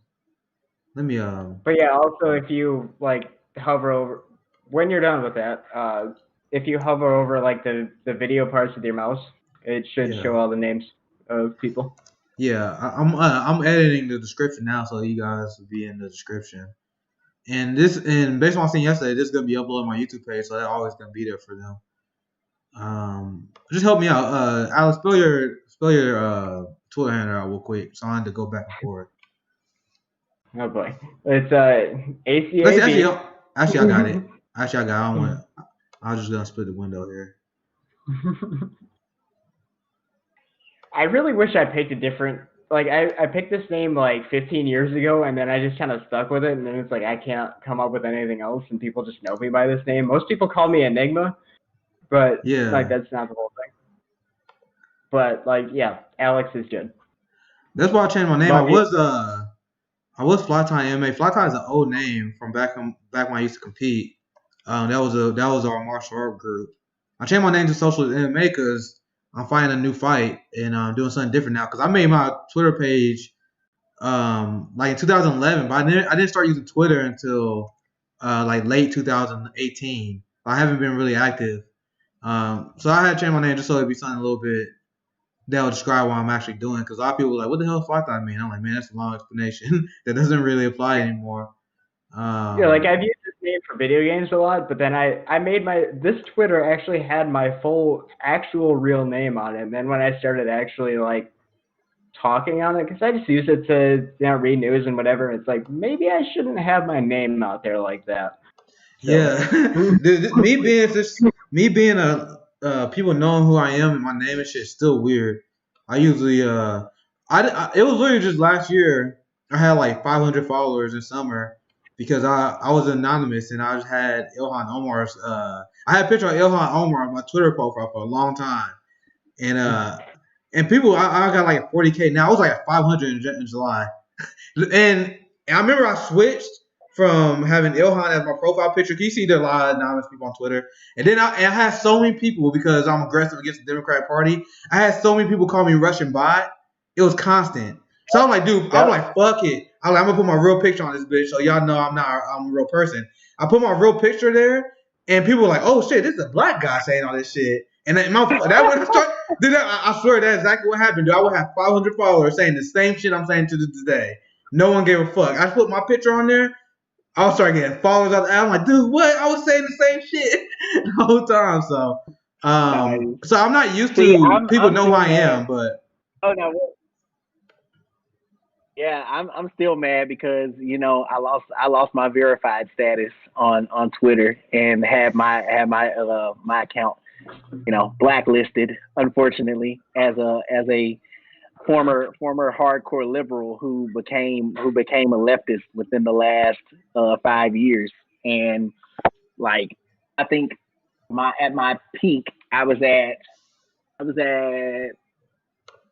48,000. Yeah, like you're a beast. You're a beast because you actually build your profile up like 3 times.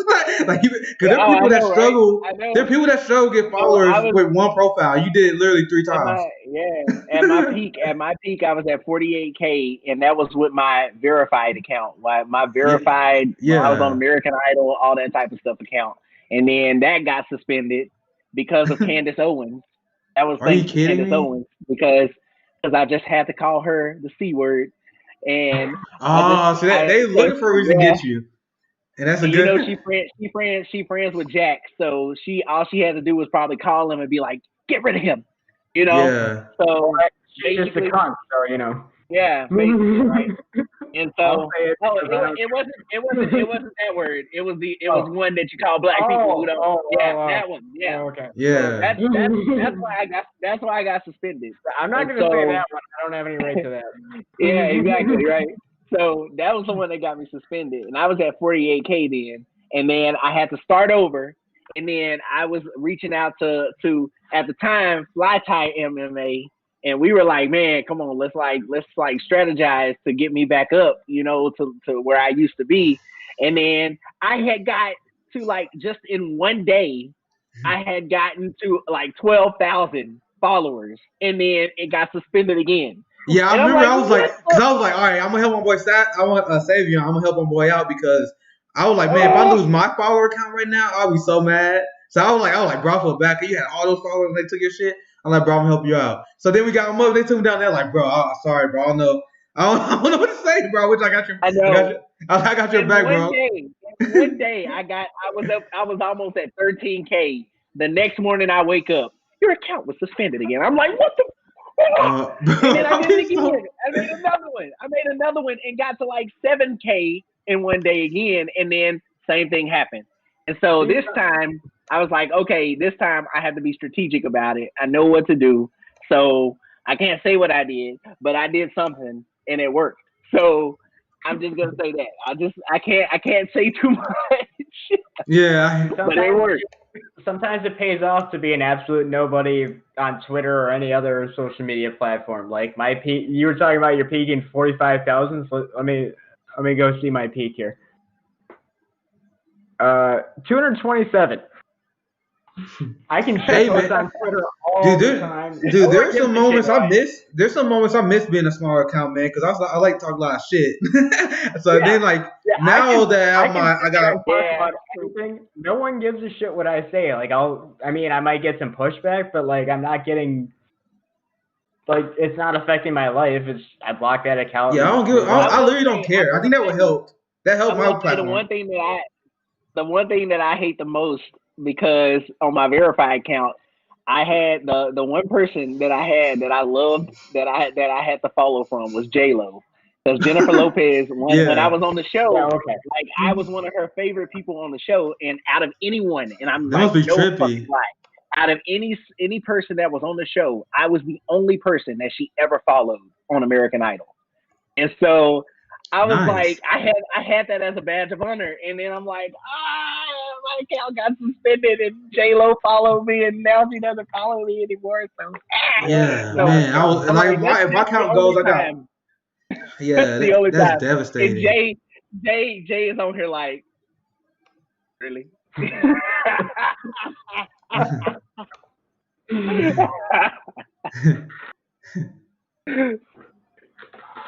No, But I remember, like, I was gonna say, talking about Beto.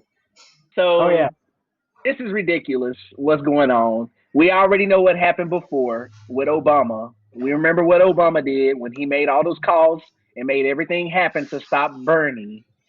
And so now, you know, when he got Beto and Amy Klobuchar and Buttigieg to go and endorse him in Texas, and then he fucked up Texas for Bernie because you know damn well Bernie would have won Texas. He would have won Texas. Dude, I still don't buy that he didn't. I still don't buy it. No, I don't think I agree. he did. No, I still don't think he did. Because if you look at the exit polls, Bernie was winning by 12 points just on the exit polls alone. So that's just, I don't believe that. I can't believe it. And then they have the audacity to talk about, they want to talk about voter suppression and all that bullshit when they were over there suppressing the youth votes. Like they were have the poll places far away from colleges because they knew most of the college people are going to vote for who? Bernie. So they had them far away from colleges, and then they also made sure to try to close up early before people had the time to vote. They also suppressed the shit out of Wisconsin. Like when our primary was happening, I think it was either April or May. I'd have to look it up. And but what Biden did to Wisconsin was bullshit too. Yeah, 'cause that was a mess. Like when he was telling people that they needed to go out and vote regardless. Yeah, exactly. And all that crap. Yeah, that's what I was getting at. Like Bernie was saying, like, hey, maybe we should just postpone it, do some mail-in, that kind of thing, so maybe people don't all, die. And then Biden's like, no, go on, vote. All right, so again, I live in Milwaukee. There were five polling places in Milwaukee of a city of 600,000. 5. That's ridiculous. That's disgusting. I didn't go out and vote because my polling place had an 8-hour wait. And it was the absolute height of COVID. 8 hours. And it's just like, you know what? Okay, I can't do it. Wow. That's a And I'm sure shame. I'm not the only person that thought that. But the people that wanted to vote for Biden got told by Biden, you know what, go vote anyway. I wonder why Biden won Wisconsin, because Bernie won Wisconsin against Hillary by like 10+ points in 2016. But the biggest city in Wisconsin just got voter suppressed as hard as he possibly could. And now I'm supposed to support that party that just decided to entirely fuck over any semblance of choice that we had. Yep, it's a damn shame. And so on Beto, again, I just read, in addition to Beto, Kennedy's campaign has the backing of a majority of Dems in the Texas congressional delegation. Johnson, VC, Castro, Vela, Escobar, all red and green. And so that was a reporter who posted this. And so I commented on there. I tweeted, I said, well, look at that. I can't wait to make sure us Texans find people to primary each and every one of them. All right, I need to find that tweet so I can retweet that. Yeah. And they should. Yeah, and and that's actually something that, and I'll tell y'all about what we did when we did the platform committee here in Texas. We made the most progressive, and probably in all the states, but we made the most progressive platform in the state of Texas with the Green New Deal, with financial reform, like making economic inequality one of the main points, criminal justice one of the main points, defunding the police, abolishing ICE, but the Green New Deal. I mean, all these things that we put into the platform, and there was a representative there, and you know what? I'm brave enough to call her out now because you know what? I'll let everybody know. I didn't like her because I didn't like her attitude and the way she treated us while we were there, because she knew that at the moment when we started voting all of this stuff in, she got pissed and she's one of those hardcore centrists. Not only that, she's a lesbian in the congressional in Texas Congress, and it's for me, I feel like it's a damn shame that she's a LGBTQ congresswoman, and she's doing this to us here in the state of Texas. Yeah. Her name is Celia Israel. She is I can't remember what district she is. I'm pretty sure it's 21. I can look it up. She is Celia Israel, CELIA Israel. I'm pretty sure I may be wrong about 21, but she's in Austin also. District 50, by the way. 50, that's right, 50, because the reason why she's 50 is because it's one of the last districts that was written into the process, or stricken into the process. But she, throughout that whole time, she had an absolute attitude with all of us Bernie supporters, because we ended up filling the whole platform with Bernie people. I remember when the platform came out, you kept tweeting about all the stuff that you guys added to the platform. Oh, yeah. I can only imagine about how mad the insiders of the Democrat Party was over there back then. The centrists were angry because once they realized that all the Bernie people were in the platform committee, they were just like, we're about to have all of this stuff in here, and Bernie would be happy, and we don't like it. Like, so How dare you started getting mad. They were mad, boy. They were so mad, and we were just sitting there. So what we did was we had a group chat between each other on Facebook. We had all of us on the group chat, and while all of them were doing our votes and stuff, and we were getting everything voted in, like, we could see their faces turning red, and all of us were just like sending emojis to each other in the Facebook chat, laughing and like laughing and shit. But we would have straight faces while we were doing this. We were just like this and sending emojis to each other, laughing our asses off, because it was hilarious. And I remember specifically when we put in Medicare for All, she did this long sigh when we approved it. She was like, oh my God! This party is broken, dude. Wait, that's Tim Black. Tim Black. Oh yeah. Let's go. Oh, Tim Black's on. Let's get Tim. Participate into. I need to let my mic charge in. Fantastic event. With great people. Some people I know. Most people I know. All people who are speaking truth to power right now. So that's amazing. Got something I wanted. I wrote down a couple of things. I was driving back from North Carolina, as I told Nick. Got here just in time to do this.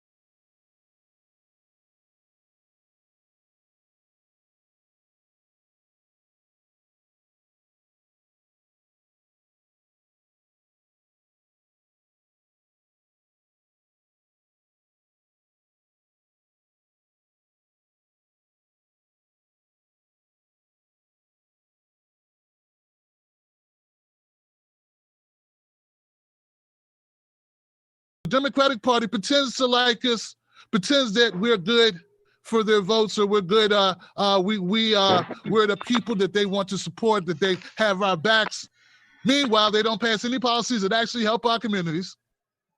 They support policies that take resources out of our communities, and all it is lip service. Why do we need a new party? Because the Republican Party is even worse than that when it comes to black folks. See, I got into this resources out of our community thing because I believe that black people need to get something for their vote. Very simple. LGBTQIA get something for their vote. Working class white folks should get something for their vote.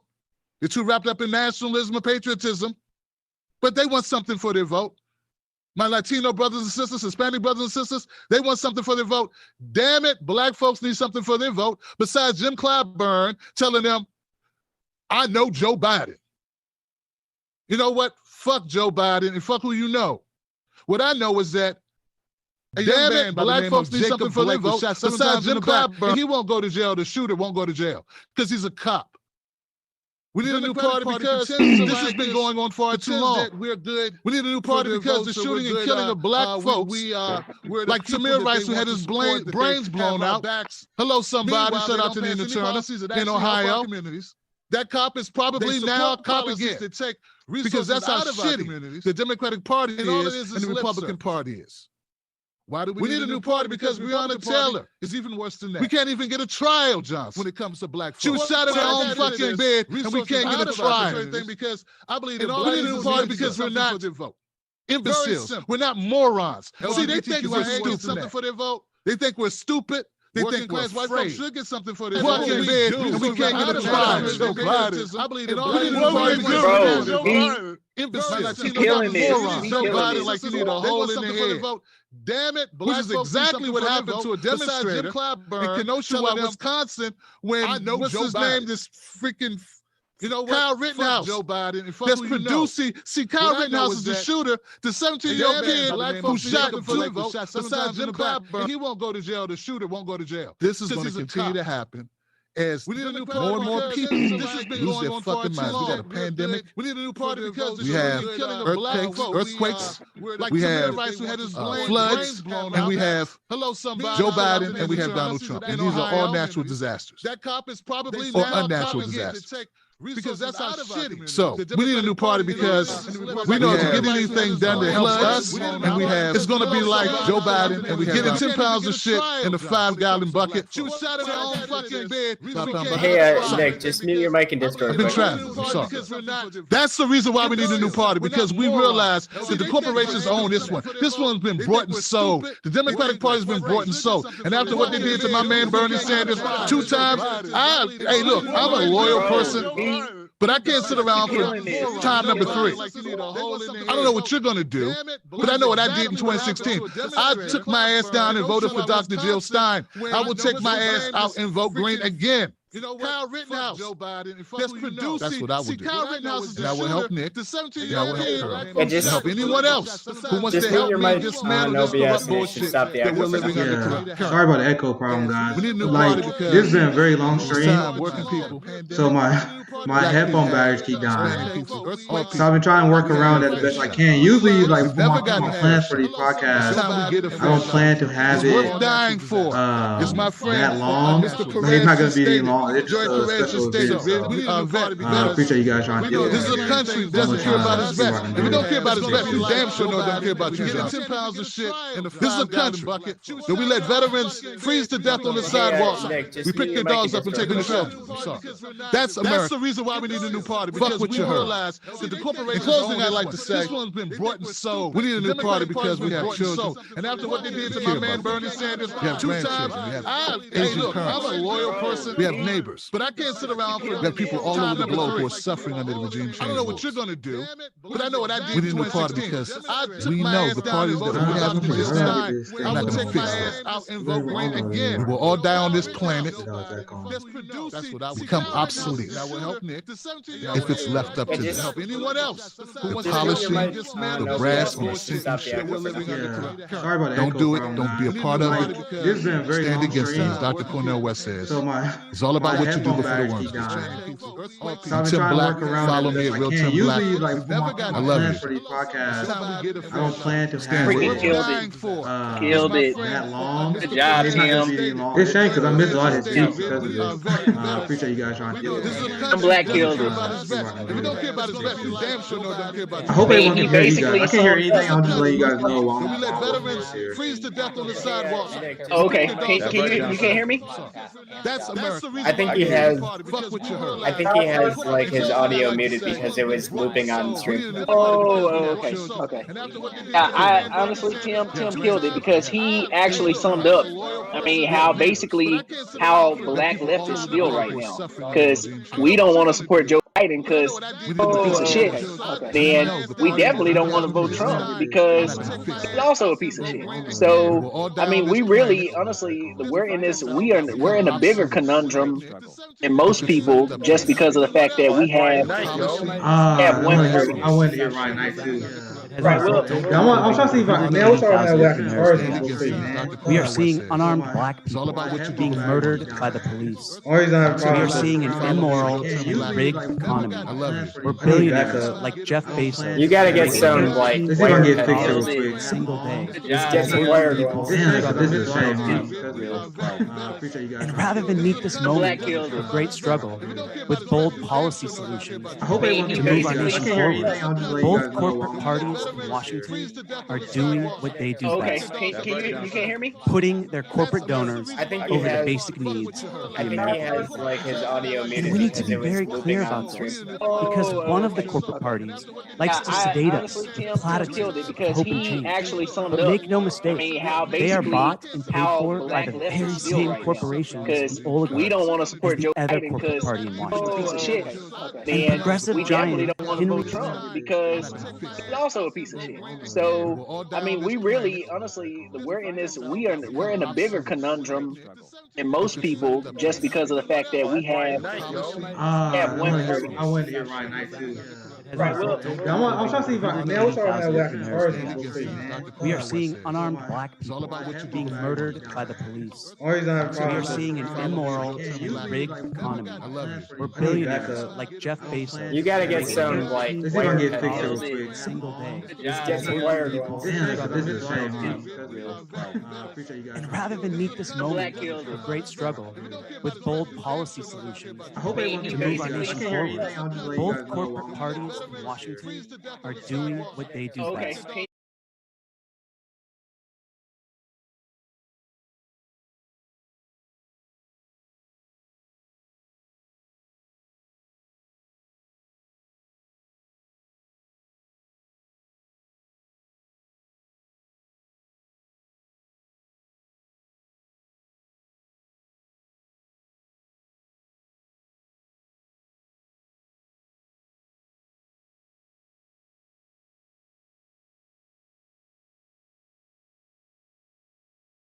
Because of one corrupt president.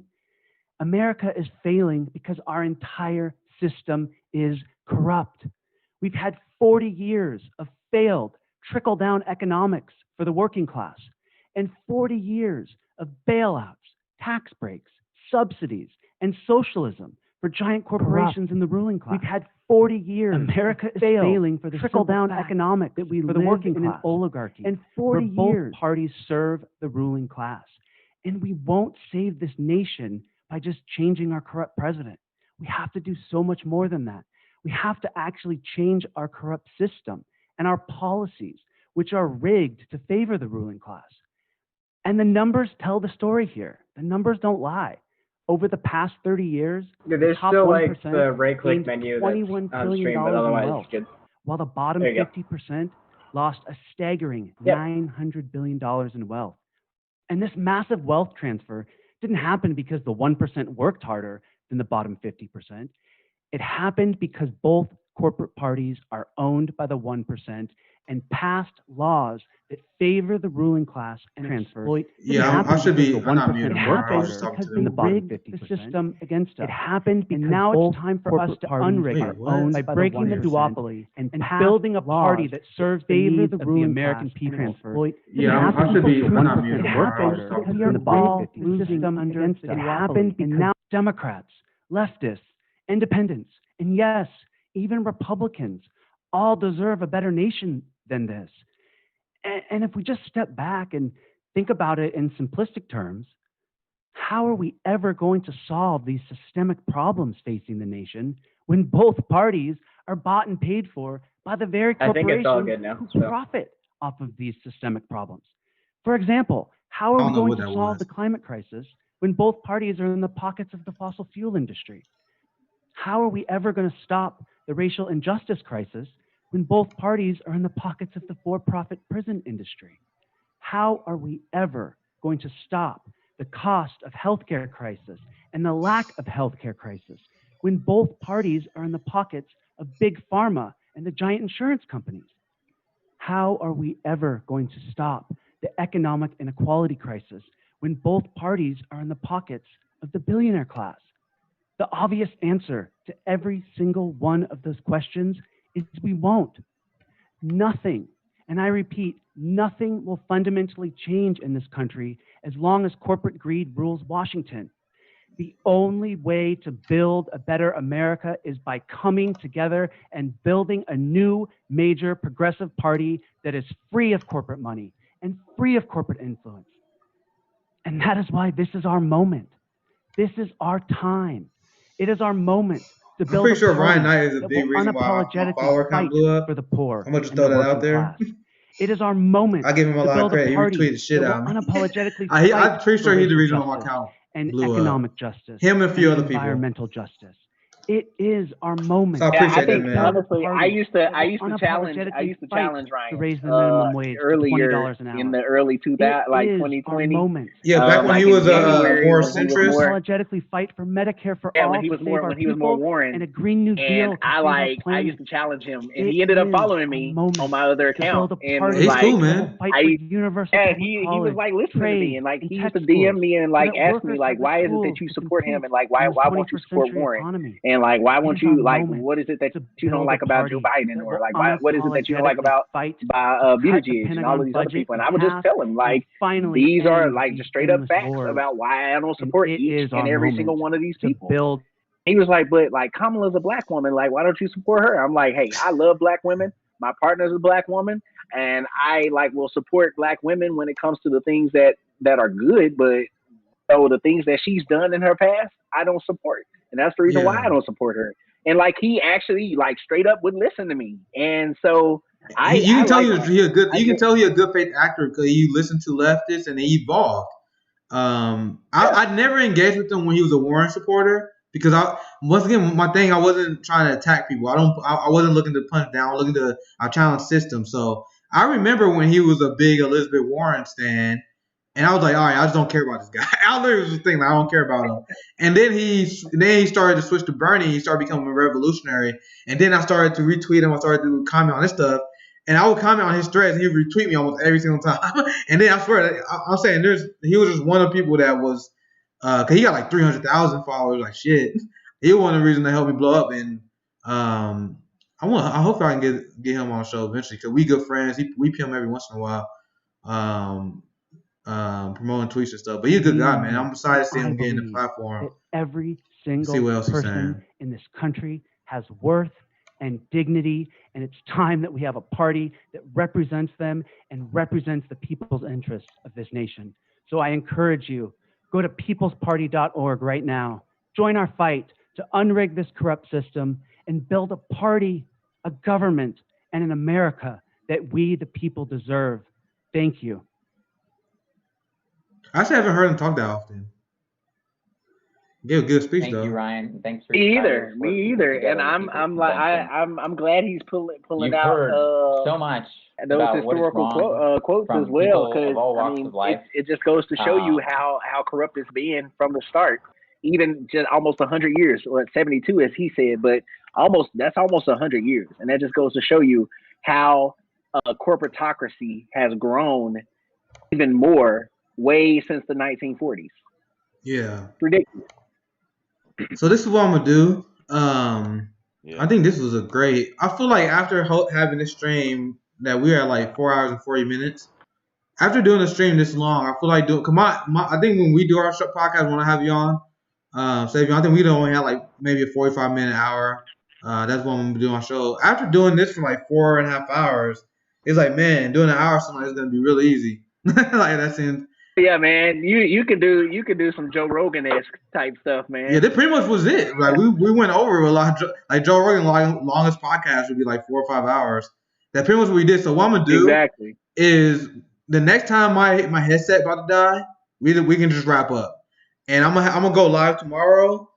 I don't know about Tuesday, but my plan is to go live about 3-5 times a week now and expand my channel.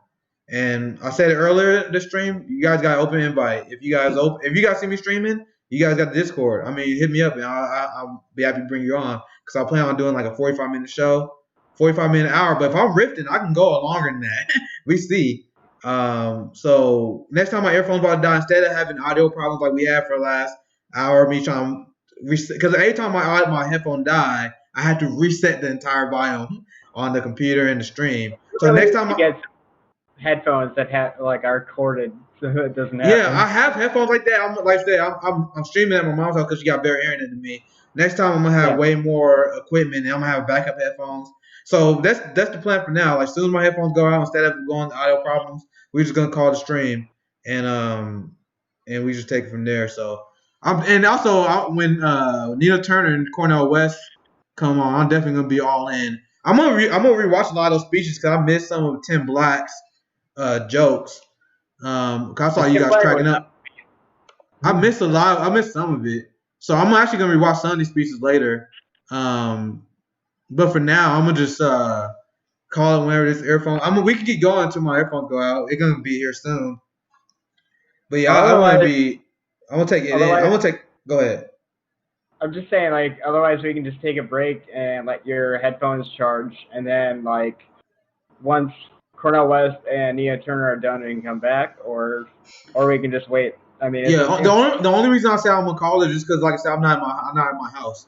I'm gonna go home and I'm gonna get everything charged up, and I'm thinking like I said, I'll probably do a follow-up stream tomorrow. That's my plan. I'm gonna do a follow-up stream, and I'm gonna talk about the Beto news and some more breaking news that either happened tonight or that same day. It kind of be just me talking about pretty much if you read my tweets, it's good that my show is gonna be like that. Like almost anything on tweet, I'm gonna have a segment on because it's something I want to talk about. So I can fill 45 minutes doing that pretty easy. I would think so. If you have me on, I can probably talk for the entirety of 45 minutes. So. Yeah, I say this is just an odd situation, and it's different just because this is a big moment. The People Party convention is a big moment for destroying the two-party duopoly. So this is a special stream where we just come together and we want to be in this moment historically, and we got it on live here. So, but usually we do 45 minutes an hour. It's not going to be this daunting. And also, I just want to gauge reaction. I see the People Party, I see the People Convention stream is trending. I have a few tweets that already blowing up just about it. So I want to follow the fallout too, because I just see a ton of people talking about this right now. It's very exciting. Yeah, like my entire Twitter feed is just people talking about the People's Convention. It's crazy. Yeah, I just tweeted. I was like, the fact that the People's Convention has already covered more progressive issues in 30 minutes than the whole Democratic National Convention. Because again, I watch both, and I heard, in my opinion, I heard more policy. Like yes, even if I don't agree with it, I heard more policy from the RNC than I did with the DNC. Yeah, they don't talk about actual issues. Ridiculous. Yeah, shit, I don't agree with. My partner watched it with me, and she was like, "Wow, the RNC is actually talking about stuff, and it's kind of convincing me. Like, if I was someone who was easily convinced, it would convince me to support the RNC. But then the DNC was over here like talking about some kumbaya bullshit, and that's like that don't work. Yeah, they don't care about issues. They just have their platitudes and hope and change and all this bullshit and do nothing. And then no. They never say change. Remember, they never say change. They only say hope. They say hope. Yeah, they used to. They stopped that after because after they realized that Obama wasn't bringing change after 2012, they were like, yeah, we can't say that anymore right now. Yeah, so they'll say hope while they're bombing 7 countries, and forcing all the poor people here to just die in the streets because 45,000 people a year die from lack of health care because I guess just black people alone, statistics on black people alone. We are the highest incarcerated. We have the highest in medical bills. We have the highest when it comes to like housing, like when it comes to the black wealth gap, economic inequality. We have the highest when it comes to housing crisis just because of redlining and being taxed. We usually get taxed more depending on where we are. And then not only that, we also get higher loan interest and mortgages. So it's harder and even higher rent rates just because of being black. So Yeah. if anything, all black people should be fighting. And then not only that, let's talk about the environment. Like Yes. someone when I talked about environmental racism, someone actually tweeted me and laughed, like a laughing emoji. Dude, Michael like, Tracy y'all, did that shit. Yeah, they were like, So y'all they're make still up- y'all make progressives. up everything. There's still progressives that prop up Michael Tracy. Michael Tracy was one of those people that was like, environmental racism, that's just some more white people woke shit that won't connect. Like, no, bro, this is some real Hurricane Katrina shit. This is real. Flint, Michigan shit, bro. New Are you Orleans. kidding me? This is what I bring up. This is what I bring up when it comes to environmental racism. My first go-to is, do you remember 2004 Hurricane Katrina? Yes. That's environmental racism. That's real, and it affects people's lives. Environmental racism. And that's once again, that's my criticism of a lot of white progressives, because a lot of white progressives they don't understand, and a lot of it's not even their fault, because you only live your own life experience. They don't understand what marginalized communities, they don't understand what people of color go through. So it's all theory to them. So they just read Marxist theory, they read all these Karl Marx, and they get over into theory instead of standing in solidarity with people that are struggling. And that's why you get idiots like Michael Tracy. They're like, what's environmental racism? That may not, like, bro, every black person, and he got fucked up by saying that too, because every single black person know what we talking about when we say environmental racism, especially if you live in the South. Exactly. Especially if you live in Detroit, Michigan, when the Flint crisis. Especially if you live in the South. If you live in like Flint is a perfect example of it. New Orleans is a perfect example of it. Not even just Hurricane Katrina. Like, I'm pretty sure, I can't remember her name, but she ended up running for a city council position in New Orleans, and she won. But she ran on environmental racism because they were dumping all of this. I'm pretty sure they were dumping, like, well, of course, illegal chemicals in one of these, in one of the black neighborhoods. And they found out that one of the schools had to be closed down because there was so much radioactive activity. Jesus. In New Orleans. And that just goes to show you that is environmental racism. Yeah, that is. That's literally okay? textbook environmental racism right there, 100%. It's not to kind of change the subject, but I'm sorry, go ahead. What were you saying, Jay? Can we talk about something that's a little bit overlooked, is how people of color especially get their electric turned off because they can't afford it, and then yes, great point. And then they have to suffer because they can't afford to be able to pay for their electricity, to cool their homes. And there's a fee to turn it back on. Just like a random turn it back on fee. They have to flip a switch, you pay like $100. So when you get behind, when it gets turned off, you have to pay even more just to put it back on. It's not just a normal bill. Yeah, that's true. Yeah, they don't want to talk about I mean, that's like, and then we're getting charged for basic necessities to survive. That's the other thing that just pisses me off. It's like we have to pay for water. And the basis of life, in scientific life, we have to pay for it. Yeah, and this is why, and the point that you brought up and Jay brought up, this is exactly why I wanted to start this Black Leftist podcast, because these are the issues and these are the kind of things that are not talked about on CNN or MSNBC. Because MSNBC, guess who they hire as the person that's supposed to represent black people? Joy-Ann Reid. Zerlina Maxwell. These millionaire, out of touch black people who just literally fight. Johnson. They literally fight for W.B. Du Bois, and I share this all the time. Once again, these are black revolutionaries that we should embrace, not the Barack Obamas. W.B. Du Bois wrote about the black people who sell out and join the forces of oppression once they become successful. Because once they become successful, they feel like they have to join the forces of oppression to validate their status in the capitalist system that's racist. Yep. So know what? And you know who exactly? Do you know who he was talking about when he specifically wrote that about?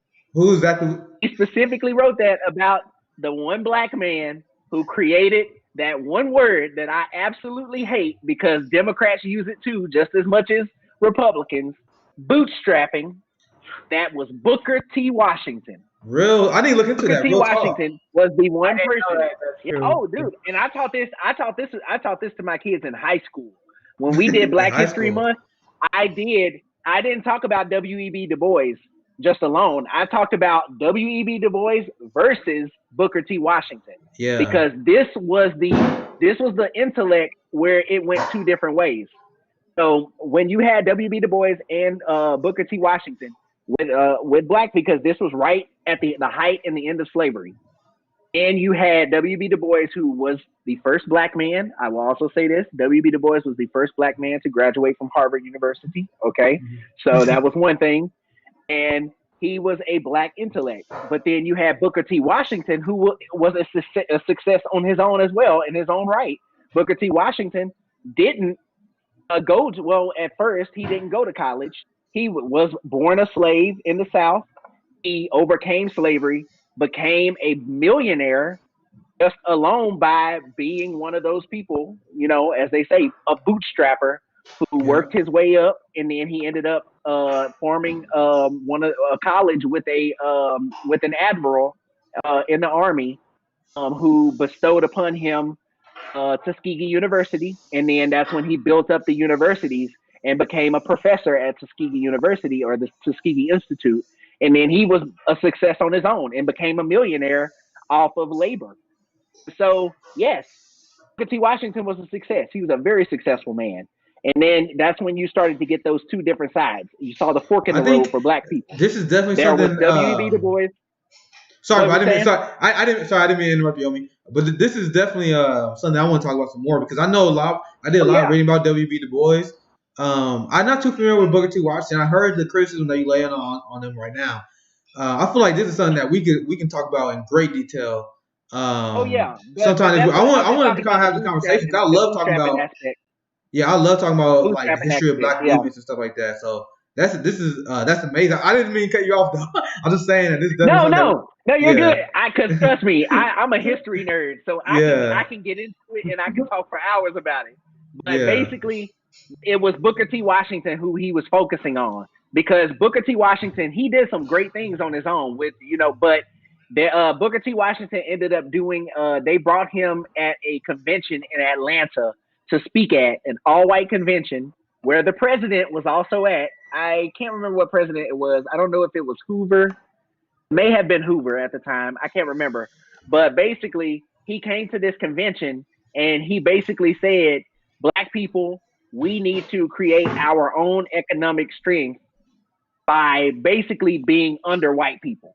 That's what Booker T. Washington said. What? Yeah. What? It was crazy. I'm telling you. That sounds like some Herman Cain.